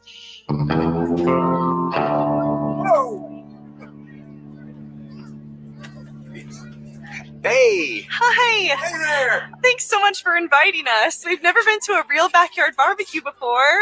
Your LA neighbors never invited you for a cookout? We never met our neighbors. You need to meet the host. Oh, yeah. Yes. Howdy. Hi. Well, howdy. Folks, this is Clay. hey, how you doing? I'm Timpani, she, her. I'm Steve, he, him. Well, Timpani, she, her, and Steve, he, him. I'm Clay. Hey, Sam. Why don't you just meet these new neighbors that we have? They're the ones that Kevin was telling us about. Yes, well, welcome to our humble little hacienda. Hey, mi casa es su casa. Oh, I know this one. Hey, Vato, go Doyers. The Latinx love me. My gardener, Javier, nicknamed me Caranito. It means he cares. Anyway, we brought a salad. It's a quinoa kale salad with a balsamic reduction. Jennifer Aniston ate this every day on the set of Friends. Well, bless your heart. I'm just going to go sit this somewhere else. Well, what'd they tell you? They are exactly like you described them. Thank you. That's so sweet. I better go check on the ribs. You two have fun, you hear? So I heard you guys moved back to California. Actually, is that true? Oh, we did. But when we got there, squatters were in our homes, and by state law, we can't evict them for months. So we moved back. That's horrible. We had no real right to the house anyways, it being on the traditional and unceded homelands of the Tongva, Chumash, and Kitch peoples. Huh. Well, we are about to eat, so we're going to say a few words. A land use acknowledgement. Grace. I don't get it. Pray. Oh, like the emoji. Oh. Just like that. All right, everybody. Why don't you guys come on over? Let's take our hats off. Let's bow our heads now. Lord God, Heavenly Father. Or Mother. We just pray. Bless this meat we are about to eat in the name of Jesus. Who was a person of color. Everybody said. Namaste. All right, let's get you guys some food, huh? Remember to take a napkin? Remember to take a napkin? You need one of those? Thank you so much for coming. You know, this line might be a little bit too long. I'll get you something straight off the grill. Oh, yes. Hey, partner, what are we working with here? Well, we got sausages, brisket, ribs, your choice. Do you guys have any vegan options? Oh, that's beyond impossible. Great, we'll take either one of those. What he means is it's beyond impossible to find a vegan option at a Texas cookout. Too bad. Oh, I guess we'll just have a bun with some ketchup on it. Really? I can get that. Great. You see the boyfriend, he like, oh, too bad. You know, I'm about to go away. The boyfriend like, I'm gonna eat this shit. You know, I tell you what, in Texas, we've talked about this ad nauseum. Brisket. I'm telling you. I mean, you want some good brisket? You come on down. I mean, every time it ain't gonna be nothing that we ever have. I don't care the household, if it's black, Hispanic, white, Asian, it don't matter. Everybody eat brisket. Yes. And I just would like to give glory and honor and praise to the Most High. Yes, amen. For the brisket, yes. Yes. Hey, Garion. It's gluten-free, right? Sure. Awesome. gonna need you to eat all of this. Feeding it to the dog, the salad she brought. I can still hear You know they're drinking Shiners, Porsha, right? Yeah. It's nice to have you. Don't get any more Texan than that. Neighborhood, just have fun. Excuse me, Samantha, have you seen my husband? He disappeared a little while ago and I'm starting to get worried. Oh, well, why, sweetie? You think this is one of those get out movie situations? Of course not. Is it? You know, I think I saw the fellas going around that side of the house. I'm sure Clay's just giving him a hard time. Okay.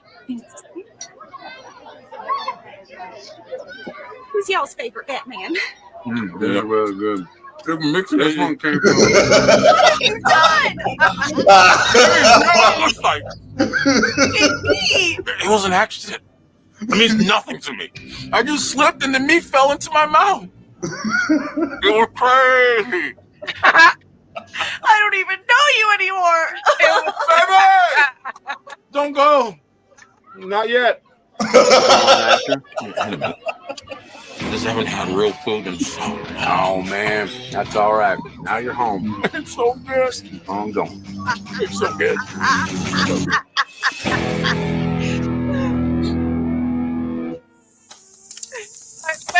Baby, don't leave. Not yet. He just over here eating. It slipped in my mouth. Oh, I forgot. So here's the ending of it. So, you're not going to talk to me for the rest of the ride home? Not when there's still barbecue sauce on your face. You know what? You're right. I was wrong. In fact, I don't even deserve to be in the car with you right now. I'm just going to get out right here and walk the whole rest of the way home. Oh, you mean right here by this Whataburger? What? I didn't even see that Whataburger over there.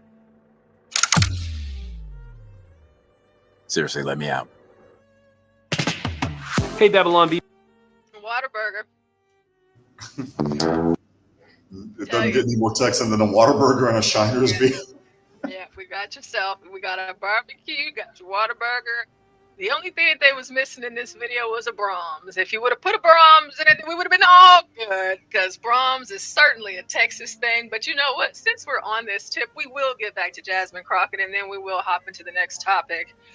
I just feel like, you know what? We might as well just go through this since I've started, and you guys might want to know the ending. So here's the third one.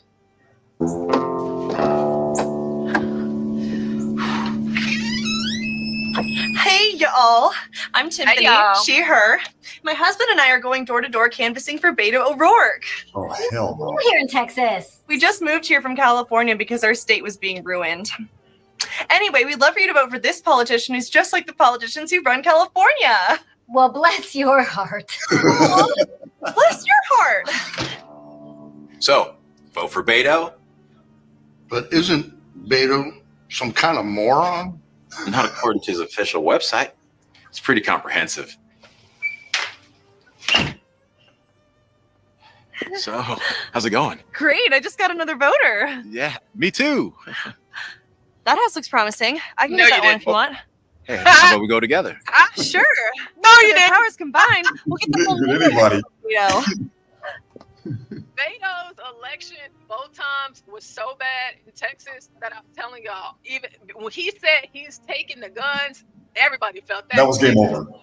Yeah, The that was game Democrats, over. the liberal, whatever that you think, everybody felt that shit. And Beto just, I mean, listen, it just wasn't even a chance in hell that he was even going to get there. He shouldn't have said that. I mean, shit. There were so many videos of Mexicans and other Hispanics going to his events and making him think that they were there for him, and they just kind of tore into him. Beto didn't have what, those of you outside of the state, what y'all thought he had. He didn't have the juice. He didn't. Not only that, but the thing was he used the term Beto, because that's the term of endearment for Roberto, to play to the Hispanic crowd. And here in South Texas, that did not work at all. Like, hi, I'm like you. My name is Beto. No, you're not. Your name is Robert Francis. You're an Irishman. Get out of here. Right. like the Kamala, the male Kamala version, trying to be something that you're not. Go sit your ass down somewhere. Yeah, exactly. Have a seat. They don't. What powers?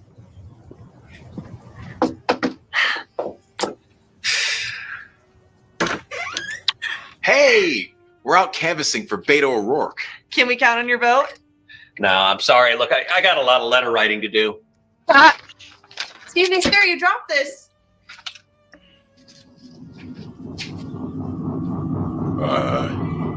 Yeah, we gotta go. Don't worry about it. I don't know what. Don't. Wait. This is the first time that he's not behind his wife. Hey, people outside. They're I wish used there to was an bossing. indoor location we could go to where a bunch of Texans gather regularly, where we can just do a bunch of canvassing all at once.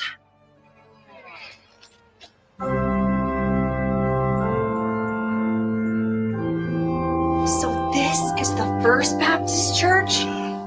So historic. Those are the kinds of things that folks outside the church might need to hear. That? Right. Howdy, Steve and Timpani. Hey, oh, we're just out here canvassing for Beto O'Rourke, and we want to know when's a good time to do that. You know, why don't y'all just come have a seat? Sure. We were just talking about some of the amazing things that Jesus has done. So to recap, Jesus takes away our sins. Well, Beto's going to take away our AR-15s. Safety first. And Clay? Yes, he's a miracle worker, and he even walked on water. Well, Beto once skateboarded through a Whataburger parking lot. Jesus escaped the shackles of death. Beto once escaped the scene of a car wreck with a blood alcohol level of 0.134%. And that's twice the legal limit. Yeah. Kind of a big deal. Okay. Well, thank y'all for coming. And be sure to stay for the potluck. Potluck? As usual, I'm going to stick around for a spell if anybody's interested in hearing a little more about Jesus. I suppose we could stay for the potluck. But remember, no meat. Steve? They already go. Steve! What are you doing? Babe, did you know the only thing we contribute to our salvation is the sin that makes it necessary? I don't get it. Vote for Beto. It's going to take all of us. This is foolishness. What? That's his campaign slogan. I can't help that it's stupid. You see, what's funny is even the black guy, that's not Steve, is making a comment because as much, I don't know why people think that Texas is still red. It's not just because of the white folks, y'all. We vote red too down here. So Same thing with the illegal immigration debate. They think that the Mexican Americans in South Texas are going to be for the undocumented immigrants just because they're Mexican Americans. Man, that's the recipe to piss somebody off really, really quick. Don't do that. real quick, don't underestimate us, all right? Because a lot of us, we don't play that at all.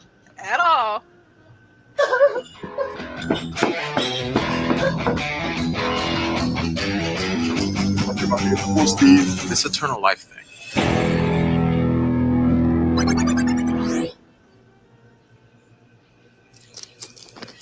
Hey, babe. I'm sorry about earlier. Just got carried away, You're just so impressionable. And it's something that we have to pay attention to because you can't just do something just because somebody tells you to do it. Oh, I see you're reading that book I told you to read. It's good, right? Oh, it's so good. Just Gotta be an anti-racist. Why do you have that same look on your faces when I caught you eating meat? Give me that book. Hey, whoa, you can't be anti-racist taking a book from a black man. Give me that book. Baby. What is this? 2 Corinthians? That's not what it looks like. Psalms? It's like you're trying to hurt me. No, babe. Never that. Hey, we're canvassing for Beto O'Rourke. Can we count on you to vote for Beto? Is that Ted Cruz? That's Ted Cruz. Can we count on you to vote for Beto? Rewind that Porsha. Really? No. It's just you're trying so hard. I wanted you to feel good about yourself. I hate for people to lose embarrassed. Ted Cruz. Hey, Babylon B fans, I have a big announcement that is not. All right, so this is the one where we really start to pick up, y'all. We're on episode 4. Things are going swimmingly. It seems like the husband is actually really getting into it, and he's eating meat even though they're supposed to be vegans. Now he's reading the Bible and all this other kind of stuff. So he's slowly becoming more conservative, and now we're going to the gun range. And let's see how they respond to this. Is this it? The GPS doesn't lie. Hey, howdy. Hey, come on over. What is this place? Gun range? I asked you guys. And yes, folks, y'all know in the chat, I always say howdy. It is very true in Texas. We do say howdy. That is not a stretch. That is not fake. That is a real thing. And that is something that we say to greet each other. We say howdy, howdy. So Comes from when the English and the Spaniards were together, and they were doing the land stuff. When they would meet up in the colonial periods, they would greet each other with "How do ye?" And then here in Texas and parts of Louisiana, they shorten it to "Howdy." Howdy. Guys, if you wanted to go shooting at the range. I thought you meant shooting like pics for my Insta. What did you think range meant? Oh, I thought like home on the range where the deer and the antelope play. Well, there's no deer here. Except for that guy. Well, and this guy too. You should try this. Oh yeah. Well, let's get started. No, we don't like guns, remember? I can't have you turning into some sort of crazy gun nut. This is not good for our marriage. We've been seeing a marriage counselor. She says my texification is unfair to Timpani. So You found a Oh, and he's eating deer jerky. So that's why she slapped it out his hand. For those of you that don't know. marriage counselor in Texas. You said what one? I said, I smell a divorce. Right. Don't worry, sir. You're not alone. Who uses the word texification. She's in Austin. That makes sense. If you guys are anti-gun like you say you are, wouldn't it be better if you could speak from a place of experience? yes. I mean, it's okay. It's cool. Whatever. It'll be. Well, I do suppose it would be good to say that I've shot a gun, so I know how bad it is. Now listen. Right, I got some good stuff for exactly. you. All right, come on over here. Come on. Ladies first. Yeah, and try before you knock it. Hey, can we get these guys started with a couple of Glock 17s? Can you hook us up? And here's your eyes. And here's your ears. Got your eyes and your ears, Safety folks. gear. That Play it seems safe. very responsible. Oh yeah, gun safety is the most important thing. Okay, let's head on in. I'll show you guys the ropes. Always keep your firearm pointed in a safe direction. Always assume it's loaded, which we now refer to as the Alec Baldwin rule. And never walk downrange until all firearms are laid on the table with the actions open. I don't get some of those words, but that also sounds very responsible. What did you think we were just going to run around here and shoot the guns off everywhere like a bunch of crazy gun nuts? No. I would never call you a crazy gun nut. But you did say you didn't want Steve to become a crazy gun nut. I don't think so. That doesn't sound like me. No, it sounds just like you. I heard you say Yeah, it. he said it.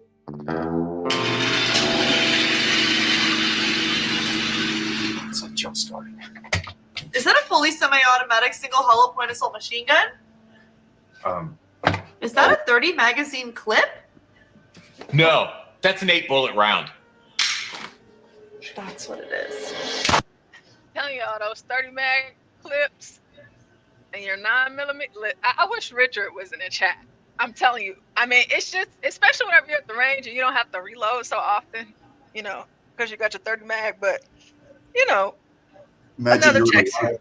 Imagine you're in a life or death situation and you're screwed because number one, you're in California, which means you have to have no more than 10 rounds, and you ran out. That's all you got, and you ran out. But at 20 more than that, when you're in Texas and you can let loose and Swiss cheese, it's certainly what you'll make out of that person. And the church said, Break yourself, fool! I'm going to start this over so y'all can see how he's shooting. So pay attention to how the black guy is shooting and holding his weapon, how he's operating his weapon, and then pay attention to how she's shooting and operating hers.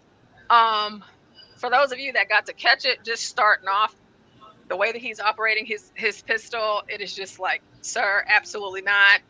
You don't have any controls. You're not grounded. I can already tell by the way that he's shooting that he's not standing correctly, and the way that he's aiming, he's not positioned, and he doesn't have his feet firmly locked into the ground. So whenever he experiences that pushback, it's not causing him to move. Therefore, it's not causing his pistol to go up in the air, because he doesn't have a strong control over his weapon. But then whenever you see her, she has some pretty good control, and you know that makes a difference. Safety first. The round. That's what it is. See how he's flying up? See her? That's Break control. yourself, fool. We don't do that here. All right, all guns on the table. Let's see how we did. Hey, Steve, I'm pretty impressed over there. Did I do well? Well, it looks like you missed every shot. Quite an accomplishment. Where'd all my bullets go? We don't know. We only know where they did not go. That would happen all the time for beginners and all. No, never seen that before. I'm not even with beginners. I went looking. Timpani, actually, you got all your hits on the paper. Really? Even some of Steve's hits your paper. That's impressive, Steve. Never seen that before either. I didn't think it would smell so much. Oh, that's the gunpowder. Well, I don't like guns, so I definitely don't like that smell. Well, all right, folks. You want to go again? Yes! I mean, yeah, it's cool. No, it's cool. Getting into it. This is not how you shoot a weapon, folks. This is not how you shoot a weapon. But again, from California, first timer, black guy, it's fine. Watching this video the first time and watching him shoot made me so damn nervous. I'm like, oh my God, I would not even want to be at the range with somebody that's shooting like that, because listen, but you can tell whenever you're looking at both of the bodies, her position, her stance, she has some control. He has none. He just shooting, he just out there. Gun safety, folks. Nate, because he ate too much vegan food. Nate said he black. He black and he watched too many movies. That one side. Troll says that side shot crap is something my cuz did the time we was told to go kill a gator in a pond that had killed one of our cats. Yeah, that side shooting, that ain't it. That ain't gonna get you far. It ain't gonna get you nowhere quick. Well, looks like Steve missed every shot again, but Timpani hit every shot, and there's even a couple in the bullseye this time. Oh, but Steve, none of your shots hit Timpani's target this time, so you're getting closer. Or even further away. Nabbit! I really thought I was getting the hang of this Texas thing. Well, you said dag nabbit. That's something. It is. Well, handguns are the hardest ones to shoot accurately. You know who else says dag nabbit? Garion. So does people. Garion says dag nabbit every other word. That's for sure. You guys want to try some ARs? I guess we can give it a try. Let's do it.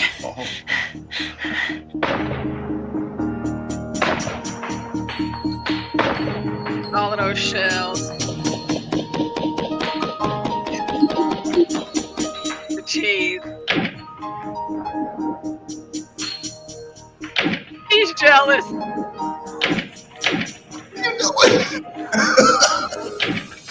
Nabbit. Missed them all again. Well, Temp, you should be relieved. There's no way I'm going to become a gun nut now. But Good. These AR-15s are just wrong. There's no reason that anyone should have a need to own one of these things.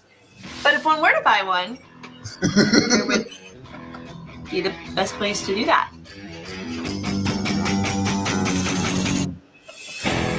All right now, that's text 9. I'm telling you. So what kind of good is that? It's a price gun.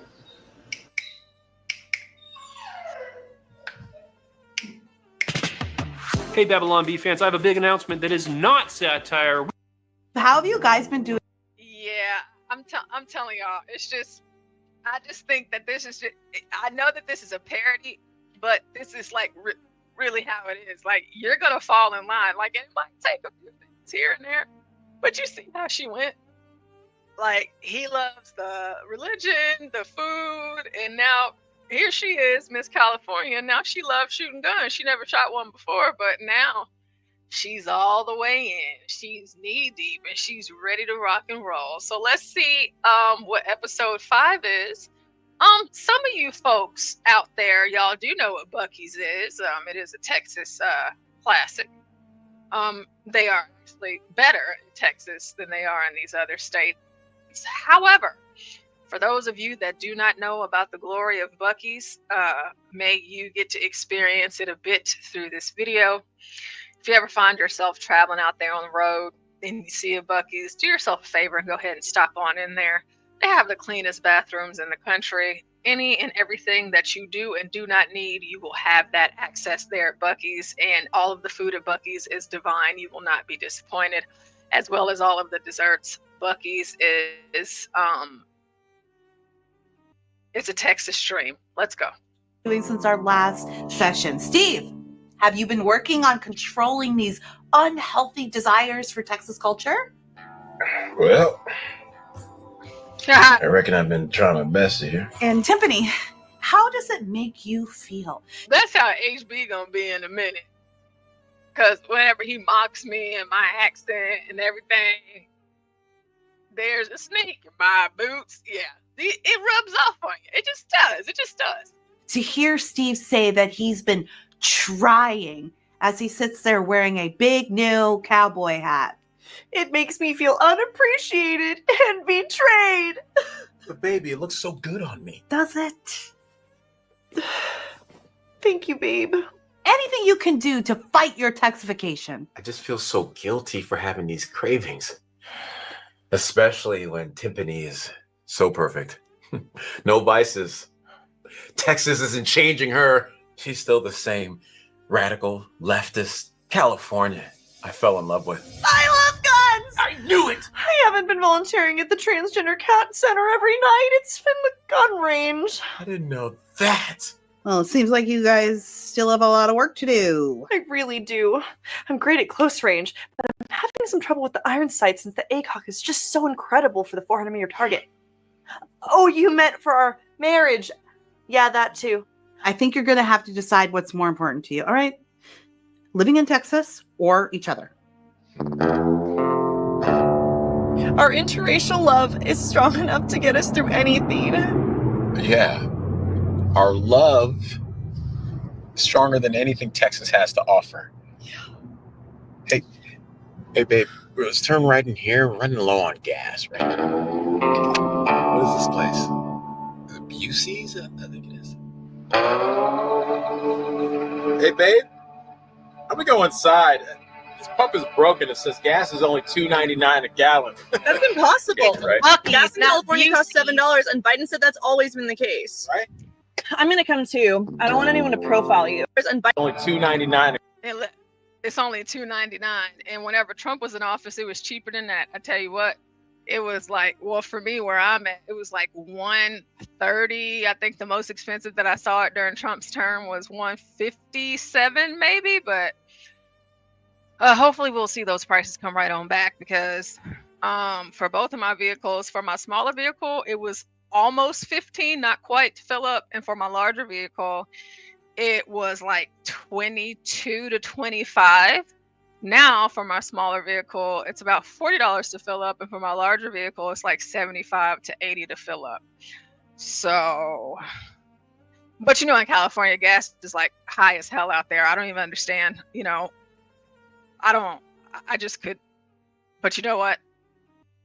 Whatever their wages are to match the gas, but gas is typically not expensive down here as it is in a place like California, but Tennessee always has the best gas prices, that's for sure. a gallon. That's impossible. Right? Gas in California costs $7, and Biden said that's always been the case. Right. I'm gonna come too. I don't want anyone to profile you. Hey, Clay! Hey, Stephen Timpany, what are you guys stalking me or something? Hey, why aren't you wearing that hat that we picked up together? Hey, what are you up to? Oh, I'm just getting myself some dinner. At a gas station? Oh, this is far more than a gas station. You ain't never been to Buc-ee's before? No, but I like the chipmunk though. Seems very friendly. It's a beaver. All right, anyway, I got to get going. You two have fun. You know, you should shoot one of them Tic Tac videos. You know, the China one. Yes. You do dinner that. at Buc-ee's. I'm gonna go use the all-gender bathroom. I hope there's not a line. Oh, there won't be. There won't be. There won't be. He ain't lying. I'm telling you. I think they might show it in this video, but Buc-ee's, I'm telling y'all, it's never a line. There's never a wait. It is so clean. It's just, when you're traveling, it's just the best. It doesn't get any better than Buc-ee's. But let's keep going so you guys can take a look and see. And of course, I'm pausing because this is the Babylon Bee, and I'm not trying to get up out of here. So let's keep going. Hi, welcome in. I feel so welcomed.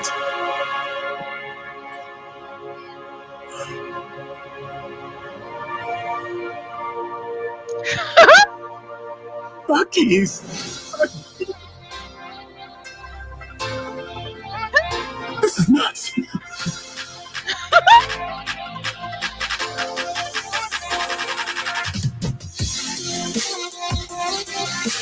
Jerky, jerky, jerky.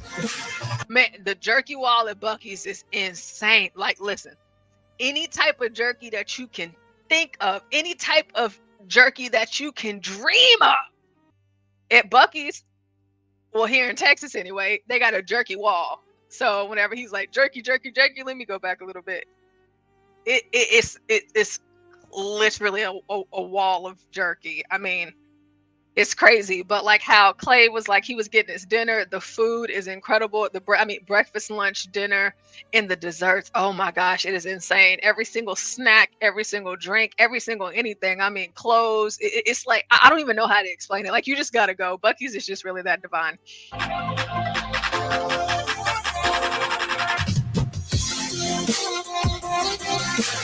Jerky, jerky, jerky. Bucky onesies for one day. Bucky umbrellas. Oh, Bucky. When I look into his smiling eyes, I just can't help but be happy. It's like being inside joy. As if joy was a tangible thing that I could wrap around me and hug like a blanket.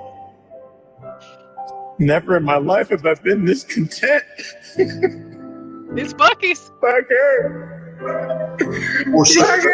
Eyes are off the chain. And Buc-ee's is not even expensive, y'all. So if you go down there, you get you some. I mean, I guess it just depends on whatever you want. I mean, the tacos are phenomenal. You just can't deny them. You know, you get yourself some brisket. You can get some fudge. You can get some sauce. Like whatever it is you think that you want. Oh, they even got boudin. Like, I mean, Buc-ee's is so good and everything in that, and their customer service, it's like Chick-fil-A workers, but at a gas station. Yeah, phenomenal. Not only that, but they have other stuff. Like I bought, well, again, the apple pies are off the chain, so I had to get an apple pie. But I also got this battery. It's like a car battery, a power inverter. You plug it into the cigarette lighter of the car, and you can hook up your laptop or anything else to it. I bought that bad boy 10 years ago. Still works till this day. Yeah, I bought my for my tires. I got my portable pump for my tires from Buc-ee's. Like, you know, just in case you find yourself in a pickle. I mean, Buc-ee's has it. When I tell y'all, I'm not lying. They have everything, anything that you think that you might need or don't. Just being like out on the road and you need something, you go to Buc-ee's, you'll find everything that you need. I promise you. I promise you that you will. And of course, there's gas. So. Well, not to sound gross, but their restrooms are also just as immaculate. Oh yeah, that's what I was talking about. Yeah. So like, she was like, she's gonna go to the restroom, and hopefully there's not a line. And Clay is like, there won't be. There won't be. And I was telling the chat, like, there'll never be. You'll never see a line at Buc-ee's ever. It's that many restrooms, but they have been voted for like the last 10 years like the #1 cleanest bathrooms in America. I mean, like they're so clean. It's just so nice. They always have everything stocked. You don't have to worry about things being out. Like, hey, this is missing tissue, or oh, this is missing soap. Anything. It's just divine. But I did want to say, because I see one of my favorite people in the chat. It's Bob. Bob. It's Bob. Hi, Bob. Hi, Mrs. Lisa. I love Bob. And we also have Trackable. Hey, Trackable. Happy Saturday night to you too. Need to get you a Buc-ee's, babe. Yeah, you do, Nate. You're not wrong. Buc-ee's, babe. Yeah, if you go, you got to get you some merch. Let folks know you've been. I have. Oh my gosh! Every single time we go, we always take pictures. It's pretty ridiculous, but you know what can I say? So we'll finish this one, and then we'll hop back into Jasmine Crockett a little bit, and then we'll go on to the next topic because we're coming up on 5 hours. This California fire stuff. I wasn't expecting it to go this long, but hey, I guess, the show's just flowing and, we're just covering things. So let's watch this and then get back into that crazy witch. Right, I'm home. There's hot and spicy jerky, there's teriyaki jerky, turkey jerky, Jamaican jerky. Steve, who are you talking to? Babe, they have so much jerky in there. They have pepper jerky, they have black and pepper jerky, and they have lemon pepper jerky. Not that I would eat any of that. Okay, enough about meat. Do you know that they had 80 bathroom stalls in there? And the entire bathroom is cleaner There than she is ours with the apple pie. Right. 80 stalls. I mean, I don't know, like 80 stalls, like some Buc-ee's, like depending on which one you end up finding yourself and texted, they have over 100 stalls, and that's for the men and the women. It's crazy. But like I was telling you guys about the jerky wall is serious business. And I don't know about y'all. I mean, between your beef jerky, they got turkey jerky, they got deer jerky. I mean, it's more jerky than you can ever imagine. But the whole jerky wall at every Buc-ee's is divine. And for those of you that like jerky, you find yourself getting it in Buc-ee's, and it is so good. I don't know why they have like the best jerky I've ever had. And then it looks like she's eating something that she shouldn't be. She's eating an apple pie. The biggest Buc-ee's that I went to, Porsha, was near Waco. And yeah, that Buc-ee's had bathroom stalls for days. Yeah, that Buc-ee's, yeah, that one's pretty big, yeah. There's another one like heading out to Lubbock. I'm trying to think. But you know what? Actually, that might be the same one. There might be one in Lubbock that is bigger because Lubbock, that's corporate headquarters. That's where Buc-ee's was created. Well, it's not the one that I'm thinking of. It's not in Lubbock, but it's on the way to Lubbock, going through Waco. So I'm pretty sure we're talking about the same one. My sister, she lives out there. But yeah, Buc-ee's is pretty great. Let's see what she's eating. Cleaner than ours at home. Even since I started making you pee sitting down. This place is amazing. Plus, I found this jalapeno cheddar collage. Is that gluten-free? Uh-huh. Is that meat? No. Do not take this joy away from me. I love this dog. Me too. And even though I don't have a gun, everyone else in there does. Right? No one's gonna rob this place. I feel safe. I think I'm gonna get some more jerky. And that's the deal, folks. If you don't have your gun for whatever reason, you should always have your gun. But in the event that you don't, in Texas, someone else always will. So you ain't got to worry about it. If somebody tries to come in and pull some shit, it will be handled. Don't F with Texas. Expeditiously. Don't you worry. Let's see what this ending is here.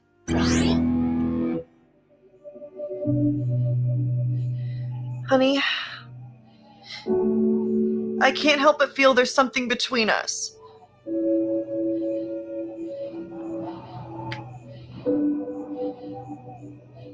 Wow.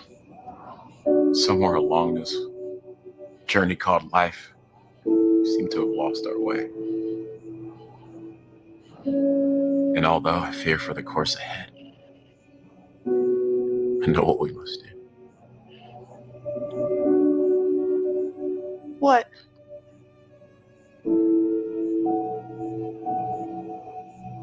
We have to move back to California.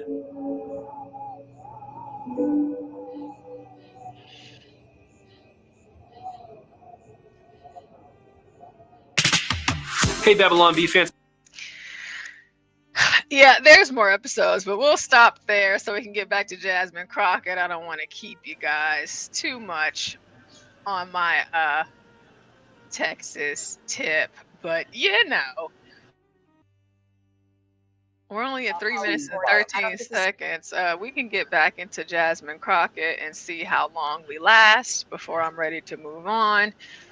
For those of you out there that want to see all of the coverage of the people that were actually starting the forest fires in California and other footage, please go ahead and follow Juan on Twitter. I'm about to drop the link to his Twitter. You guys make sure you get out there and show some love. He has all of the things that you need to see. This is going to be our final wrap up for the California forest fires with this Jasmine Crockett, and then we'll move on to the next thing. It's about California Democrats, but I do think, to the Congresswoman's point, it's very telling that whenever you're talking about a woman. I do want to apologize to you guys before we get back started. I'm going to mute myself and I'm going to pray and ask God for strength so that we may actually make it through this. Because y'all know whenever I listen to liberals, especially liberal Black women, it just kind of sets me off. But we're gonna go. We're gonna try. The fire chief being a woman or the mayor being a woman, it's always DEI. Why does DEI not ever come into play when you're talking about a white man? No. Let's be clear though. It's not. It's wonderful that the fire chief is a woman. I don't think DEI is not for white men. You dumb I don't bitch. care what gender she is. I don't care who she loves. I don't care what pigment her skin is. If she's willing to go save somebody's life in somebody's house, good on her. The reason Scott brought up diversity is that just like your budget tells people what your priorities are, what you talk about in your bio, what you talk about on your website, what you emphasize in recruitment helps people understand what are your priorities in the organization. They are putting their lives on the line. And they're incredible. As we speak. And they're incredible. Okay? And they should welcome the political leaders are, the firefighters are. The question is, are they qualified to put The ones their who are lives on the recruited, line? the Black Come on, ones, the brown ones, the women, they are all there on the line. A kind of business note here, Congressman. President Trump has raised the issue of FEMA not having enough money, et cetera.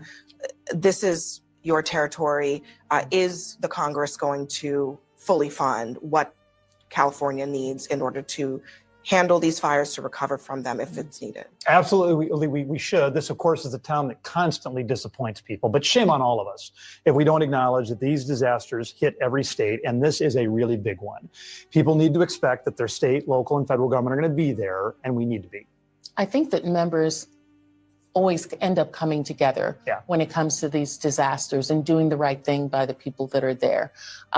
What really becomes the glue that puts it all together is the actual execution of the resources. And that's something that I think members of Congress need to do a much better job about, is making sure that the money gets on the ground to the people who need it the most in the manner and the speed at which And they just need it. in December, we did together, Republicans and Democrats, refill much of that disaster fund.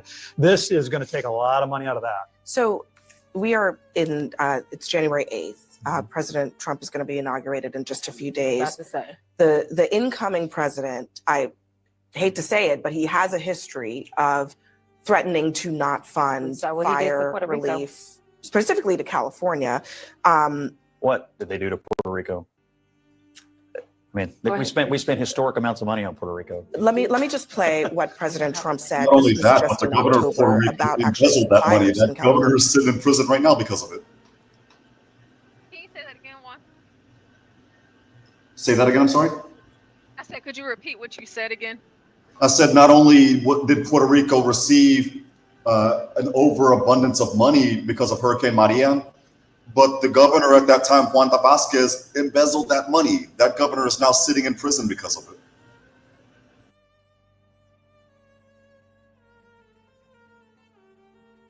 Yeah. Okay. Because you cut out for a little bit. You said the governor is now sitting in prison because of it. Yeah, because they embezzled the money. Can you hear me? But you know, Yeah, I can hear you now. You know, they don't want to talk about that though. They don't want course to not. talk about that at all. You know, they want to leave that part out, you know. Let's just use what we can to make it seem like it's something else that it's not. Basically, it's the everybody's fault but mine type thing. Let me go ahead and throw up the Right. smoking mirrors. Exactly. And it's just like go sit down somewhere. Okay. We don't have time for this. Let's see. We're going to take care of our farmers. We're going to take care of your water situation. And we'll force it down his throat. And we'll say, Gavin, if you don't do it, we're not giving you any of that fire money that we send you all the time for all the forest fires that you have. Yeah, the only thing that I would say is let's that go ahead and cherry I would pick. feel more comfortable if we decided to send additional resources to FEMA now before he is sworn into office. So my challenge, my charge to the newly elected they Speaker of cannot the House use it is correctly. let's get a bill on the floor. Let's come together just like we came together when it dealt with Georgia and North Carolina and Florida. And let's make sure that California has the resources without delay, and make sure that there is no playing politics, because if you trust what he says, he is You're already playing made it clear politics right that he now, likes bitch. to pick and choose who it is that he wants to support. And while the Congress may come together, I don't know what he's going to do with the veto pen. What So he's, I what think that he's we should doing get is done. saying, I will give you the money on the condition that you do certain things. If you don't do certain things, one of them is forestry management. The thing that I talked about in X a couple of days ago and got ratioed to hell. If you don't provide proper brush management, you're not getting the money because we're just throwing the money away. That's all that he's saying. Right. Which makes sense. Nate, is this chick retarded? Yes. I would have to say no. She's not retarded because that's actually being mean to the retarded people. She's worse.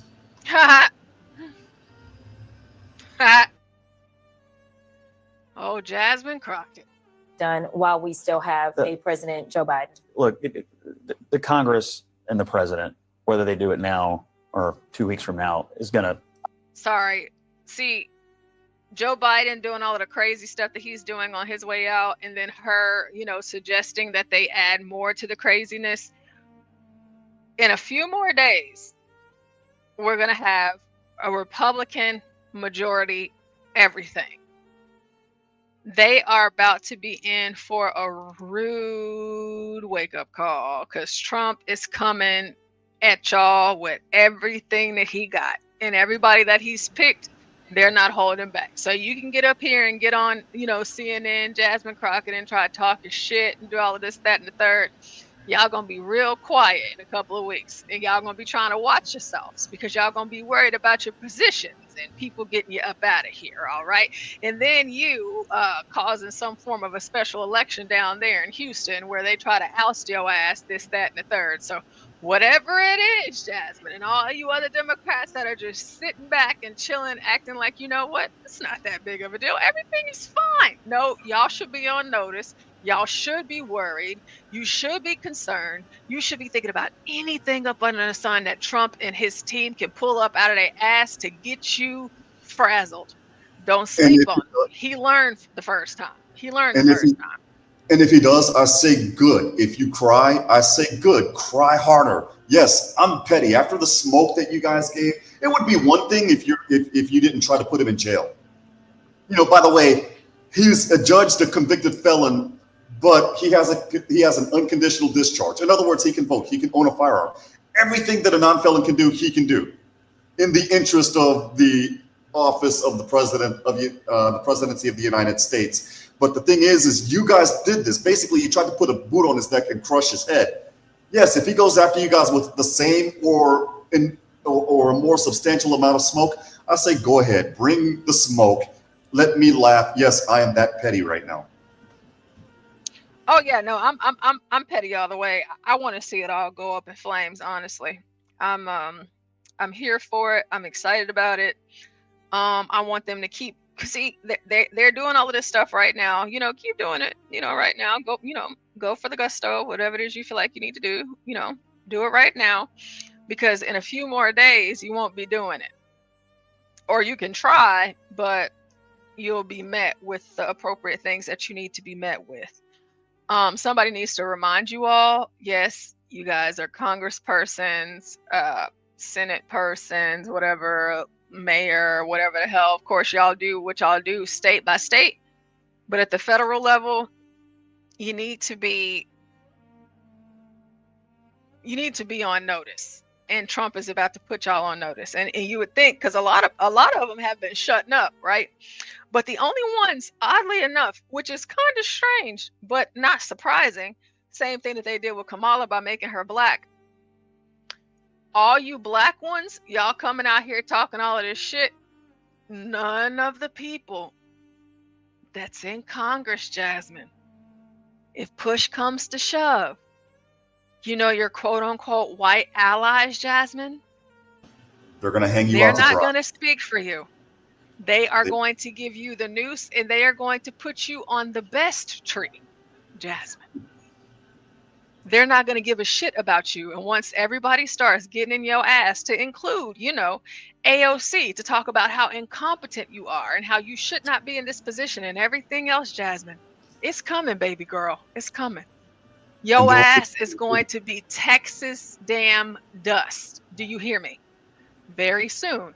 But you keep on thinking that these people are there for you. You know how y'all try to tell, us black Republicans, the conservatives, they don't care about you. They don't this. They just using you. You see, the difference between a black conservative and a black Democrat like yourself is that we don't have that expectation.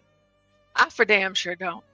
I don't have that expectation out of the white folks. I've played videos for you guys of me speaking to white folks where I was invited and paid very nicely to come and speak, to tell white folks, I ain't your fucking lapdog and I'm not doing it. All right. So whatever it is y'all was expecting to hear tonight, I ain't giving y'all that shit. I have played videos here for you guys. I've done it. I might play another one today just in case some of y'all didn't see it and maybe some of you forgot.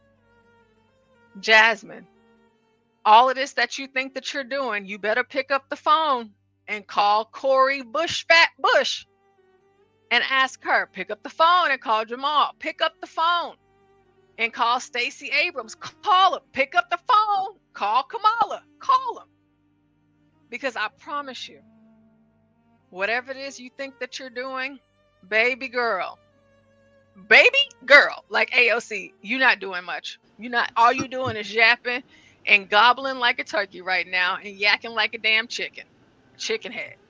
That's all you are, Jasmine Crockett. Go ahead, Juan. I wasn't going to say anything. I was listening to you. I was about to say preach. That's all. I'm just saying.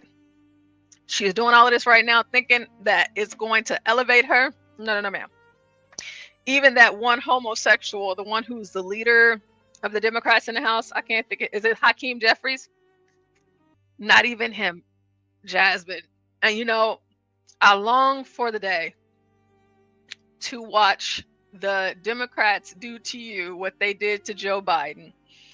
But yours will be so much sweeter because you think that you are so much more than what you actually are. And the Republicans aren't going to be the ones to tell you that and show you that. It's going to be the Democrats. Because while the Democrats are out here losing and they lost, they got their asses handed to them, whipped. And we went over a couple of nights ago how many major cities actually flipped red. AOC has changed her tune and she's trying to sound like someone who's more moderate. Like I tell you guys, do not trust this shit.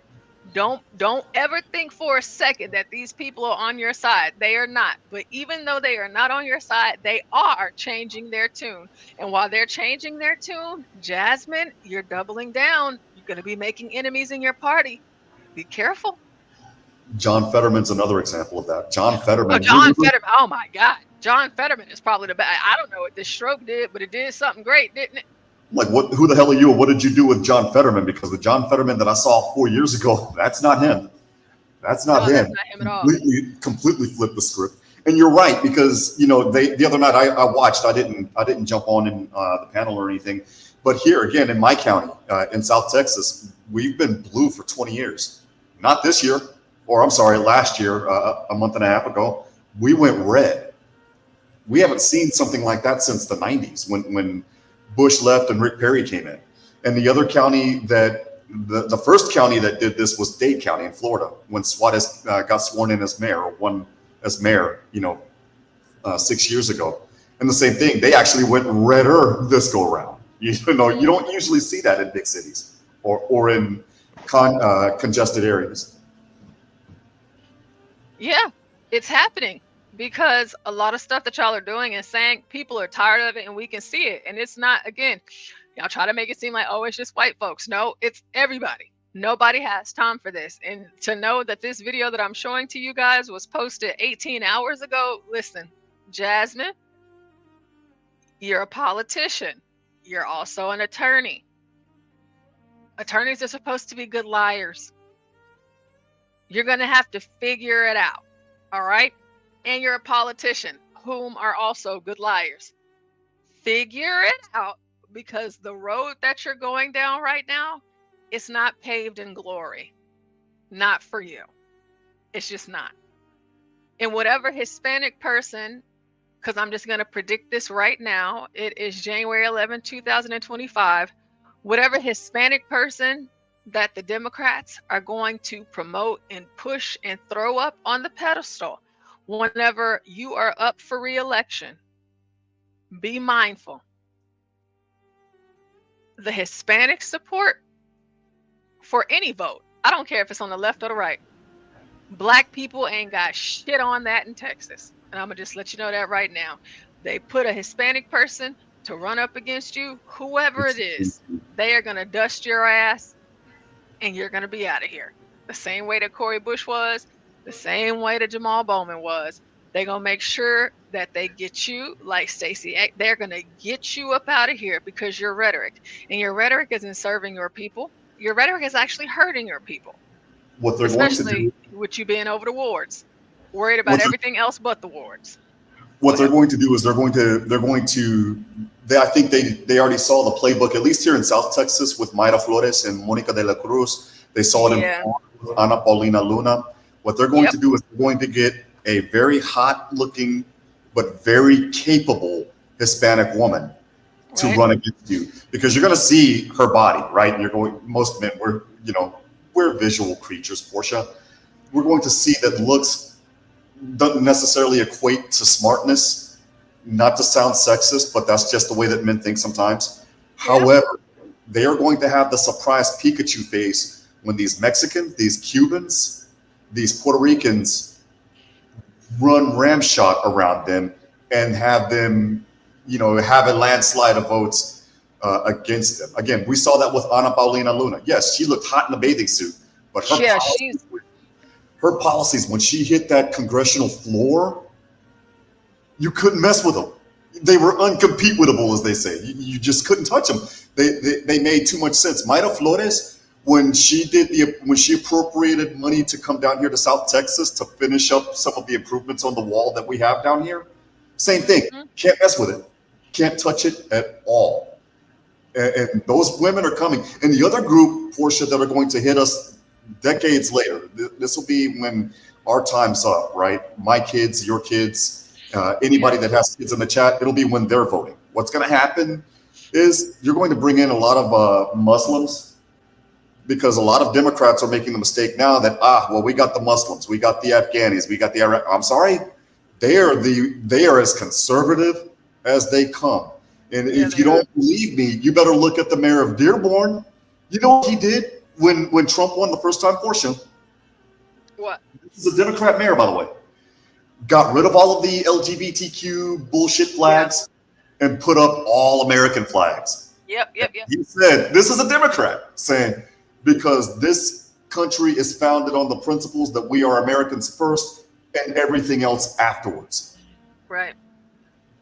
They're going to switch to the Republicans as well. And the moment that happens, if the Democrats they're not going to have a leg to stand on. the left is so far gone. Like, you know, there's no more being reasonable with them. And whenever I made the statement that I made earlier about Jasmine Crockett versus AOC, and I said that AOC is a better politician than Jasmine Crockett, and that's saying a lot, because even AOC, and yes, she has been, you know, in the House longer than Jasmine Crockett, and so maybe, you know, this is Jasmine Crockett's second term. Maybe she needs a little bit more time. But what you learn as a politician is that you go with the flow, you go with the trends, and you know, you may not agree with the shit, but look at a lot of these Democrats across America now. They've changed their tone. And the only reason why they're doing that, you know, like the Stephen A., you know, even people that aren't even politicians, but the political commentators, they're changing their tune because of this election. And so they're trying to change it. And they're like, oh shit, the country is actually more moderate, conservative than they are far left liberal insanity. And so y'all are going to start changing the way that y'all talk so that y'all can appeal to the voters, so that y'all can still get votes. But, you know, for the stupid people that would vote for them, I mean, I wouldn't trust them as far as I could throw them, because I know it's all bullshit and I know what y'all are doing. However, Jasmine should be changing hers, but she's not. She's going to double down like these other blacks that are in these positions and think that just because you black, that is going to make a difference. All of that shit's done now. It's done, especially for the next story that we're about to get into. All of it's done. It's over for you. Let it go. Just She let it needs go. to pay attention to Cori Bush and take notes on how Cori Bush ended up out of Congress on her ass. Flat on her ass. You know what, Cori Bush? Again, I'm calling it right now. She's done. Her career in politics is over. Just like Stacey Abrams and Jamal Bowman. They're done. So, you know, I would say good luck, but I don't wish you any luck. I hope that nothing good comes to you. Whatever it is that you end up doing, whatever your grift is, maybe you'll become a college professor or whatnot, but I don't have anything good to wish for you or hope for you. I hope that you spend the rest of your days suffering as much as you've made the people that voted for you suffer, and as much as you made the American people suffer, because you are a piece of shit. Porsha, talking about that, you just made a good point. I don't know if you realize it or not. You notice that no black congressmen that are on the Democrat side are lobbyists. Nobody. Yeah. They're not going to go to K Street. They're going to get a $60,000 a year job as a professor at a bullshit college, or possibly an HBCU, as being a pat on the head. There, you played the game for us, sweetie. Now you go ahead and be a professor. Yeah. Yeah, because we used you, we got what we needed out of you, and so now we're moving on. Exactly. Now we're moving on. And, you know, again, Democrats will say all day, you know, well, they do the same thing with black Republicans, black conservatives. You could say that all day long, and I hear you. However, for whatever reason, black conservatives, once they are elected into office, they serve for a very long time. They do a very great job. And even if they get voted out, you ain't got to worry. They have another position waiting for them. And they don't have the same sort of scandalous ass, you know, blogs, headlines that y'all do. It's just unheard of. You just don't hear it. Now, of course, you have with Mark Robinson out of North Carolina, but that story went away so damn fast. It went away faster than it came. You know, we understand the games that y'all like to play with black Republicans and shit like that. We get it, but I'm really just being straight up right now. Well, not only that, but he's still Black popular. Republicans, he still is popular. Black Republicans have everything to lose, while black Democrats have nothing. We have everything to lose by even coming out and saying that we're Republicans or that we're conservatives. Everything to lose, because at the moment that we do that, we're no longer black. And so we're supposed to base black on Jasmine Crockett. I'm going to tell you right now, she does not represent me. No, fuck Jasmine that. Crockett, she couldn't even sit down, and even though I ain't got shit to do with dirty ass Houston, she couldn't even sit down and have a debate with me and look good. She couldn't do it with me right now. With me right now, present day, January 11th, 2025 at 10 o'clock p.m. She couldn't do it. I'd ruin her. I would destroy her. Really, I really would. I would make her look absolutely silly. And I wouldn't have to insult her physically like Marjorie Taylor Greene did, but I would upend her. Marjorie, you can't handle it. Marjorie Taylor Greene buried her, didn't she, Porsha? I felt like they both had their fair share on that, but you know, Marjorie Taylor Greene, you know, like the tit for tat, it is Marjorie Taylor Greene and Jasmine Crockett. And Jasmine Crockett, she is from St. Louis, but even though she is, I'm telling you, she wouldn't last long with me. But they don't sit down and talk to black politicians that are on the other side of the aisle. They get on stuff like this CNN here and tell you how black women are the most educated women in the United States of America, the most educated demographic in the United States of America, and try to tell you all this stuff about black folks and firefighters, this, that, and the third shit that nobody cares about. I already told you guys the percentages of firefighters and paramedics, black people. It's not even 5%. It's like less than 4% across the country. So I don't even know what your argument is, because there is none.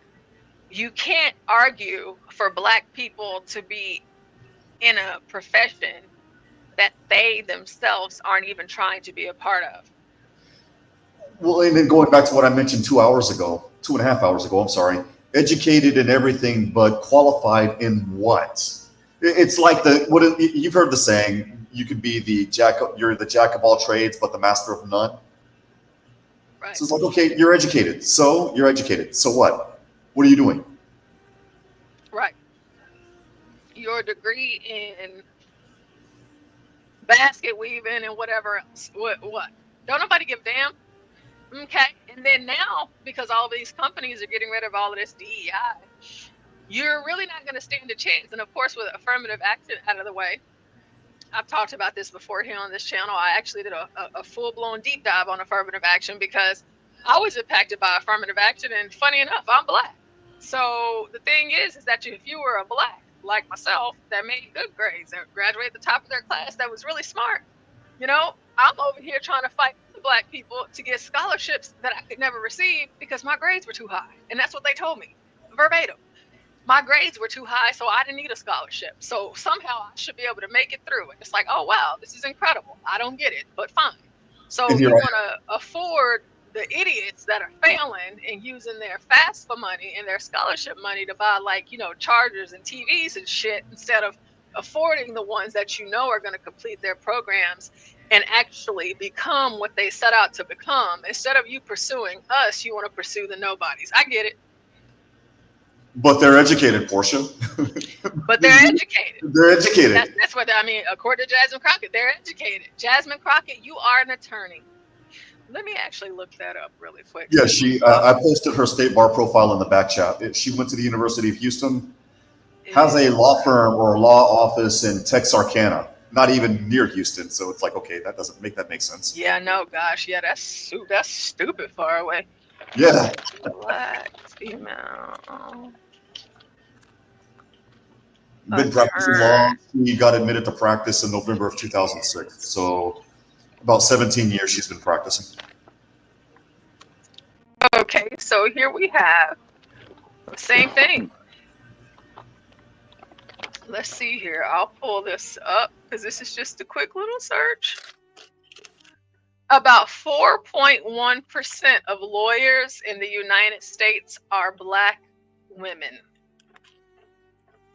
This is a small percentage compared to the 13.4% of the United States population that identifies as black or African American. But of course, this is Google, so they're not going to fail to list. Black women face dual discrimination in the legal profession as they are both black and women.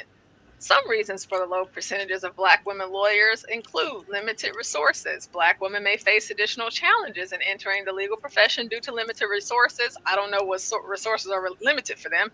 Low representation at the partner level. Black women make up less than 1% of all partners at U.S. law firms. That sounds like a black woman problem. Just as I said with what I was talking about, or I can't even remember what profession I was talking about. Oh, firefighters. Black people aren't like, see, whatever you say that black women are the most educated, you have to ask yourself, okay, so how damn educated are we talking? Kamala was an attorney, Jasmine Crockett is an attorney, but most black women aren't going to school to become attorneys, just like most black people and women aren't going to try to become a paramedic, an EMT, or a firefighter. Okay? And if they're lacking the resources, the question then becomes, what are the resources that you're lacking? Like when I went to law school to prep for the bar exam, we had a program called Capstone. And most law schools have similar programs. And then, of course, there's Barbary. If you're in law school, you get a discount on that. There's Kaplan, PMBR. There's Adapt the Bar. You know, there's a whole bunch of services that are out there ready for you. And then the second question is are you saying that the limited resources contributed to you not passing the bar? So then the question is what is the bar passage rate? North Carolina Central University, it's an HBCU, in 2016, got put on academic probation, and then their law school got forced to close. You know why, Porsha? Guess what their bar passage rate for the state of North Carolina was from that law school? Oh, what? 0. I shit you not. Out of the 57 test takers, nobody passed. That's nuts.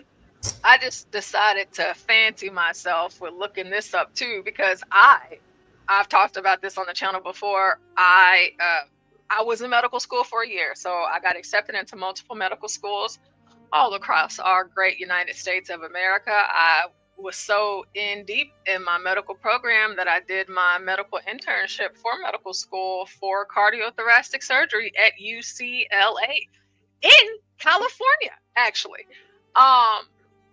I can remember when I first started my program, there were a few Black people, but by the time we get near our end, I was the only Black person. But I've told you guys this, my mother, my own mom, my mother is a doctor. 2.8% of physicians in the United States are Black women.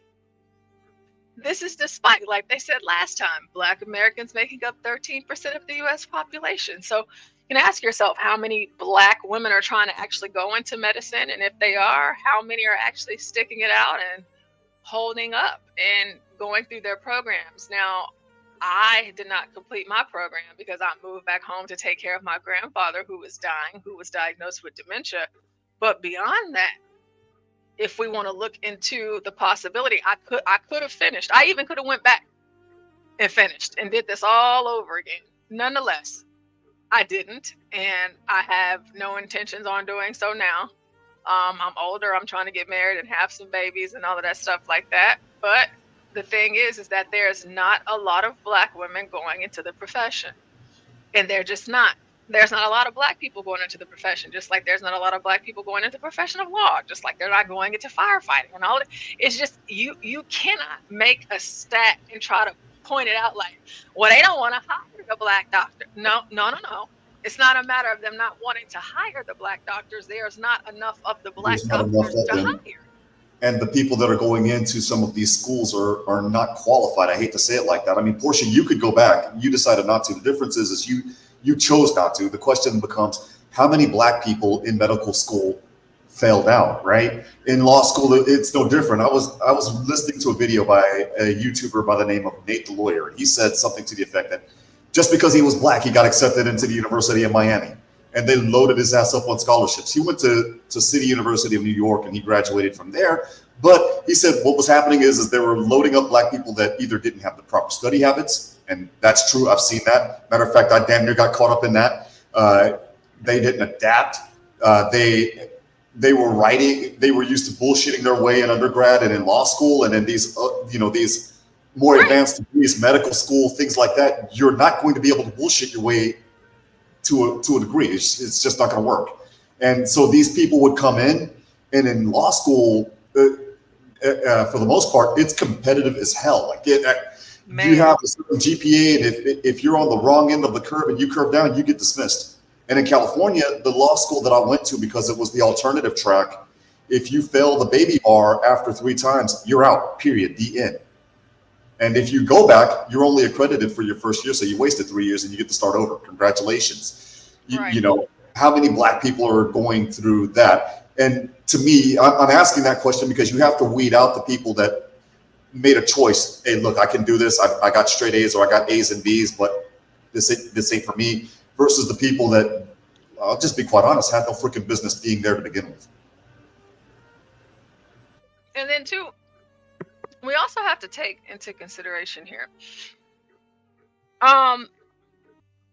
Back in my day, even though y'all know I'm young, but still, because so many things have changed, even between the LSAT, the MCAT, the PSAT, all of it. They even went so far as to lower the scores, the percentiles. Yes. What you scored when you tested. They even went so far as to do that, and they're still not Still not passing. passing. Same They're thing in still not California. passing. The same thing They in lower California. the scores. Yeah, the same thing in California for their bar exam. By the way, TMUG, I'm not licensed yet. I'm studying for the bar exam. And yes, I'm one of those that didn't pass.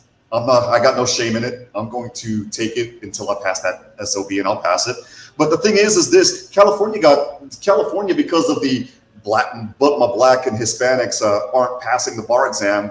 Mind you, more Mexican Americans and more Mexican nationals are passing that bad boy on their first try than white people and Asian people. Make sense, right? But they got so far as this to say, you know what, we're going to lower the cut score from 1440 to 1390. And to me, okay, I'm not necessarily, I may not have passed the bar exam, let's say, but Porsha, that to me was an insult. And the reason why it was an insult is because when I went to law school, I knew that the track that I was on was a lot more difficult because it was an alternative track. I went to school online. The only state that allowed online law schools was California. I knew that I had to take and pass the baby bar. I did that to continue law school. The IMPRE was a joke. I got a 92 on the IMPRE. You needed an 86 or higher in California. And I knew that I needed to make the cut score 1440. And then for California to say, well, not enough people of color are passing the bar, so we'll lower the cut score. Right. You made it. You cut it short for me. I'm doing everything that I can to make it up to what we call the D- range, so that I can make the cut score and become a licensed attorney. How dare you hold my hand and wipe my nose? I don't need you to hold my hand and wipe my fucking nose. I need to do it. It's me. I can do it by myself. Right. I'm that I type don't of need you person. to make anything easy for me. The first time I took my MCAT, my first and second time, because I wanted to be in the 100 percentile whenever I took my MCAT. And so my first score I got a 511, and my second time I got 520, and my third time I got a 528, and that's the highest score that you can get on an MCAT. On an And MCAT, this yeah. is after they lowered it. But I just wanted to prove it to myself that I could, because I busted my ass for 6 years in college to get to that point in my life to where I could do so. But, Same I here get with the LSAT. accepted. I got all my stuff going on. I'm in my first year, everything else. But then I'm coming to find out, whenever I stepped away and I moved back home to Texas, because I was still thinking of pursuing medicine. I was like, maybe, I'll become a PA, whatever, and I'll specialize. My focus will be cardiothoracic surgery, because that's what I've always wanted to do, whatever. And then come to find out they've lowered the standards. And I was like, well, what's the damn point?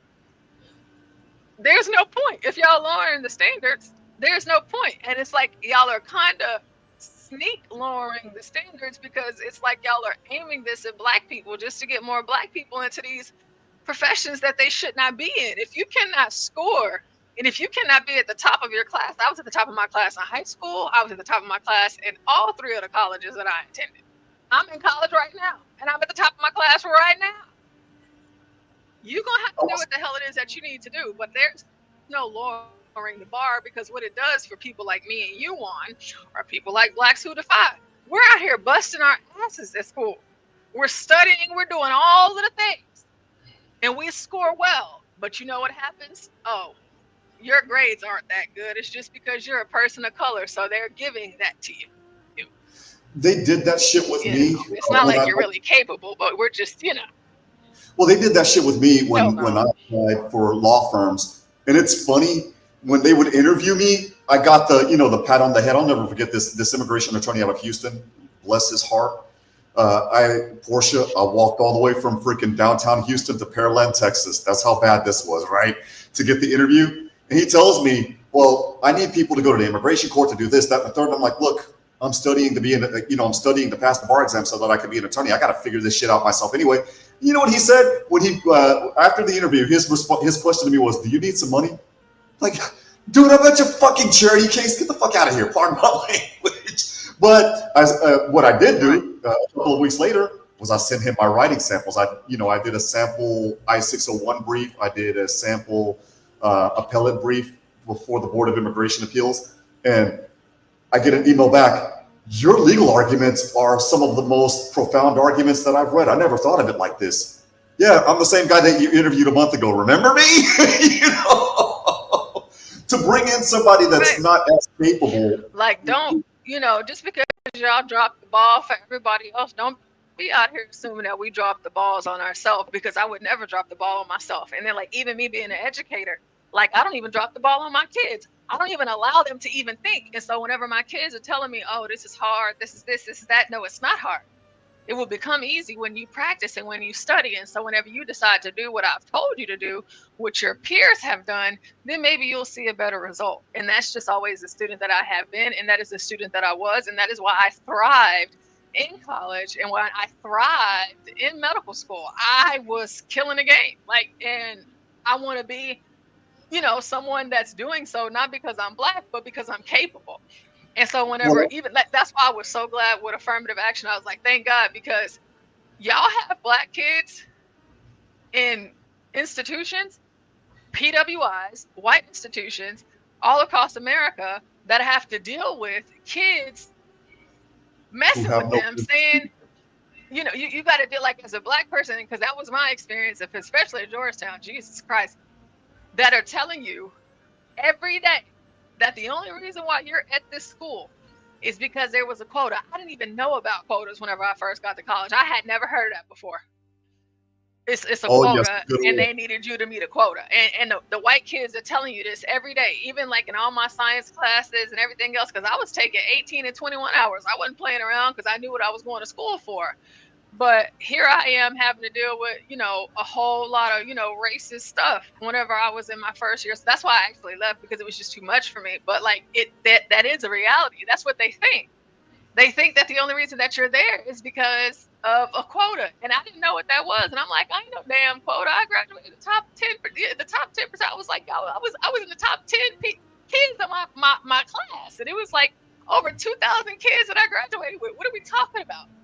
I ended up becoming the token, and I ain't nobody's damn token. I'll tell you that right now. I'll never be a damn token. I'll never be nobody's token.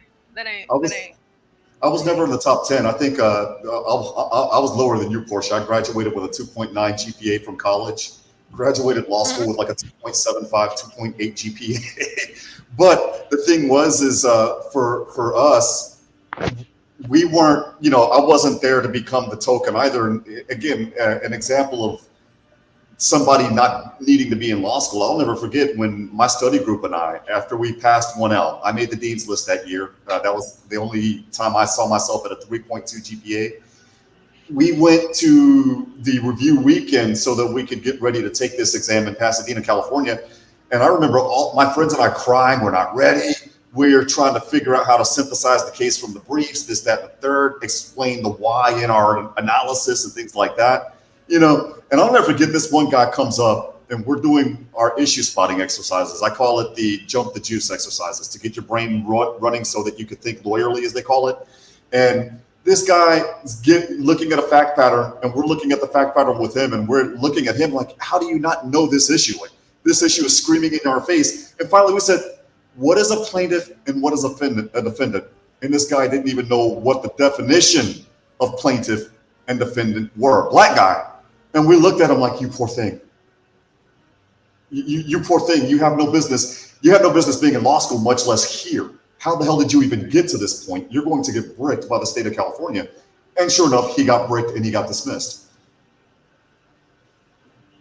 And that's how the process should be for everybody. Like, these are professions. Like, you want to put the work in. Like, what are we doing?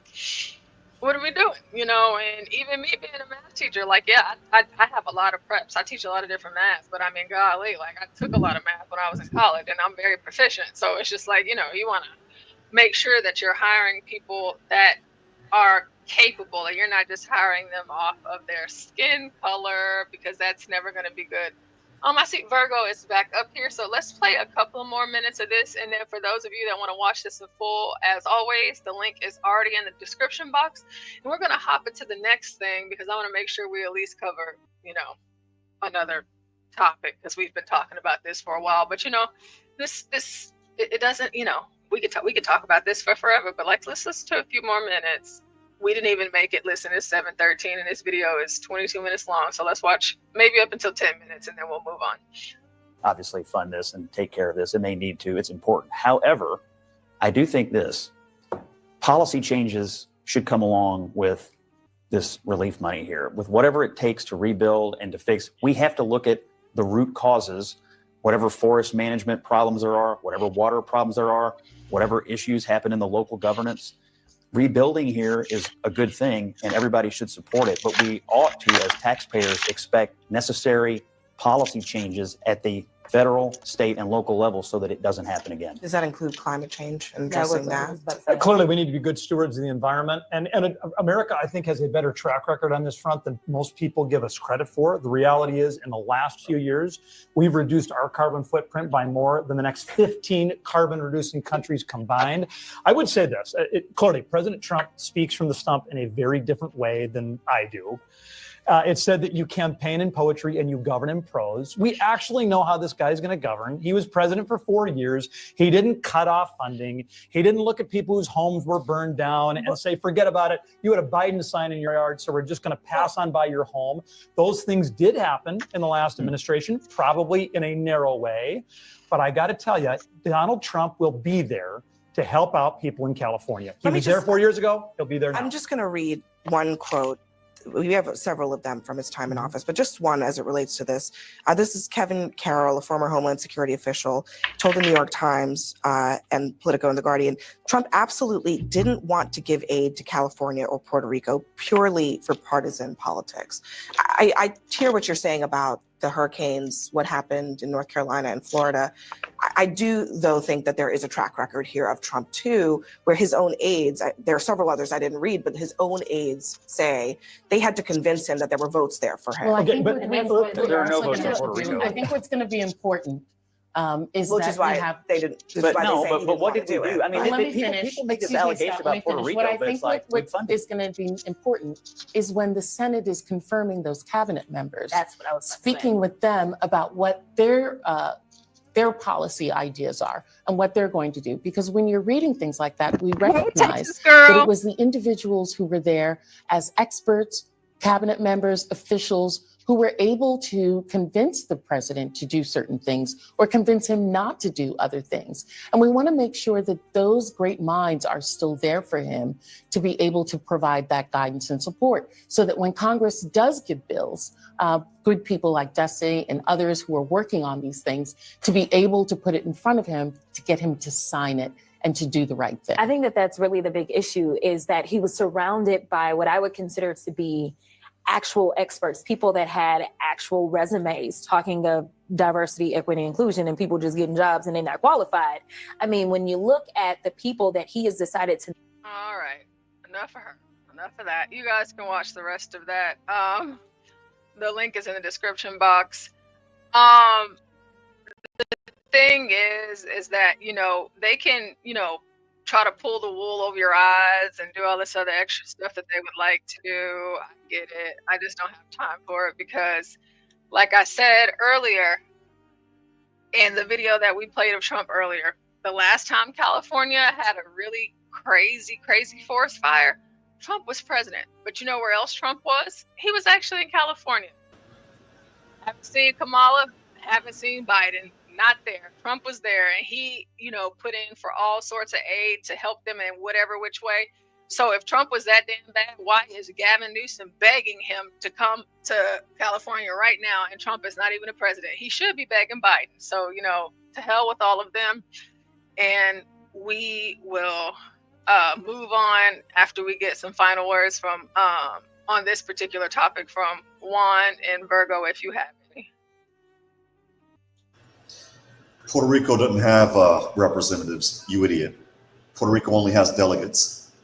That's all that I can say. That was literally the cap on how, I won't go there.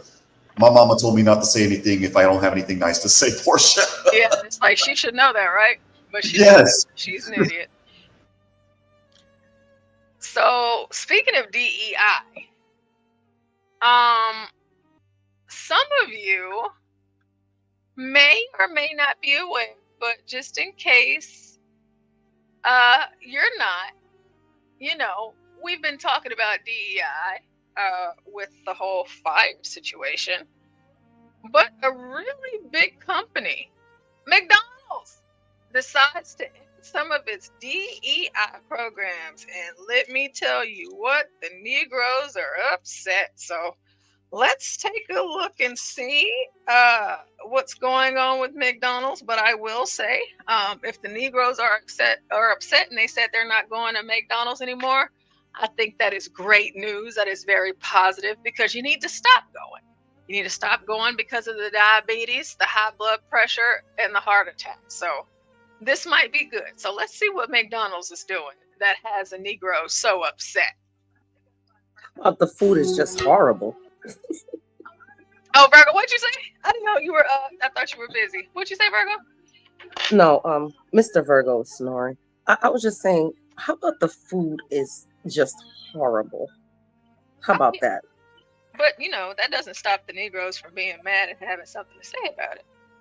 You Yeah, know? that's true. I think it's a good thing, but, you know, they're angry. So we're going to get into their anger. Don't you guys worry. Y'all are going to hear it all tonight.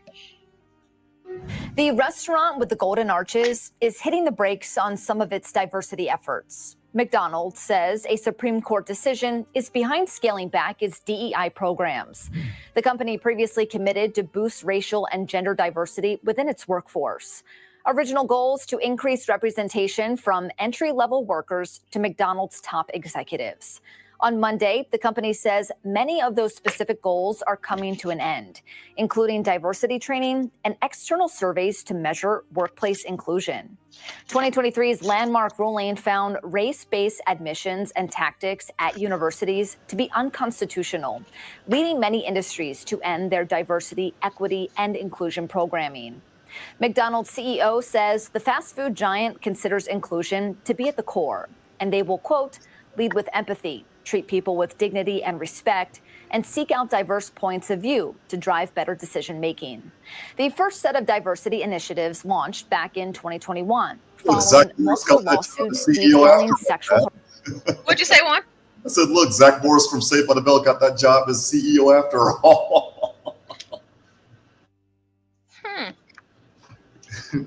Let's see. Harassment claims and discrimination of Black franchise owners. McDonald's sent a letter to employees detailing 30% of the company's leaders are from underrepresented groups and reassuring their commitment to inclusion. In 2021, McDonald's says it made pay equal between men and women.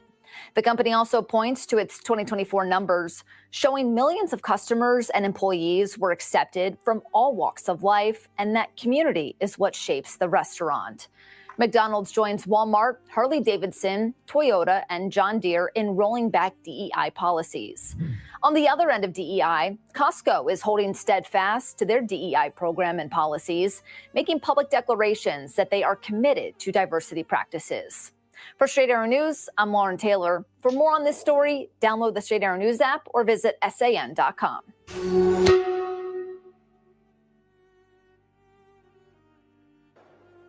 Again, how about if they're not qualified for the job, hire them. Doesn't matter if they're white, black, red, whatever. Right. They're not qualified. Hire them for what? Because that makes just too much sense. You could hire them for the kitchen. McDonald's is making... Say that again? We'll hire them for the, let McDonald's hire them for the kitchen and train them on the McRib. Yeah. Let's see. Changes to its approach to diversity, equity, and inclusion in a blog post. Company said it will no longer set, in its words, aspirational representation goals. It's like quotas. And will instead continue to embed inclusion practices into its day-to-day business. It will retire a DEI pledge in its supply chain, who it deals with, and rename its diversity team the Global inclusion team anti-DEI crusader Robbie Starbuck said that he had contacted McDonald's Friday to ask about its diversity programs, but didn't get a response. And after McDonald's announcement yesterday, Starbuck claimed victory in a post on X. McDonald's said the changes had been under consideration anyway over recent months and were a result of a variety of factors. And ExxonMobil is suing California attorney. Okay, and let's hop into this one really quick before we get into the Was that a woman? You know, I don't know. I don't, it's for me to try to assume someone's gender these days, Virgo. It looking like a man. Looking like a man. Looking like a man. Hey, Ebony. Hey, Ivory. So we're going to have a few clips that I'm having to take from another channel because I didn't feel like finding them myself. And then we'll get into the crux of this. Because, McDonald's, DEI, they said that they're rolling back as well as many companies. Now, Costco is holding steadfast, but truth be told, a lot of Negroes don't have Costco memberships anyway. So I don't even know what let alone a Sam's Club membership. And I actually have a membership to both. Now, I do know, because that's where I shop, I don't always see people that look like me in there. But let's hear what they have to say. Variety of factors. Woo! It appears. Yes. Oh, I forgot the well, honey. Well. It appears that old McDonald's has jumped on the bandwagon with Walmart and all those other places to roll back on its DEI programs. Yes, you heard that right. Old McDonald's will no longer be participating in diversity, equity, and inclusion. Yes, I guess they would like a... All right, Miss White Woman, ma'am, let me tell you something. With your fake ass. I didn't ask you, bitch. I didn't call for you. I didn't send for you. I didn't ask you. Therefore, I don't need you to speak on behalf of DEI because you know what DEI doesn't include? You. All right? You. Doesn't include you. You trying to put on this fake ass Southern accent.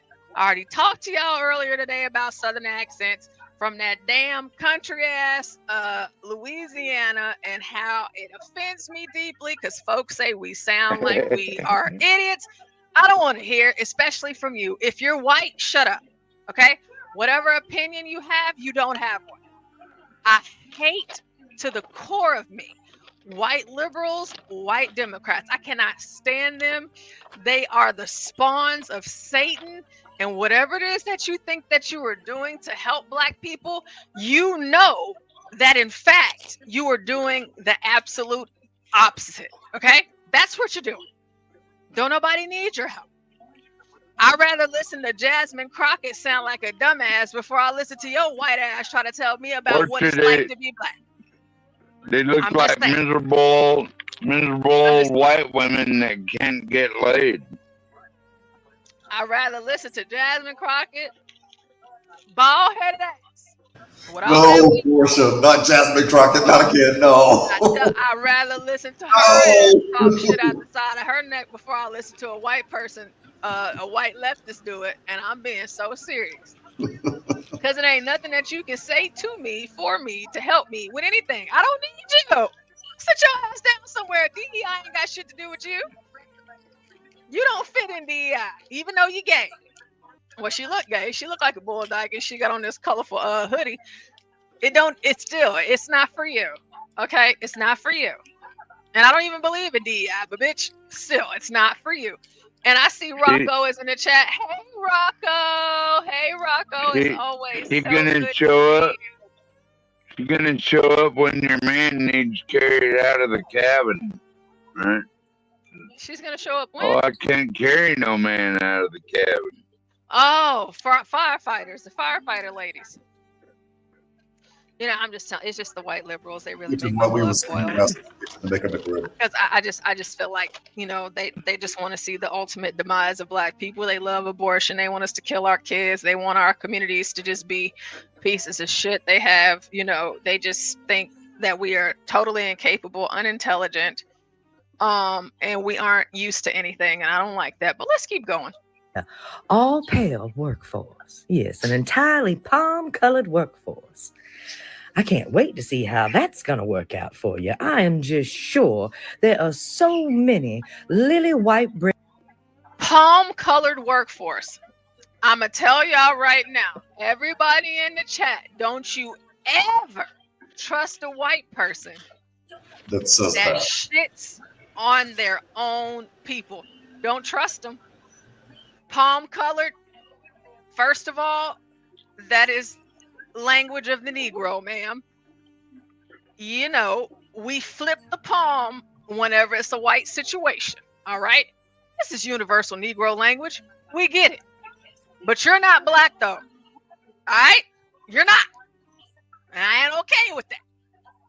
You're trying to sit here and shit on your own people, talk down on your own people, and you are up here trying to tell me how bad white people are while being a white person telling me I should not trust and or listen to white people. See, I don't know what it is about you white liberal Democrat voting fucking idiots. It doesn't work that way. You're trying to tell me that white people are bad, but bitch, you're white.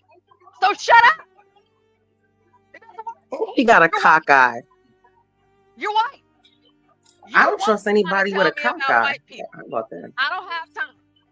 I don't have time. I'm not finna make time. I ain't got time. Okay? You're white trying to tell me about white people. And for some reason, I'm supposed to trust your word as law. And you're white. No, bitch. Go and talk to your little friends whenever y'all go walk your dogs and shit and do yoga with the goats. Whatever the hell it is y'all are doing and making your fucking green smoothies or whatever. Bitch, I don't know. Do it then. Well, don't do it. She's looking two different ways, so we don't know who she's talking to be honest with you. No, she's saying palm colored. She's talking about white people, Virgo. But she looking she that way and then sounds like- she's looking straight ahead, so I don't know. Well, I mean, she cockeyed it or whatever she's doing, and you know the glasses probably don't help. But she's definitely talking about white people. She's talking about her own kind. Porsha, she's probably a white descendant of her plantation owner or something like that. Yeah, she probably is. And she The probably way- knows the way that. they talk, and like they own the black people. You know what I mean? Yeah, no, I don't have time way for they it. No, speak. I'm just, Yeah. that's just, I don't have time. I hate it. I cannot stand it. It really irritates me to my core. And I just hate listening to white people trying to tell me what it's like for me to be black or what my expectations should be as a black person. You're not black. So try again. While yes, I am not a Democrat, I am not a liberal, I am still black. And I do understand that there are major differences in this country as a black person and what it means to grow up and live in this country as a black person. It's not the same thing. So Well, I don't need Porsha- you out here trying to make us feel like you understand, bitch, because you don't and you never will. Go ahead, 12. Porsha, I grew up across the street from the hood, so I don't know if that makes me like I didn't grow up in the No, hood, it doesn't but make I you black. grew up. Yeah, it's okay. Yeah, no, They it don't make couldn't you black. tell. Well, yeah. When It don't make when you I had a case of 40-ounce Old English, nobody cared. Like, we just sit on the corner, or actually we stood on the corner and smoked blunts and slammed 40-ounce Old English. Yeah, like, we didn't Rocco, really. you heard that shit. She We said didn't see palm no color. color. It's like, ma'am, you know what? People always say they don't see color. And 12th man, I love you, but I've always thought that was bullshit. Everybody see color. You can't help but not to see color because it's just in your face. It doesn't mean that you like that, you necessarily judge people based on their color, but you cannot help but not see their color. It's just like you see. I was never afraid of black people. You know what I mean? Well, yeah. I mean, yeah, it's not a Like, matter of you being afraid, but like nah, whenever I people wasn't say they don't see afraid to color, it's walk like, yeah, down you the. do. Yeah. I never been afraid to walk down the street in the ghetto. I never gave a fuck. Oh yeah, but it's not. did. It's more than that. To say you don't see color, it's just like if you see a ginger, you're out at the grocery store and it's just this. It can be a man or a woman and they have super red hair, freckles all over the place. Okay, I see a ginger. You notice it's there. That doesn't mean that you have to have any reservations or concerns because of their ginger hair, but you see it.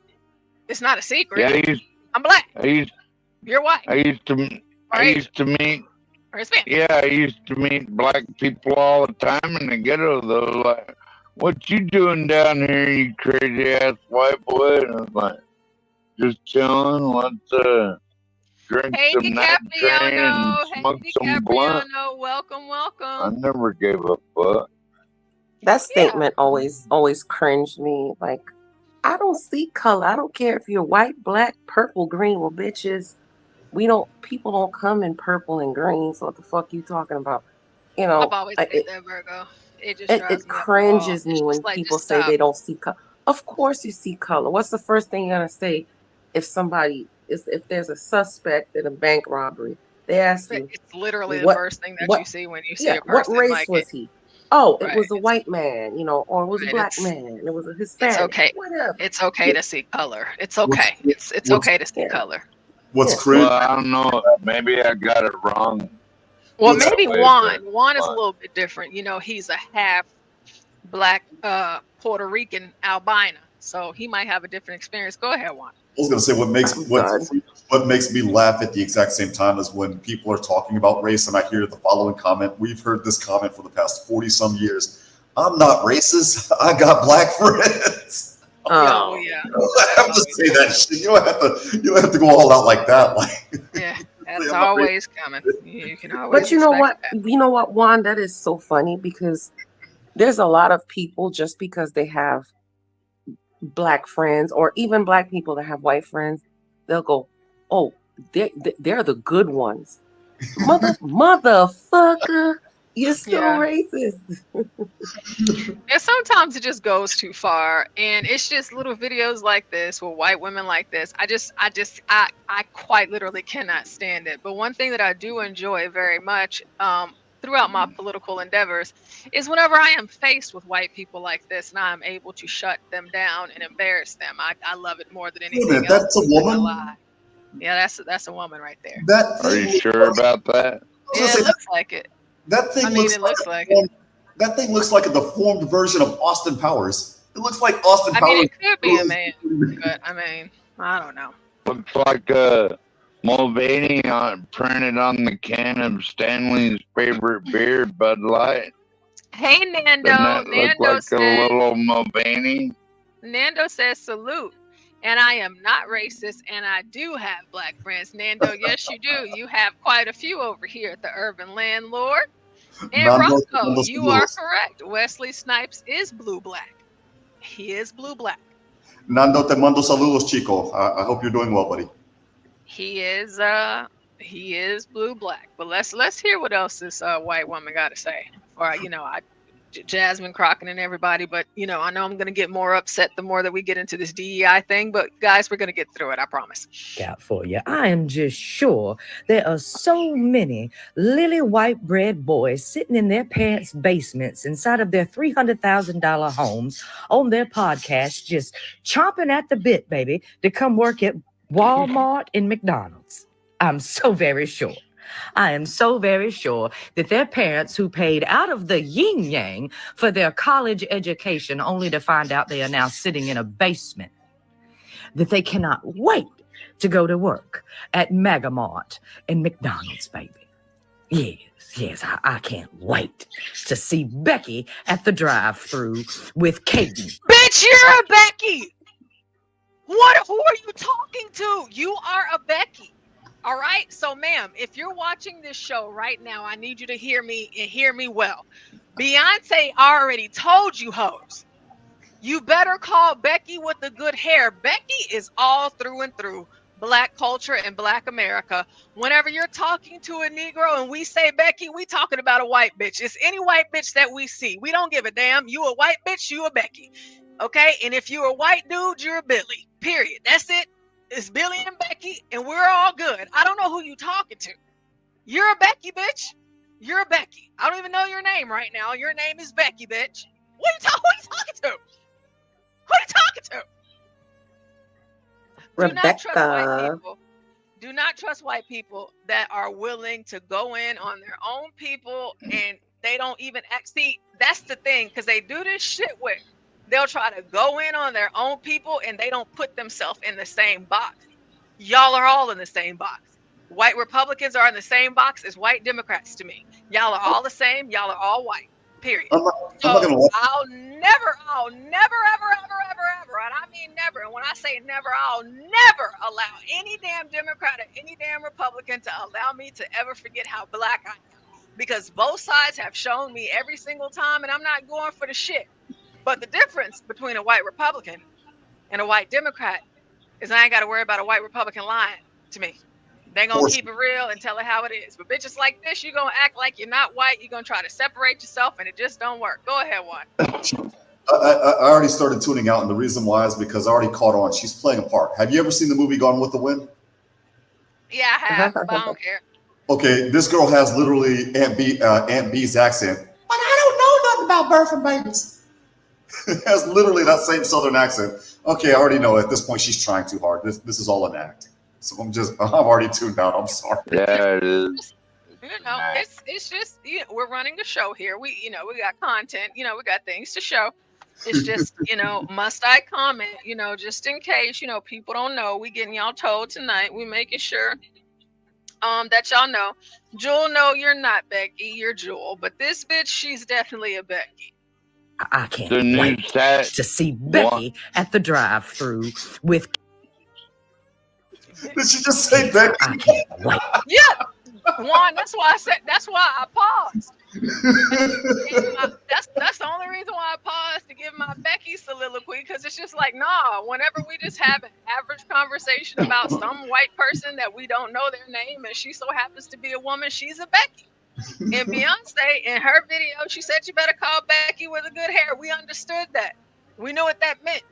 So Becky, we know it was some white girl, and that's just it. We leave it there. But she's calling out Becky like she's not one. You're a Becky.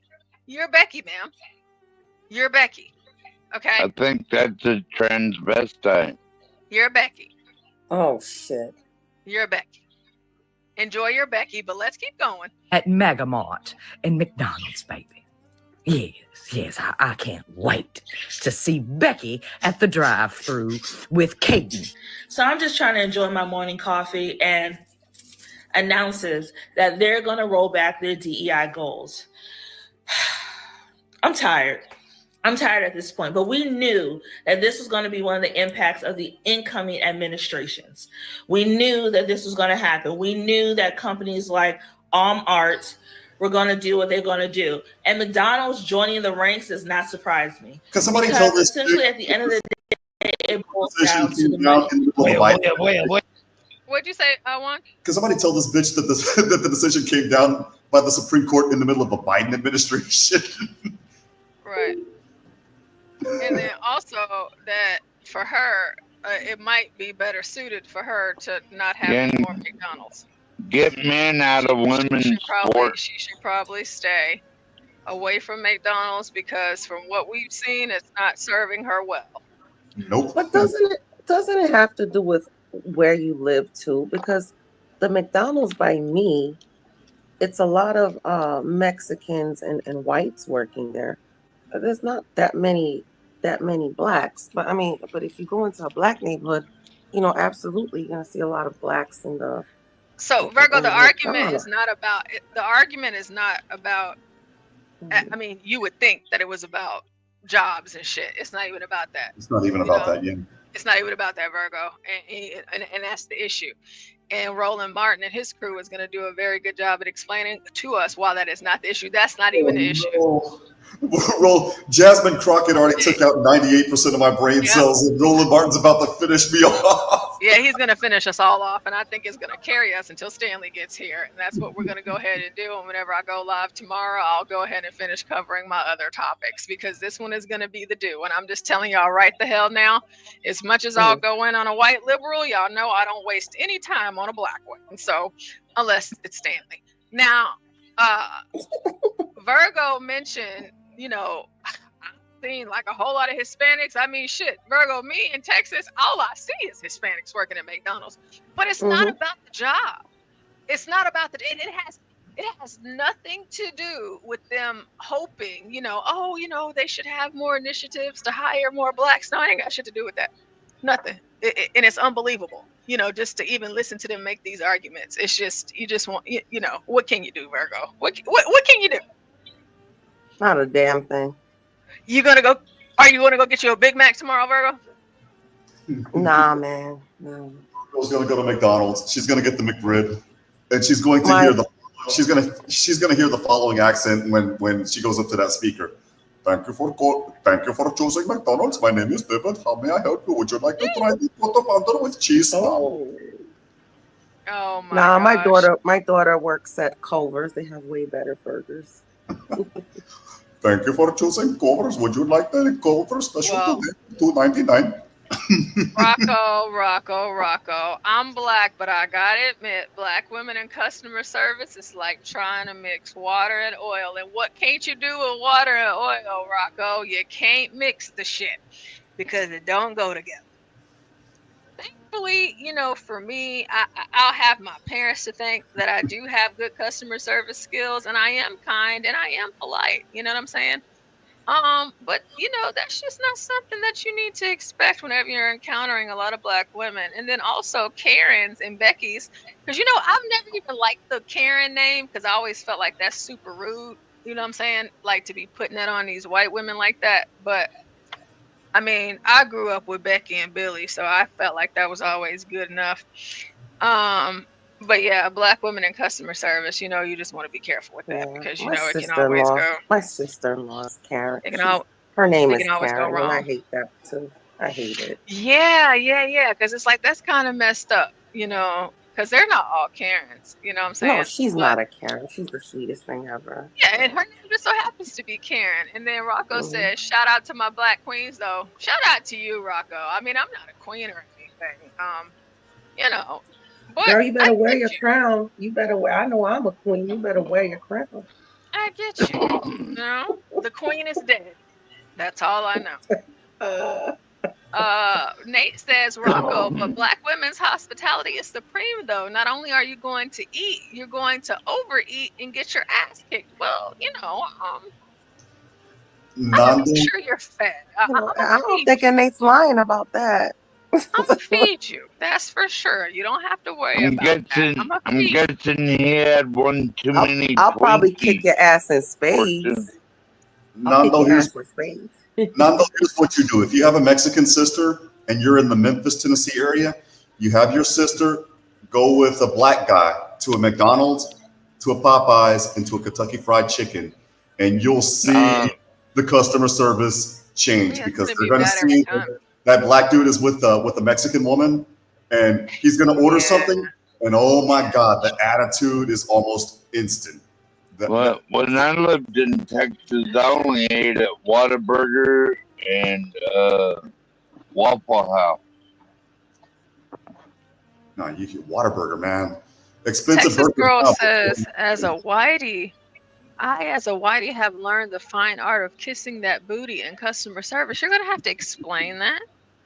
Texas Girl, go ahead and send a follow-up. So I know what she means. I already know what she means. You said BSC. You're gonna have to follow up with that. I don't know what BSC means. I haven't seen you in the chat in a while. Hey, Ashu, salute to you. Welcome.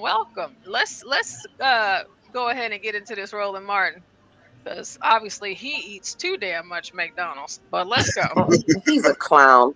He's a clown. Conservative activist Robbie Starbuck is claiming success because McDonald's is the latest company that has announced they're rolling back their DEI initiatives. This here is the headline in the Associated Press. And when you read this particular story, McDonald's joins companies like Walmart, John Deere, Harley Davidson, and others rolling back their DEI initiatives.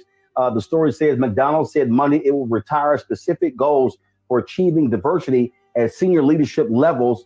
They also will end a program that encourages its suppliers to develop diversity training and to increase the number of minority group members represented within their own leadership ranks. Now, McDonald's said that they achieve a lot of their particular goals, which a lot of these initiatives were rolled out in 2021. AP says McDonald's, they said they rolled these diversity initiatives in 2001 after a spate of sexual harassment lawsuits filed by employees and a lawsuit alleging discrimination brought by a group of Black former McDonald's franchise owners. Now, if you go through this particular story here, they cite the Supreme Court decision ending affirmative action in colleges and universities. And many of these white conservatives, they have been using that as a way to target these various corporations. And so one of the folks who is claiming credit for what happened is Robbie Starbuck. So Robbie, let me pull this back up here.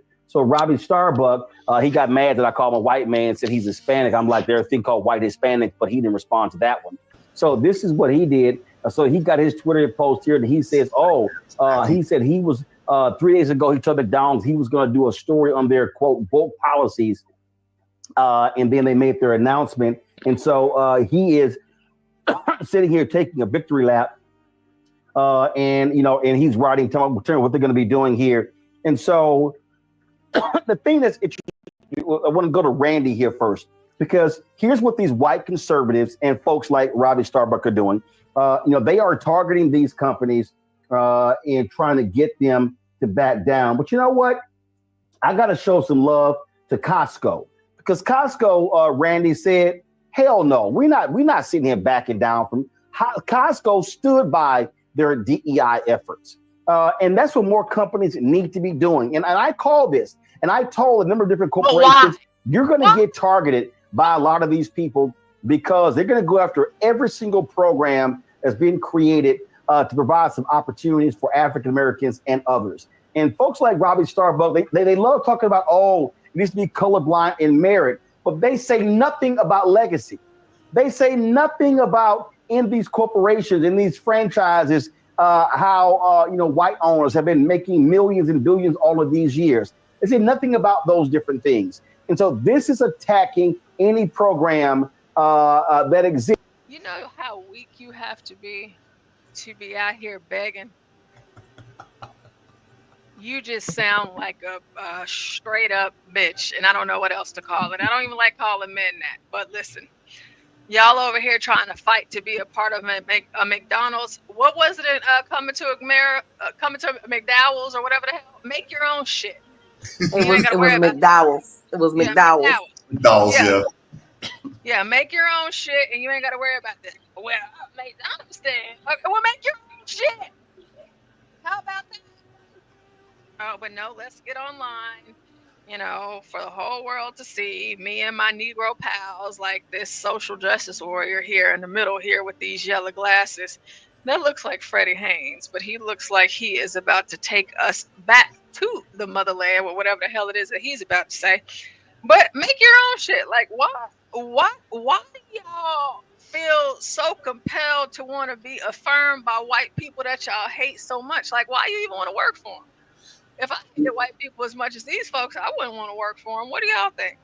Well, as I mentioned on Tommy Sotomayor's show 4 months ago, it was, okay, so if they don't want to cater to you as a Black or Mexican or Puerto Rican or what have you, so what? You come up with something that's better and you can expand your market base. There, you win. You don't need DEI for that bullshit. Green talks every single time, in my opinion, when it comes to that, but I don't know. I'm just one guy. No, makes sense to me.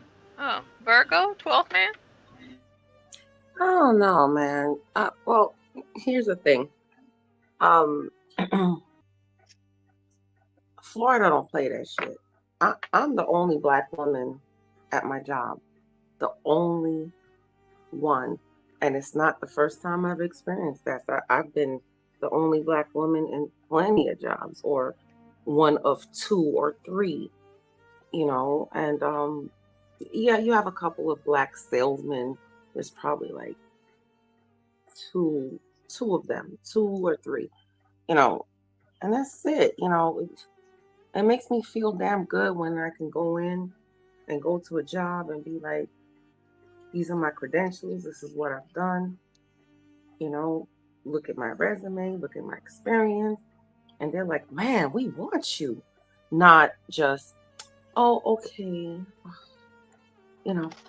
just come on board because we need a Black person. Right. It's Like, just, let's go ahead it's and just bring her in crazy here. to me.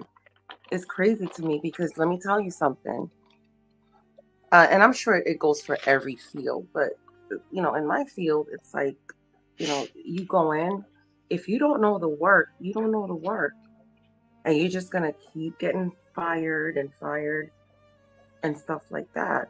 You know, I don't know. It's just crazy. That's all I have to say. Yeah, but it's a thing. And you know, like for me, it's just something mentally for me. Like I just cannot imagine the only reason why I'm in this position right now is just because I'm Black. Like, so there's nothing else. Like I wasn't, you know, like none of my other qualifications matter. It's just the fact that I'm Black. It's like, okay, well. Especially if you know you're not qualified for it. That's the problem. Now, if I am qualified for it, and Yeah, the if only I'm reason why qualified, they that's one hired me is thing. because I'm But Black, I don't think I'd have such a big issue if I'm desperately looking. But yeah, I would prefer it's for like, you to come on hire me now. because you're confident and you No, know that I can do it. But that's the difference. no, The operative no word. one, I'm sorry, 12th no man. one, The operative. no I'm sorry. one. I'm sorry, 12th man. Real quick. The operative word is qualified. If I'm not qualified, then you don't want me there. Period. The end. It would be there. For example, if I'm writing a 601 waiver brief right now for somebody, and it's a waiver brief based on their criminal conduct. You know, there would be a difference between me writing that brief now that I have the legal education and the legal analysis and writing skill sets that I picked up in law school versus writing that same brief in college. If I'm in college and you hire me, I'm not capable of doing it. I'm incompetent, and you're more than likely going to get your shit denied. You know that because I'm not competent in what I'm doing. It doesn't mean that I'm ignorant or anything. It just means that I don't have those skill sets. If you don't have the skill sets, then you don't have the skill sets. Sorry. Right. And why would you want to be in a job that you know you can't do? I mean, you're just gonna We get want to let scrutinized for it. 12th man get in here. Go ahead, 12th man. Oh no, one made me forget what I was gonna say now. I'm sorry. I am so sorry. I'm sorry, 12th man. Hopefully you Oh, remember it. 12th man. Oh. Once you do, just start talking. Even if I'm talking, 12th man, just go ahead. I'll play some more of the video and maybe you'll remember because this video is triggering enough to all parties. God, I wish this man would This, stop and you know snoring. what? Let me also say this here. White women have been beneficiaries, and you got guys like Robbie Starbuck who act as if white men somehow are being disenfranchised when, let's look at boards of directors. Let's look at McDonald's franchise owners. Let's look at corporate executives. And so they want to stop Black advancement. That's what they want to do. And so corporations like McDonald's are giving in to these thugs. And I call them thugs because what they're doing is they don't care about diversity. They don't care about any of that. And you don't see any of these folks talking about, let's fighting inequity when it comes to funding in schools and elementary schools, middle schools, high schools. They're not talking about any of those things. No, they want to play this. Oh, no, we're all on the same equal playing field. And we know that's BS. It's absolute BS. And, you know, I want to make it. You know, what you just said is bullshit. There are some personal things that I would share with you guys. However, what I will say, becoming a franchisee is not difficult if you have the capital. Okay, if you have the references, if you have everything that you need. Now, if you so happen to be a Black person that decides to be a franchisee, you want to get a Wingstop, you want to get a McDonald's, you want to get a Chick-fil-A, you want a Taco Bell, you want whatever restaurant it is that you want, Subway, Chipotle, the list goes Which on and one on. you like, Porsha? Red Robin or Five Guys? Probably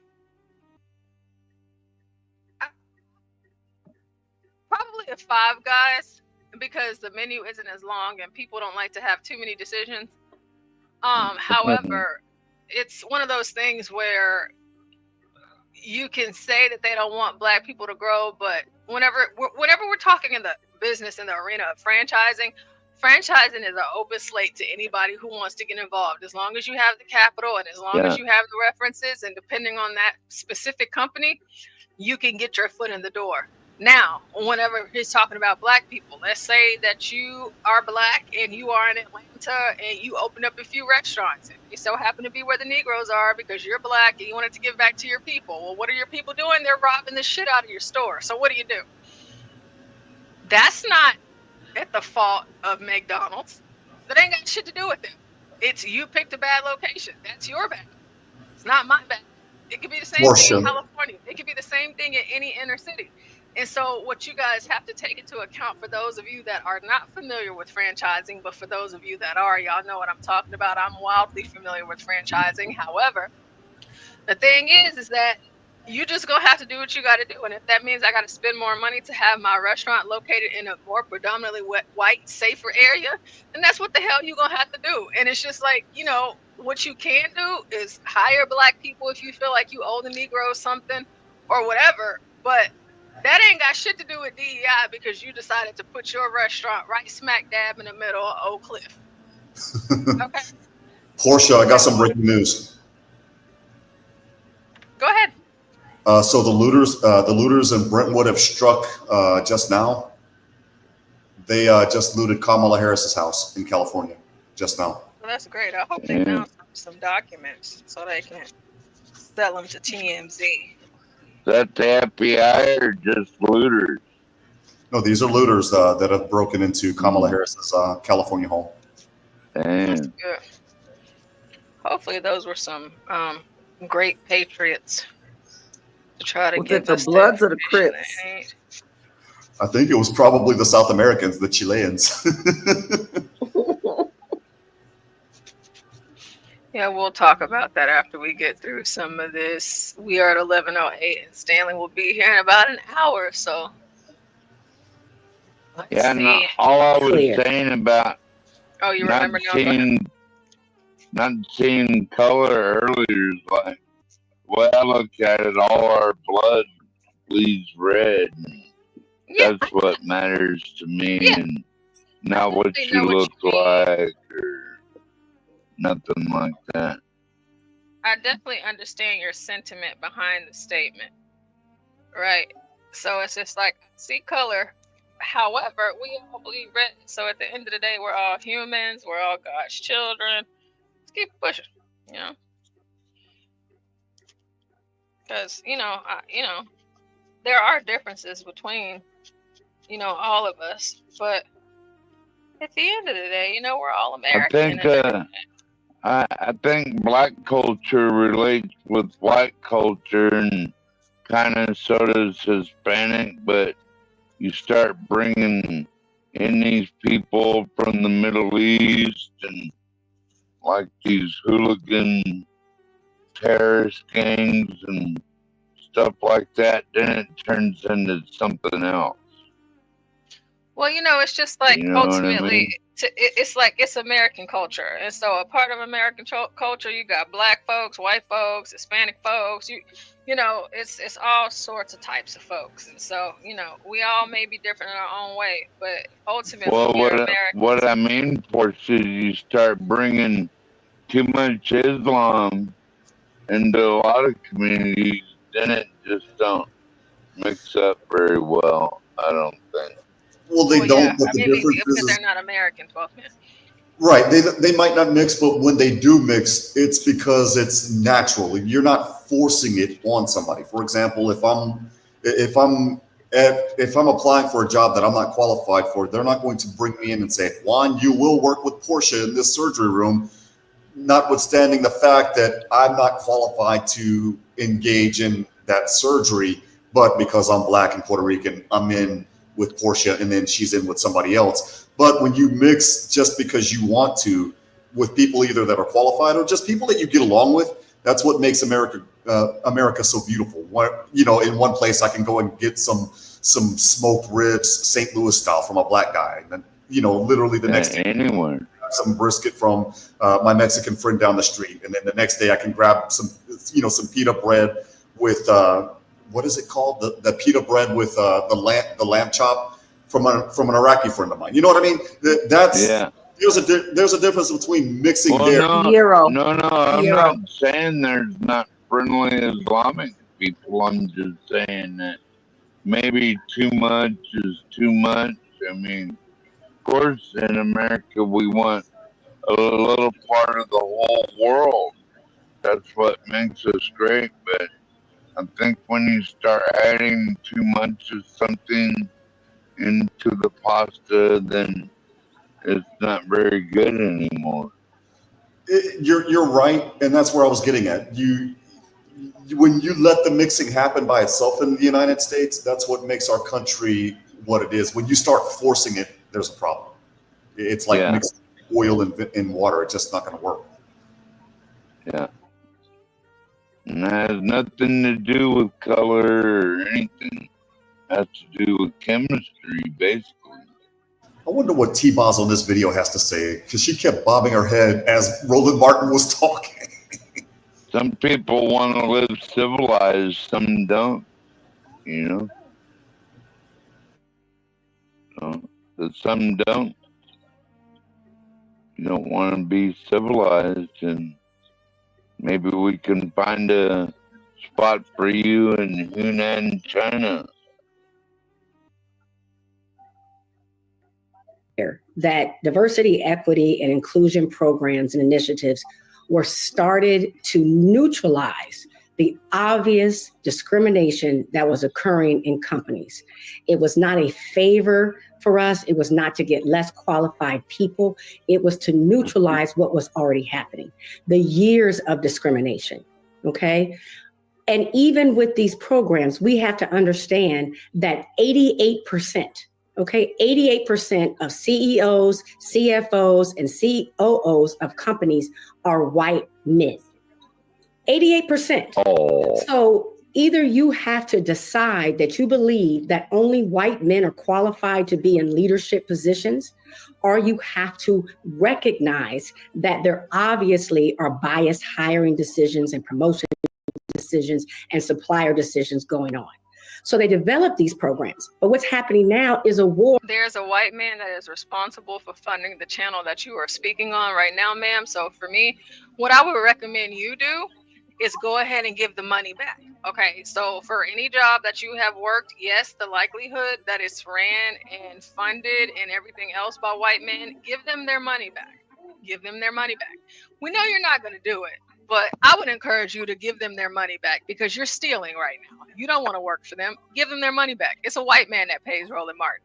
And that same white man that pays Roland Martin is the same white man that's paying you for this appearance. So you, with your high yellow, blonde hair, your lashes look a little bit better than Jasmine. Trying to look white. Trying to look white, ain't you, Porsha? It's still a bit much for me. However, give that white man his money back, ma'am. Give it back. Give it back. Porsha, she's a communist. I'm looking at her about page. I'm going to post it in the back chat, and when you read it, you'll see the code words that actually shows that she's a communist. I knew she was a communist when I looked at her face. I have a thing about that. Oh, man. Sitting up here talking on a white man's internet. Talking about white men. You better be glad there's a white man that gave you the opportunity to even talk. Because I wouldn't. All of these black supremacists, I'd get their asses up out of here. Damn my free speech. Hey, you can have it all you want, but if you're going to be complaining about the fact that you actually have free speech, you're going to have to get the hell up out of here. We're going to send your ass back to Africa. And we know how they like to treat you light skins over there, so we're going to have to get you out of here and let them show you what a good time is. I wonder what would a white black, like a half black, half white person be treated like in Kenya? Wonder what that must Very be like. different. Very different, very different. And they're not, let's say, praised as they are here. Yeah, way different. I'll stay my ass here in the United States. I'll take the Yeah, racism.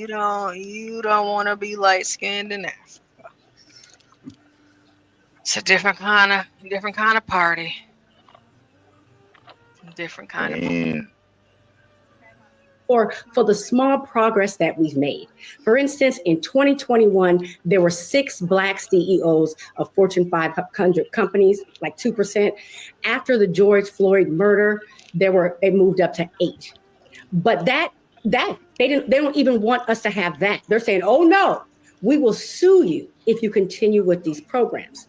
So what McDonald's has done, and I work for McDonald's as a consultant in DEI, and they were making great strides because what they did is they would say something like, we want 25% of our executive staff, our management and above, for instance, to be women, right?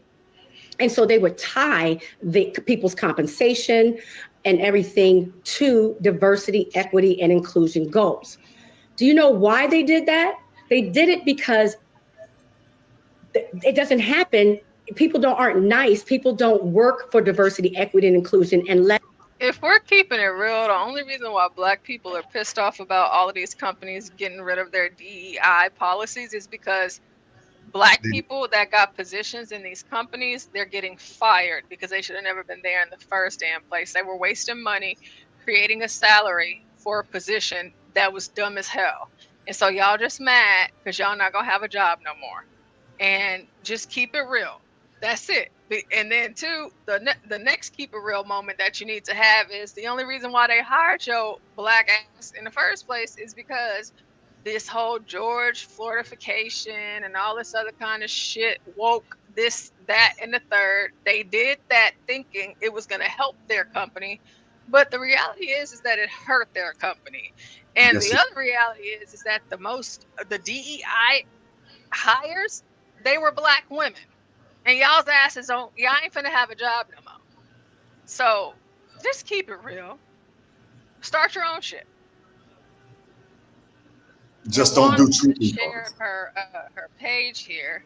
She says, Randy's truth. I boldly live my truth as a Black woman. I am always authentically me, so I can encourage those around me to do the same.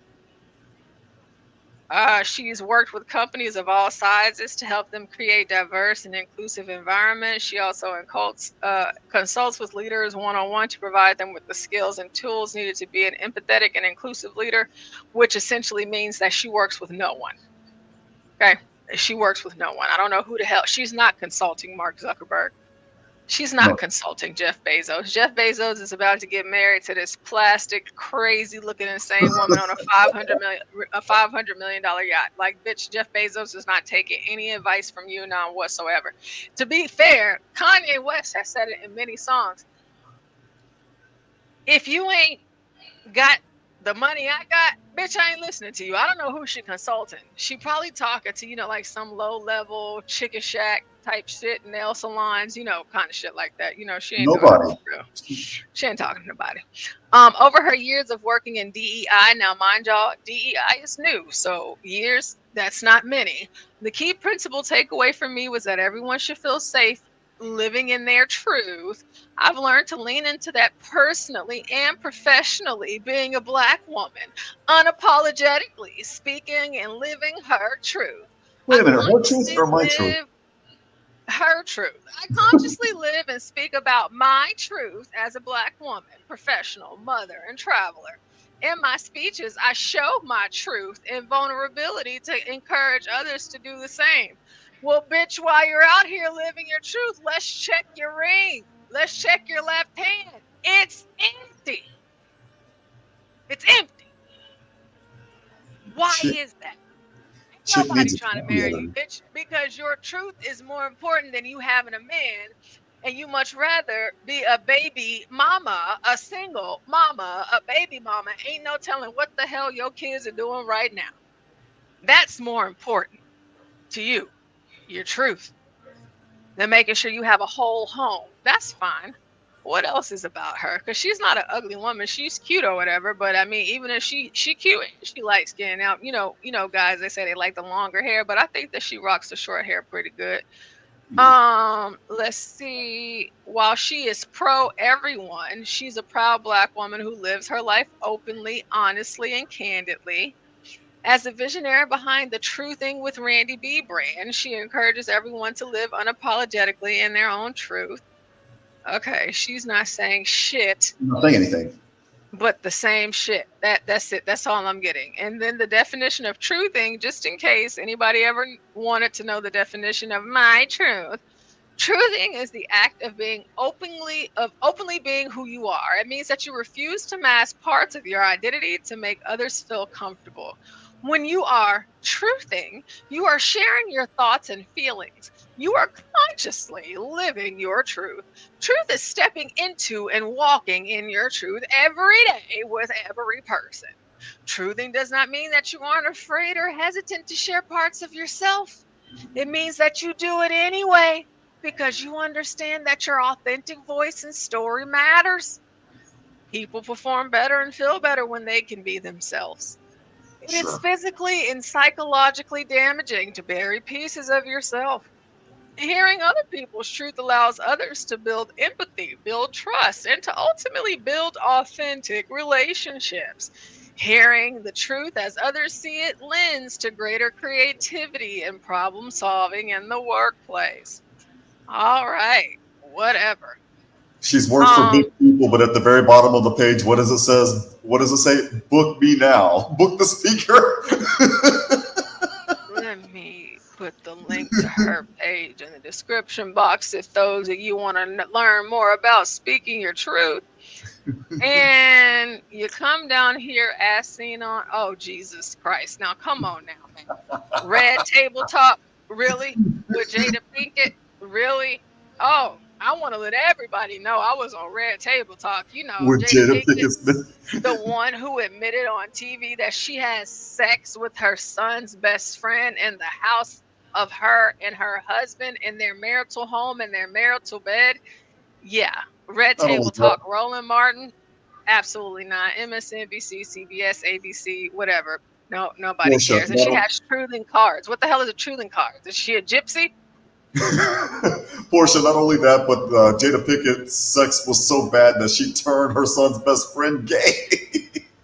Yeah, that's some crazy shit. Like, for those of y'all that don't know, August Alsina is a raging homosexual. Like, he likes dick in the butt. This is where we are, and this is after fooling with Jada Pinkett. So that's The sex was so bad she turned him gay. that's the truth. that there is a homosexual. Let me see if I can find something really quick.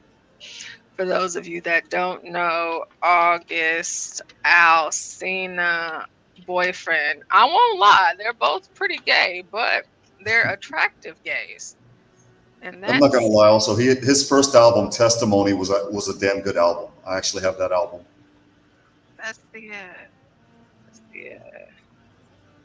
That's what makes it so bad. It's just like, gosh, you guys, I would like to see y'all with women. Exactly. So we can see what your children would look like. Hey, Porsha. Let's see here. That's probably not a good enough video. Go ahead, 12th man. I had to go campaign for Fisher on another channel for a little while. Okay. That's what I've been doing to keep Sam Fisher in #1. Oh, and well, we've been going around posting about Sam Fisher too all day. Don't you worry. Yes, ma'am. Yeah, I sure appreciate it, Porsha. But some of them other spots, I had to put in a bot command. Or like you get on Twitch, you could just do like a exclamation mark and pet, and then it'll automatically do the link. It's different across different platforms. But, okay. You know, I really appreciate all your help. I appreciate if you vote for Sam Fisher, Porsha Jackson. I already have. I do it every day.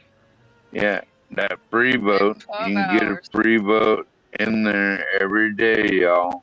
Okay, here you go. You guys vote for Sam Fisher. Please go and vote for Sam Fisher. I am posting the link all day, every day in the chat. So please go over there and make sure that you vote for Sam Fisher. Log in, give him your vote. There's different campaigns, and so we're going to get through the first part, and then we'll work our way towards the second part of the campaign. So go ahead and please vote for Sam Fisher. I just posted the link in the chat again, so if you haven't done so already, it only takes a few seconds, so you guys can go ahead and vote. Yeah. And we will see 12th Man once he's done, if you decide to come back, because he's about to go to some other channels to promote this You know what campaign. else? Porsha, I've been looking at these Chinese-made modular homes for, like, I mean, I only need something to last about 20 more years at most. So, if like these modular homes, they come in on a semi-truck, and they're like in a box, and then they just basically unfold into a nice home. Are you talking about modular homes? Yes, ma'am. Oh, okay. Yeah, you can get Chinese one on Amazon for like 12 grand. I wouldn't trust it off of Amazon, and definitely from the Chinese. Yeah, I talked to one. They're also selling them on Temu as well. Those I would trust even I'm less. done. I am so done. Well, I was looking at steel building kits too, because some of these modular homes are made of steel. So, and then they're already insulated, and the plumbing's already in them and everything, and you just gotta set it up. There you go. Those modular homes. I don't need it to last me 50 years, 100 years, or 1,000 years. I need it to last 20 years.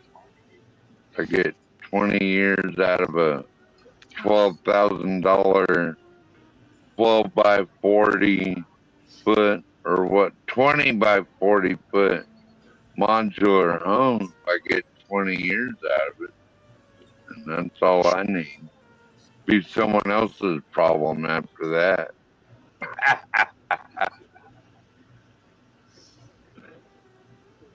All right, sounds good. Yeah. I don't know. I'm just and I've been looking in those steel buildings, or one set hut or something like that, Porsha. But then you have to have big ass grinder saws if you want to cut out for a window, and it seems like a great big pain in the ass for a concept hut. But we're gonna figure it out. But I guess we gotta win the competition first, unfortunately. Yep. Yes. Yep. Well, yeah. Really appreciate y'all. And we appreciate you too. Love you, Porsche, especially Love you since you're too, from man. my hometown in Houston. I'm really sad what it's turned into. So, Yeah. and back It when I is. lived there, it was just a lot of Latinos and blacks and $2 tacos on every street corner, walking down the street in Houston. Never went hungry. Like, Latinos were fucking awesome. Shit, we got a taco truck parked on our on the lot at my job, right there on the lot. Taco truck. You got these cars, and then taco. This is August Alsina and his boyfriend, and apparently they have broken up. Wait a minute. I thought him being gay was just rumors, so it's true. No, it's very He true. actually had a commercial where he came out, where his boyfriend came out. Yeah. Yeah, the commercial was like during the Super Bowl. Yeah. Oh. I wonder if Will Smith turned them out. Jada did. No, Jada. The sex like was you so bad said. that she turned him gay. Yeah, that didn't have nothing to do with Will. That was all her. that he decided to go gay. But like I said, they're both good-looking guys. What It's a just waste. weird. Yeah, I know. That's what I always say. People, sorry. It's like, ugh. You guys could have did so many other things, but this. Let's see here. There's a But y'all video of them decided to both. be butt buddies. Yeah. Like they both could have, contributed to some deposits and some women and made some good-looking kids. Yeah. Look at Absolutely. both of them. They could have done that. But instead, they much rather be homosexuals. Ew. Gay. His eyebrows look better than I got. Come to think about it, I gotta get my eyebrows done. His Yeah, eyebrows look better than yeah. him. I got my Look, eyebrows done man. today, so. Look, men and ladies and gentlemen. You're not supposed to put your thing where poop comes out. Okay, that's where disease comes from. Nah, any man Well, that let's wants see. to He do. might be talking right here. Let's see really quick. The person that I love and that love me back and teach 2 Chainz, bumping 2 Chainz in a Range Rover. To me so much about love and healing. I want to do that in front of the world because it defies all the constructs that one would say love is supposed to be or love should look like.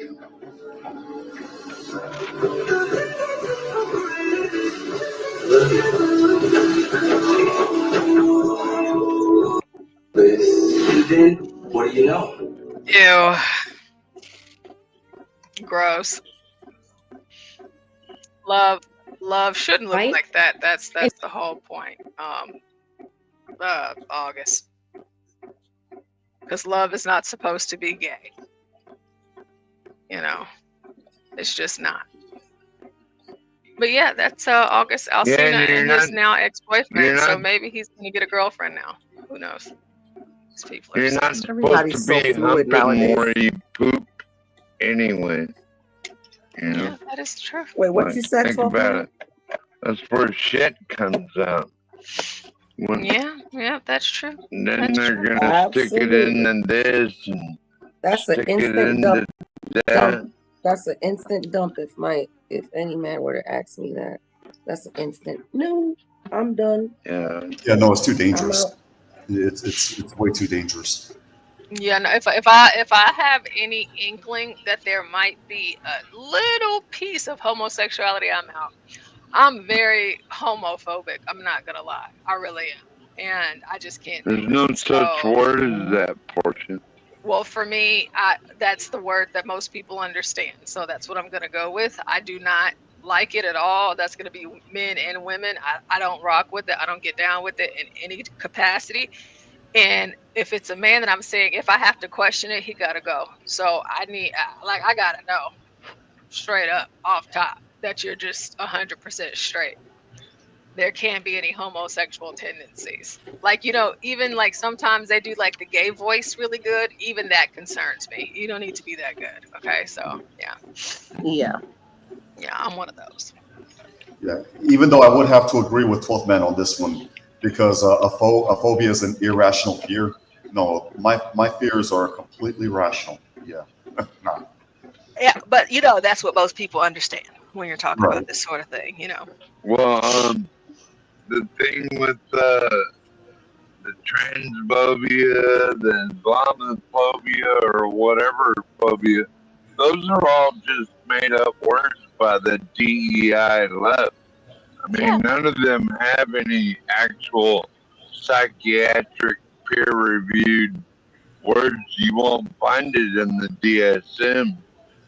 You know what I mean? Phobia. If you break down the word, because I guess the core word is phobia, right?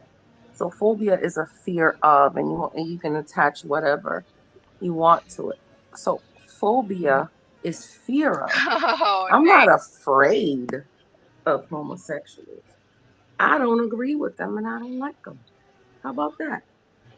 But like you said, Porsha, That's this is not the a word that we phobia. understand. So and go like a kitchen cabinet. Nate, that's what I'm saying. Like, if you trying to comment, like, listen, we in this house, babe, I think the cabinets would look better. No, you don't think nothing. You just in here, and this is my lane. Stay in yours, all right? Take out that trash. I never wanted Porsha. I never wanted to be with a man that I have to share, mirror he got more products than me and sharing the mirror. He take No, be longer a than me to get man. ready. Like, what type Be a of shit man. are All you you? need Are is you some a body pretty wash. bitch? What are you All doing? you need is some body wash, and that's it. Body You wash taking and longer than me to get ready? What are we doing? and all you need I is the don't take. I, 3-in-1 body wash. You wash your it hair and don't. your body with it. It don't take long for me to get ready at all. I'm one of those girls. You ain't even got to worry about it. Like, listen, I'm ready and stat. All right. I'm very simple. I'm straight to the point. I don't spend all day. So, but like if you're taking longer than me, I'm gonna be questioning that. Like I'm looking at the soap that you use, the cologne that you use. Like I'm studying all of that shit. It has to be masculine from start to finish for me. Yeah, we're not going to get our nails even done like together, our toes done together. right, the Hell no. drinks, whenever we're out, whatever drink that you order and you're drinking that shit, I'm looking at that. And if I gotta You ain't question it, getting it's no just Mai like I gotta Tais. go. Yeah, I can't do that shit. And if you do get a drink and you don't if they put it in a girly glass, but you don't request a different glass, I have a problem with that. Like I'm just gonna be looking at you upside your head. Well, that's Yeah. where I Now, have. if I get a girly drink and then he asks to taste it, and I'm like, "Oh, this is so good, honey. This is so good," and he's like, "Well, let me taste that." That's fine. But yeah, you're not ordering. My man is not Yeah, I ordering guess no that's okay. Mai I might be Tai. like, but that's okay. That's okay. My Ebony, man's gonna order some whippets. I'll just have a Corona, and then you can order whatever you want, Ebony. Oh, Cool. Rocco, that's my favorite thing. Rocco, all day. Get out the kitchen, please. I don't need you to wash a dish. I don't need you to clean a dish. I don't need you to put up a dish. I do not need you to touch my Tupperware cabinet. Listen, I don't need you to touch shit in the kitchen, if I'm being honest with you. Because if I come in that kitchen and I find something misplaced, I'm really going to be pissed off. And if you don't put my Tupperware up the way that I have it stacked, because I'm very orderly and organized with my pots and my pans, like I got my Tupperware cabinet, I got my pots and pans cabinet, like my cups, that's its own cabinet. I got like my plates, my bowls, like everything is like strictly in order. Even my seasoning cabinet, Lord knows, don't even touch shit in my pantry. I can't do it. So like that's not your area. Stay out of it, please. And if you want to watch me cook, I have a wonderful bar where you can do so. And that's where my man watches me, which is totally fine. But you just stay on that side of the kitchen. Don't come any further, Oh, Porsha. And Stay on that side. And Nando's absolutely right. We as men have to wear cologne. I wear Club de Nuit, right? And it's weird. It's funny and weird at the same time. When I put that type of cologne on, I guess because it matches, I guess, my pH as a guy. It drives women nuts. You know, but yeah, men, you gotta wear cologne, man. Some Stetson, some. Nate, he says if I make a better sandwich, I might have to take the ask him, well, if you do make a better sandwich, but I mean, it's going to be real hard for me to let you in my kitchen to make anything. I'm very strict about that. One of my favorite. I just One of be my wanting to favorite cook for him. pastimes, Porsha. One of my favorite times together with me and Mr. Virgo is cooking together. So I love it in the kitchen. But I do get what you're saying. I would have to try it, and I've thought about trying to make myself better about it. You know how they have like those cooking classes and stuff that you can go to, and I feel like doing something like that as a date night. So like let's try cooking in somebody else's kitchen before I feel comfortable and you cooking in mine. But you It's know just what, like a Porsha? mental thing for me. I get what you're saying, but it's like with me, it's a whole different thing because No, I think it would be great. Like I think it would be great. It's just me. I'm so like whenever it comes to that, I'm so set in my ways, and so like that's But why remember, I think I want to go to like a cooking class and see how we do that way. But you remember, like I've told you before, like he was a single dad for a while, so it's like, he had. I mean, if he don't cook, like who else is gonna cook for the kids? Right. Yeah. And I get that, but it's just, it's just that's my own issue. Well, And I I don't want to say that I'm totally against it, but like I said, like I would like to go to like one of those, like for a date night, like one of those cooking classes, like real cute, do that whole thing like that. Por- See how it Is it goes, is it and gonna then we be can bring it back in cooking the with house. Porsha? Cooking with can I Porsha. can I ask you Oh no, mine ladies a is better than question? that. Should inside be kicking left to the women, and then like outside cooking is left up to the men that know Yeah, how to. exactly. Yeah, so like grilling and all of that stuff like that. Yeah, absolutely. So that's the house that I grew up in. We inside, man outside. So I'll let them do Seasoning and making the sides, and the men is outside grilling. That's that's where I'm in trouble, because when the food that I cook is all inside. right. You don't want a legally blind person on the grill. I'll burn the yard. But I'm at the stove usually cooking, the stuff that I like to cook, the pastas, the arroz con gandules, the tostones, all of that stuff. So I would be in a shitload of trouble at that particular point. Some pernil. You making pernil? Pernil pibil. I just saw something that Jewel pointed out. This right here is a divine comment. That's good if you know it works for you, but a lot of men are doing too much with the wrong cologne. And she's Jewel. right. And you know what, Jewel? The crazy part about it is that a lot of men won't even listen to your opinion as a woman whenever we point that out. And it is a problem. It is a problem.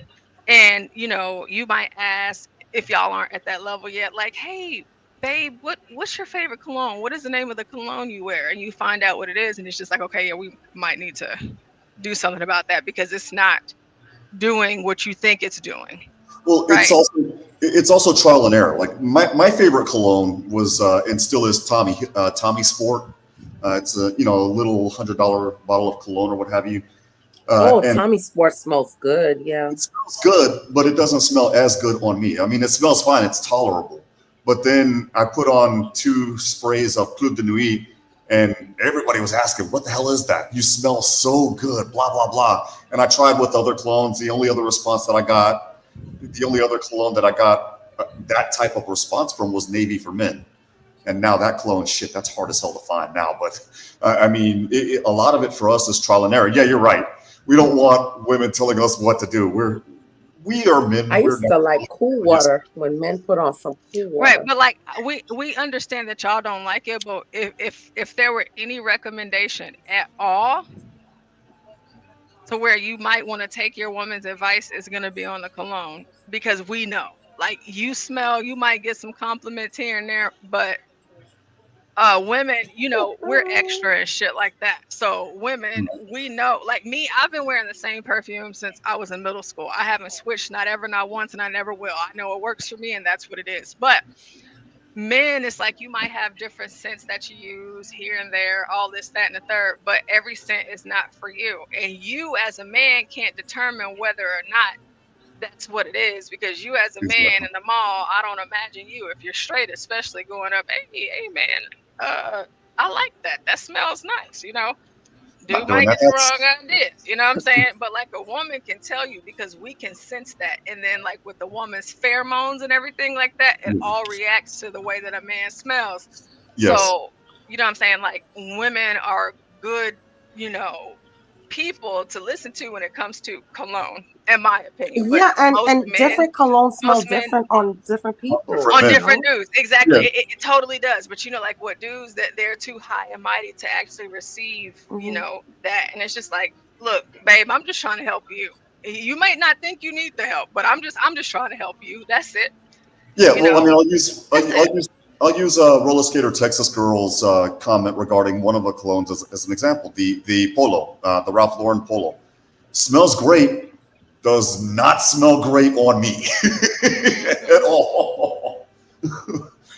Even I can't stand it on me. It's just like, ugh. I mean, Oh my God. And Nate said jupe. I used to talk to this guy that wore jupe. I hated that cologne on him. To this day, if I smell jupe on anybody, I'm like running away. Oh, I hate that cologne, jupe.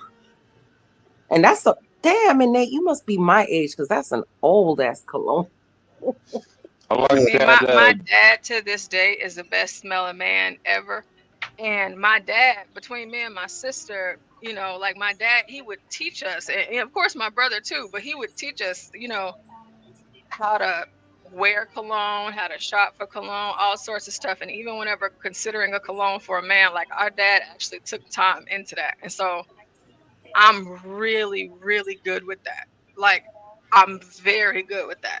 And like, even like, because we make, like, at this point, I know how to make my own scents now, right? But my dad teaching us how to do this, that, and the third, I'm telling you, messing around with me, it ain't gonna ever be a day. It's gonna be grandmamas, granddaddies. It's gonna be old, young, and even people rising up from the dead to tell you how good you smell. Fooling with me, but that's just me. Yeah, Go ahead, 12 I minutes. like that. I like that one Gravity light. It's only like $70 a bottle, and it's got like something from another animal in it that makes women horny. So even if you're ugly, they look at you because you smell that good. Yeah, I like. smelling good. The scent, a scent attracts women because, again, you know, physical, all of that stuff is great. Of course, you guys know I'm shallow. I care about that. But at the same time, like, the way that a man smells is everything to a woman. So don't be stinky out here, fellas. I like Even Mr. Virgo. whenever y'all come home, like if y'all sweaty and shit coming home from the gym, or you come in the house after cutting the grass, your scent is still gonna get us every which way. So you just want to make sure Yes, Porsha, I that you agree. smell good, because There is nothing. I ain't mad at you when you come in sweaty. You know what I mean, Virgo? There is nothing like a man's natural. That Oh musk, my God. that musk. Come on in the house. I ain't Oh mad at you. my What you God. want?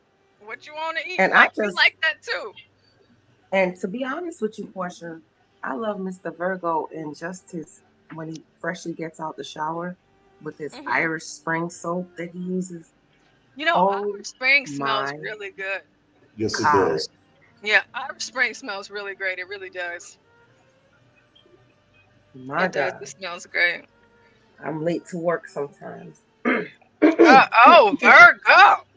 Oh, so you're the reason why they have those earthquakes going on in the middle of Central Florida, Virgo. Hello.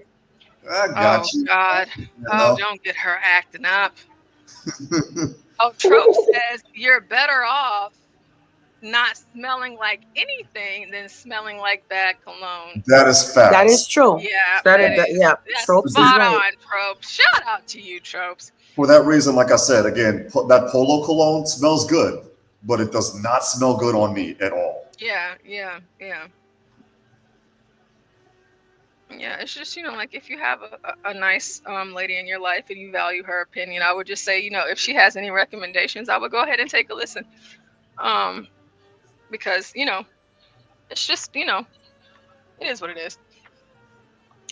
Men, I think for women, whenever it comes to smells, like I mentioned, like our pheromones, like whatever it is that y'all go, I mean, that's gonna be what it is anyways. It's not even like we really need to wear perfume for real, but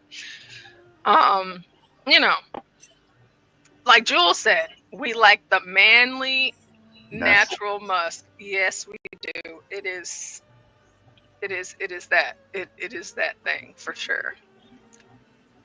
You know, I guess, unless, you know, maybe, I don't even know. Since we were talking about August Alsina, I don't even know if gay men like, do gay men like the musk? Who knows? I don't know. Hopefully not, because that's homosexual and that's They disgusting. must like the butt musk. Yeah, and that's pretty gross. Yeah, it's pretty gross. Yeah, you know, that's disgusting. Yeah, that's that. So, Gotta get HP on that Porsche. oh, HB is good. He's good. He's good all over. He's good. He's perfect for me. You know, I don't have any complaints at my camp. So so this lady, this what is she called? What is it called? Hold on, wait, let me look again. The DEI disruptor, the commie. Oh, hold on, wait. Okay, I still have it up. What is it called? The truthing. The truthing lady, and she's making sure that we know her truth. Her truth. So let's hear some more of her truth, okay? About DEI.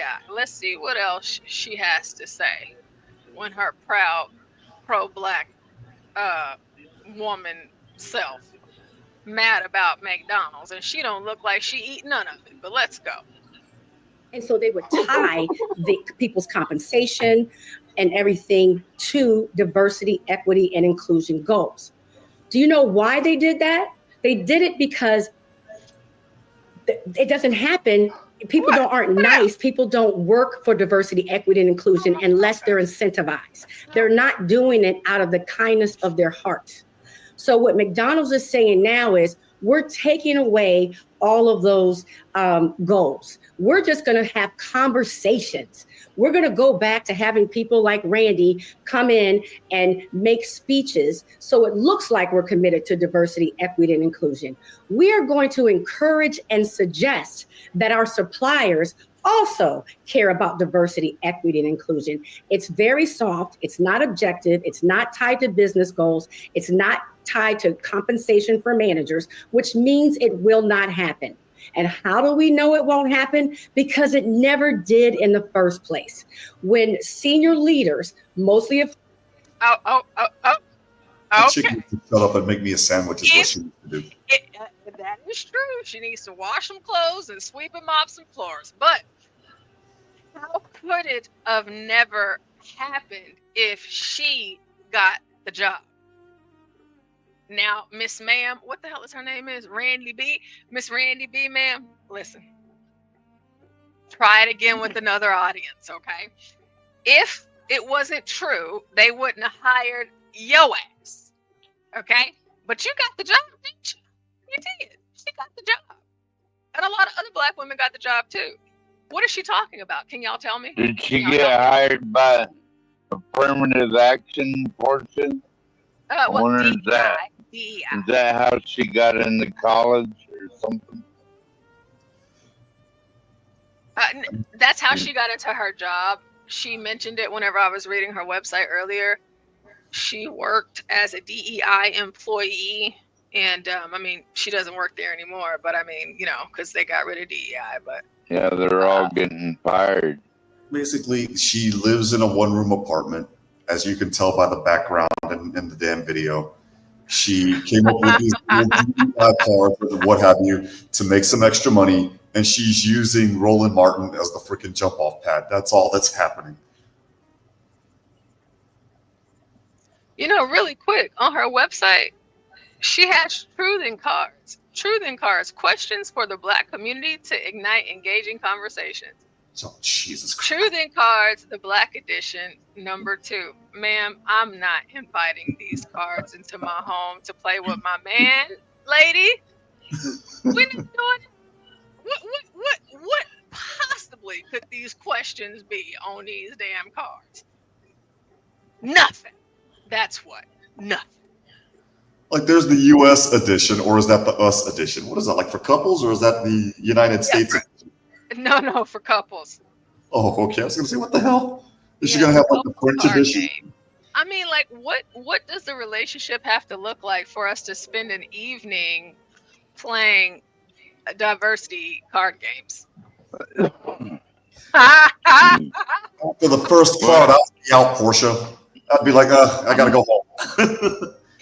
Remember back in the day at the Boys and Girls Club, they were playing chess and checkers and basketball and all kinds of other stuff other than this shit. Yeah. That's what. Okay, good. I'm glad, because it's like that was that, but this is a DEI card game for couples.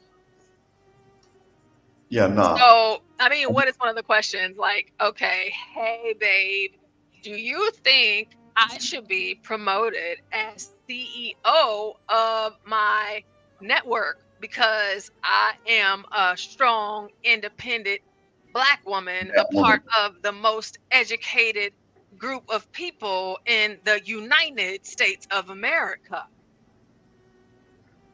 And wait for him to answer. I mean, what are we doing?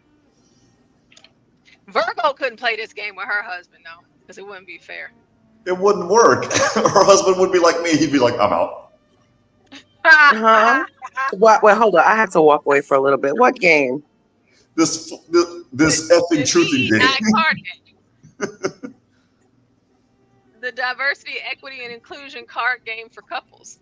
Yeah, the truthing for Oh, us. he's down with the shits. Trust me, he is down with the shits. Oh God, no, Mr. Virgo, Oh, he you and is. I have a talk. Get your No, ass when I up. say down with the shits, like he will cast out the DEI, all that bullshit. So. Oh, okay, good. I was gonna say. Listen. Yeah. Oh, hey, nobody cares. Welcome, howdy, howdy. You know, I would become so irritated that it wouldn't even work. You know, it just we wouldn't make it anywhere. You know, because I would just be annoyed if I'm being quite honest with you. I just wouldn't want to hear any of it. None of it. If I can comment real quick before Stanley comes on here in about 3 to 10 minutes or what have you, the fundamental thing that they're not talking about is what is the past harm that this DEI bullshit is intended to address. That's the standard based on the various 14th Amendment racial challenges that have gone before the Supreme Court post 1860 all the way up till last year, right? And so if there's no past harm, then why the hell do you need DEI? Oh, let me see if I can find something real quick. Read on. I wonder how it works for diverse couples, right? In any ways. I mean, because this has to be rich. It has to be. I mean, who comes up with this shit? You know, like. More importantly, who's dumb enough to actually fall for it? Yeah. It's like, what's going on? Was those mega corporations too, like y'all know the names of them that were pushing all this shit, and like a bunch of George Soros mega corporation international companies pushing this shit on the United States. Porsha got excited. What happened? What happened? They have to be out of their damn minds. Do you hear me? Yeah. Oh my God. Hold on. Wait. Show us. For the $249 for a deck of DEI. Listen. Fuck no. Damn. Translation, I'm broke. I need money. Yeah, no, I'm super broke. And then if you get both decks, it's $450. I mean, Gotta send Stanley a deck of those cards. I think he likes that kind of I stuff. love Stanley, but I ain't finna spend $250 plus shipping and handling for some DEI cards. You're gonna have to get something else. Those You sure it's not $2.49? I was gonna say they're gonna be at the flea market in 5 years for $2. $249. That's crazy.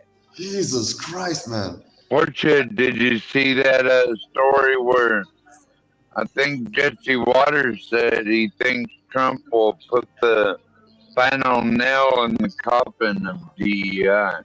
Wait a minute. How do we create an environment for people to do their best? Fucking environment. You hire me, Porsha, for example, to do X project. You're not giving a damn about the environment that you're putting me in. My job is to get that thing done. That's why you're paying me. I get things done. I collect paycheck. I go. Put the nail in the coffin of DEI. Yeah, but okay, so just imagine, okay, it's date night. You and your person, y'all are having date night, and y'all are playing this game. So one of the questions is, what are some characteristics of inclusive leadership? What the? Really? Oh my gosh, I wish HB was up here right now. Oh my gosh, I wish he was up here.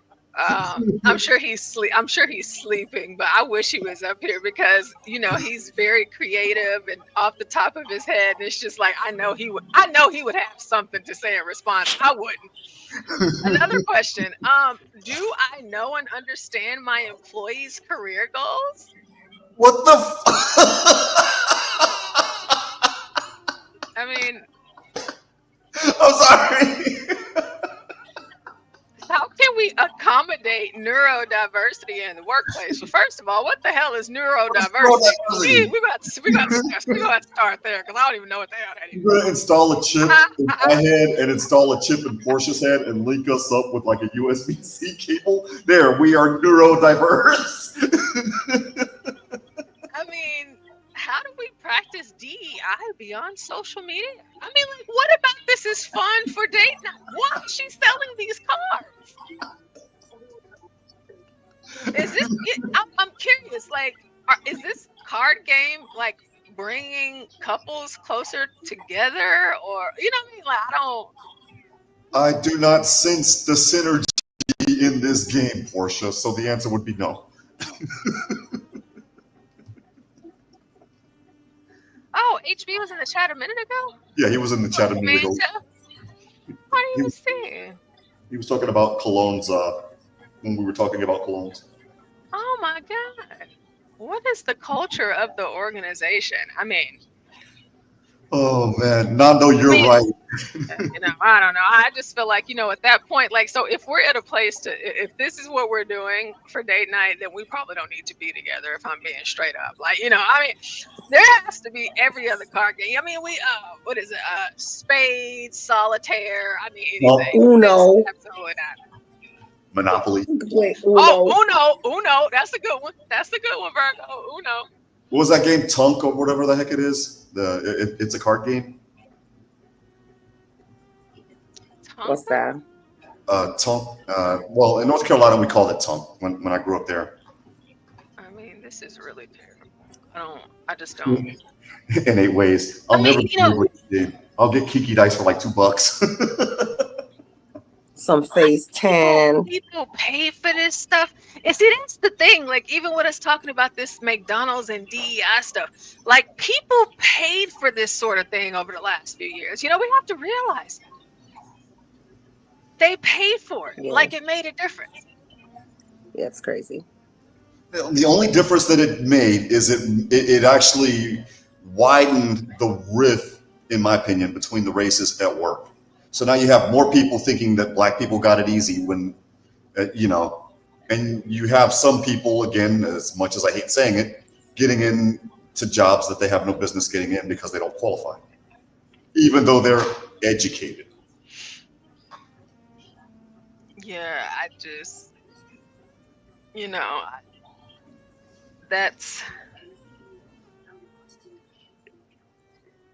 she's selling these cars for $250. And saying, look, I was featured on the Roland Martin show. And Red Table Talk with Jada Pinkett Smith. Okay, ma'am. Good for you. Congratulations. That's crazy. That's crazy. Let's listen to some more of what this crazy lady got to say.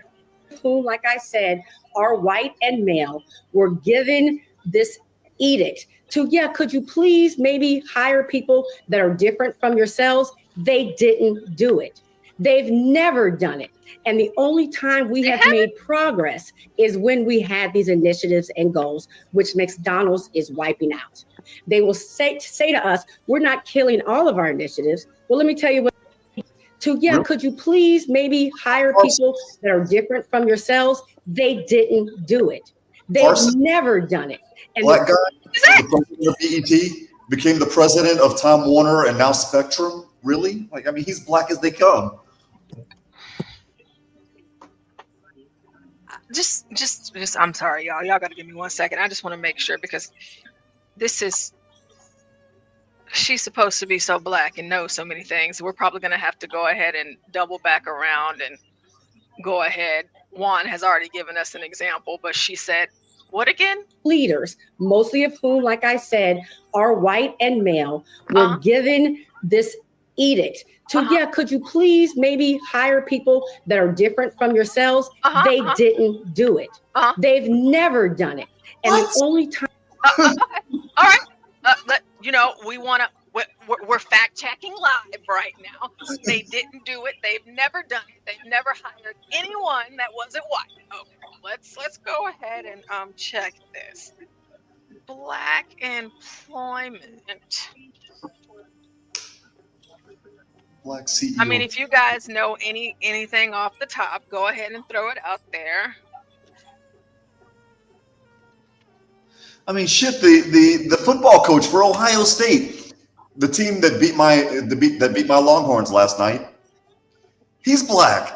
He's gonna be playing in the national championship next weekend. Oh, and the president of, again, Time Warner, now Spectrum, Dick Parsons, former president of BET.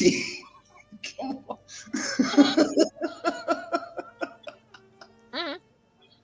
Championtes.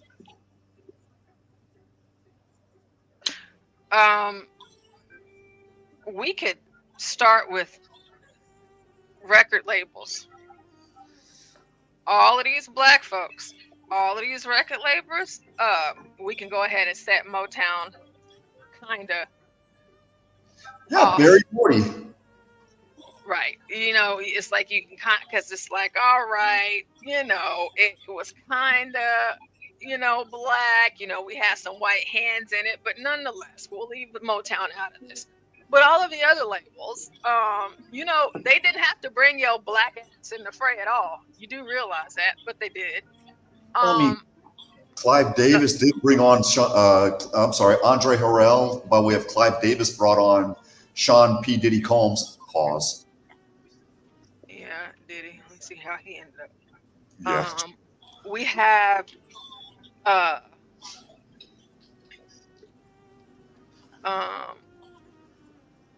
in sports, you got Rupp Arena in Kentucky.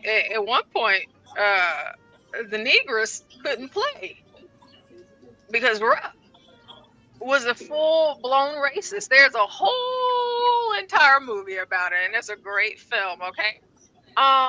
But white guy, white team, they sucked. They started to bring the black guys in finally, and they became, the national, great that they became, and, that was incorporating blacks. She says they never have, they never will.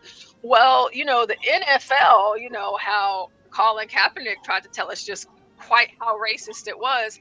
Well, they decided to make Jay-Z, who is under fire right now for the allegations against him, they have him working for the Super Bowl performances, and ever since he's been there, it's only been Negroes. That's it. That's all it's been. I don't know what the hell you're talking about, man. But I mean, we can even look into like the school systems. That could be public, private, and charter. You have black people stepping in and becoming the leader of the school boards and shit like that. And then also, let's just go to the politicians. We got white people. They don't have to allow black people the opportunity to run and be duly elected, but they allow you to do it. But they don't have to. They can take that shit away right now, stat. But they allow people to do it. What are you talking about? Exactly. Barack Obama, anybody? I mean, I already understand the argument. Well, he did have a white mama. So remember the one drop rule? You had one drop of black blood, you were black. That's the whole foundation of the Plessy versus Ferguson case. I mean, Plessy, he didn't look black at all. Plessy was like yellow bone. Had good hair, as you guys call it.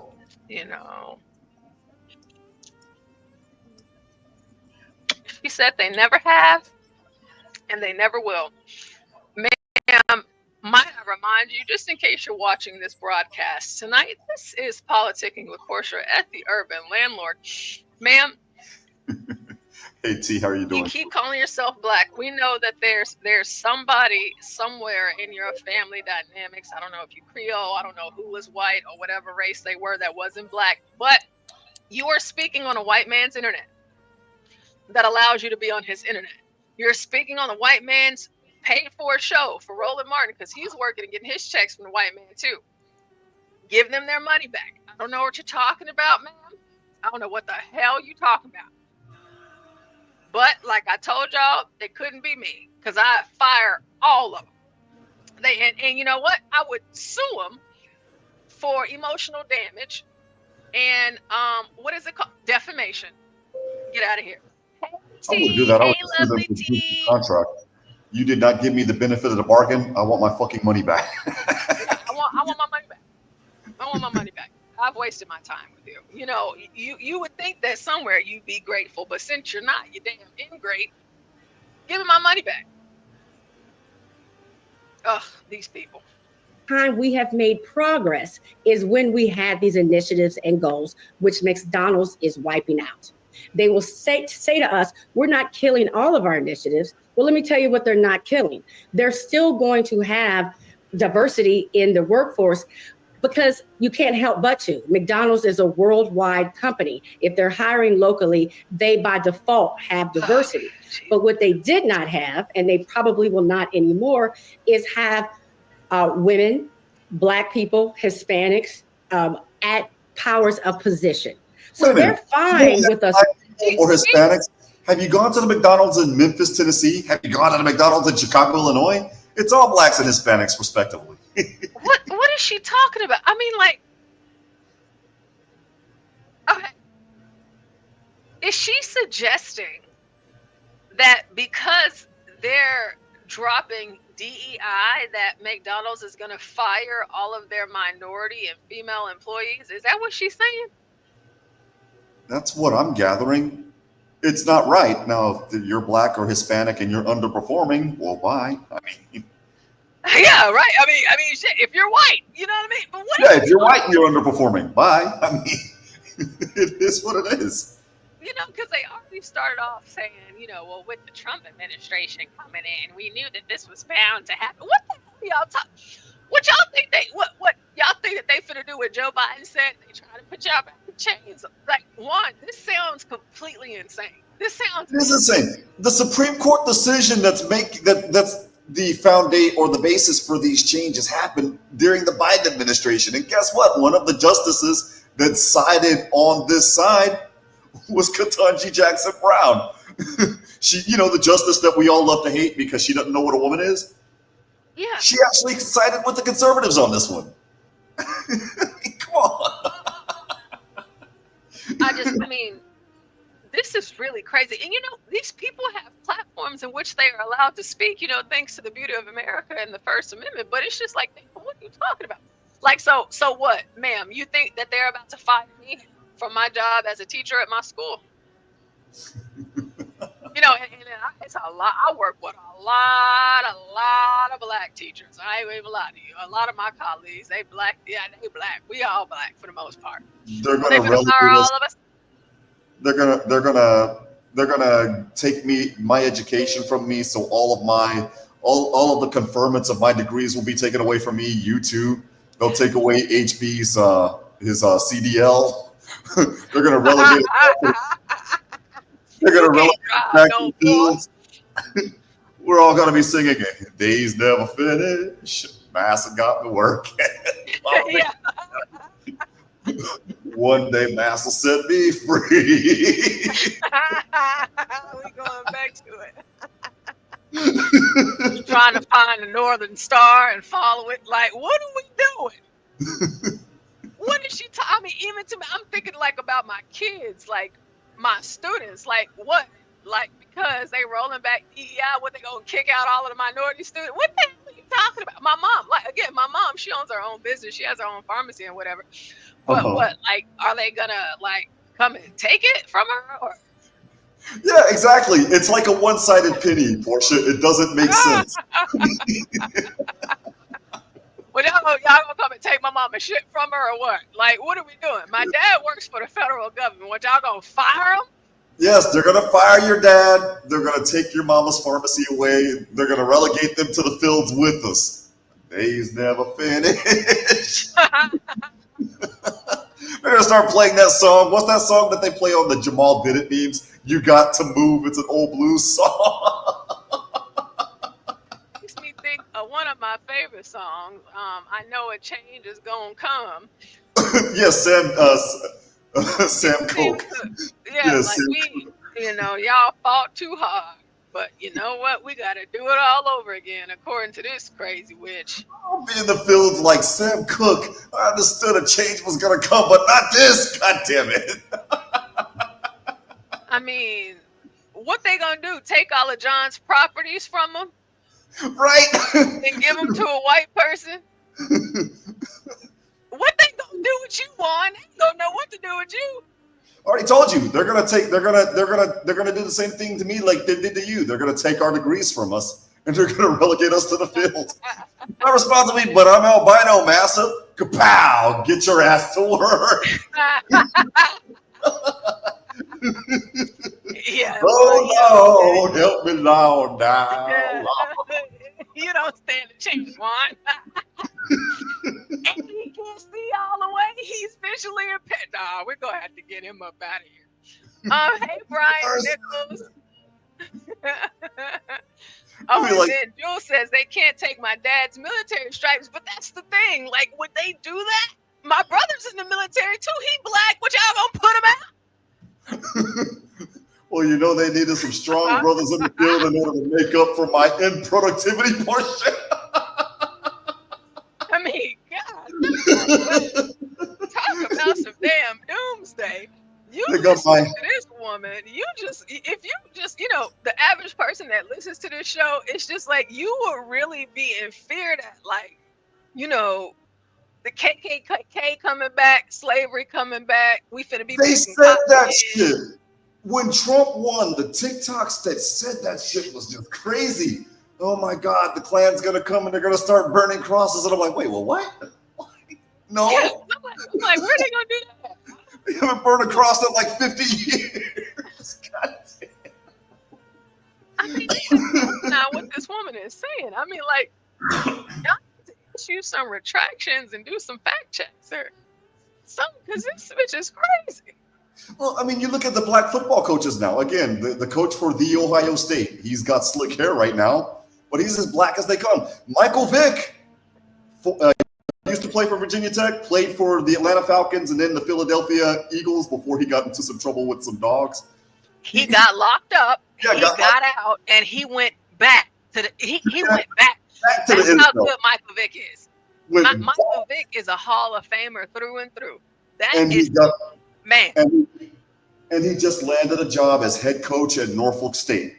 Right. And so what? Y'all gonna shut down all the HBCUs and fire all of the coaches? I mean, Deion Sanders, he's in Colorado. That's a white institution. What? Y'all gonna fire him too because he black? See, listen, we can explore this for forever. Notwithstanding the fact that he brought his team to a 9-4 record, they got their asses handed to them by some predominantly white football teams. Let's just be honest. Nebraska and BYU whooped that ass. But yeah, they did. They sure did. They did. But he turned that program around 2 years ago. They were 1-11. Yeah. It's incredible. Let's see what else this Randy B got to say with her crazy self. Let me make sure the audio is still going. Let's see. Working for them, but they're not fine with us leading them. So it sucks. Fine with you leading us either. I mean, we already started the show off strong. We talked about Karen Bass for like 4 hours, all right? So yeah, they might be wise in making that decision. We got the Trong somewhere in Louisiana. All right, Corey Bush, Jamal Bowen. We got Tiffany Henyard. We got what's that whore's name in Atlanta? Fannie Willis. We got Maxine Waters. We got Jasmine Crockett's ghetto. Listen, they are probably making the right call. Okay, that's a good judgment call. We had black leadership. You had Sheila, not you, but they had Sheila Jackson Lee. But you know what's funny? This is some karma for your ass. You know what Sheila Jackson Lee's last words were, Porsha? What? They were a tweet to Donald Trump. And the tweet was, and I kid you not, can somebody get that fucking bubbling fool to shut up? That's when God was like, okay, I got to get your ass up out of here. 12 hours later, let's make you shut up instead. Okay, we're gonna shut you up. Yeah, we're gonna shut you up instead. Forever. All right, that's it. We ain't got nothing else for you, Sheila. We ain't got nothing else for you. It's just, I mean, like I was saying earlier, like with Black Democrat leadership, it's just like, dude, like, hey, no, y'all don't need to be in no positions of power, because it seems like whatever y'all touch, it turns to shit. So Exactly. they might have a good point, but let's keep going. It sucks. Well, It's the bottom line. Well, I'll say this here. What they also are fine with, Mustafa, they are fine with Black folks walking through the doors, spending their dollars. But the question is, are you seeing the return on investment to Black communities? And I'm not talking about just you sponsoring something at Essence Festival, the paltry spending on Black-owned media. I'm talking about, again, ability to build and create wealth. This is the press release they put out, our commitment to inclusion at McDonald's. And of course, okay. What he just said, Porsha, is if you are in a Black-owned business, you will not be able to build wealth. Did you notice that? Juan, I can't. The same thing with this Jasmine Crockett. And I know, guys, the link is in the description box because I just couldn't finish it. I'm going to try here. Okay. What the hell does McDonald's owe you? Well, what do they owe you? I mean, they are a huge corporation, not just in America, but all around the world. Like, go and get a job, and whatever money you make, do what that money you will. What the hell are you talking about? What, they supposed to come in and raise your kids, buy you a house, pay all your bills, utilities, phone bill, internet, and then throw in some Hulu, some Netflix, some Paramount, some MGM. What the hell are they supposed to do? Buy all your groceries? What? And don't tell me, not you, but they better not tell me, well, it's because McDonald's has propagated slavery. Dude, McDonald's started by Roy Kroc and the guys that did the Wiener Schnitzel business. They were all three of them were German immigrants. They came in like 20 years after slavery ended. So McDonald's of all restaurants is the least restaurant that owes you guys anything. I mean, what the hell? Like, what do y'all want from McDonald's, bitch? They bring back the what is it, the McFish or whatever, every single time y'all complain. Now they said they was doing away with the McRib, but you Negroes started hooting and hollering about it. They brought that back. They took away the orange high C. You Negroes got mad about that. They brought that back. What more do you want from them? What they don't want to build, in my opinion, Porsha. They don't want to build the stuff up by themselves the way that McDonald's did, the way that a Microsoft did, or what have you. I see that you have what I don't, and instead of me working to get it on my own, I'm gonna get jealous of what you have, and I'm just gonna take your shit. That's envy. That doesn't work too well. That's the epitome of when you take it, it turns to shit because you don't know how it works. You didn't build it. I don't understand. Somebody says something. Oh, yeah, Texas girl. That's what it's called, the Filet-O-Fish. The Filet-O-Fish. Solid Snake says, even after the California situation, these Black liberals are becoming a real problem. Policy seemingly not the issue. Yeah, it just seems like they're just cranking it up. And we talked about that after the election. And it's just like, are they going to tone it down? But it's like, no, they turning up like nonstop. Bomb Cherry Juice. Hey, Bomb Cherry Juice. Hello, how you doing? Can I be heard? Yes, we can hear you. Who are you? Okay. My first time seeing you around here. Yes, I what his name? John? Is that his name? He came to my channel maybe last week, and he invited me over. So I ended up subscribing, and I just saw that y'all were live talking about DEI and DEI, and it seems like you seem to not understand what DEI actually means, but more importantly, the idea that you don't understand that corporations who come into communities, they usually do give people of the community something, right? They don't just come and sit. They usually donate something to the community. So if all they're offering is a ability to come get a job, it's not that like they're giving you something, right? Because they're they allow you to come and work for them so they can make money, and they just paying the American person. So what? But you make money too, because like you get a paycheck. Yes, but you are acting like they're giving them something. They right? are giving them something. They're giving them a job, otherwise Yeah. they would not have if McDonald's wasn't there for them to be employed. Yes, they're giving them a job, and Yeah, so they're giving it's them a a quote job. status quo, right? I get a job, you get an employee, you make money, I make money, and the Right, community survives, right? capitalism. You also have the opportunity to build skill sets, and with those new skill sets that you get, that gives you an opportunity to either move up in McDonald's or jump ship and start your own thing.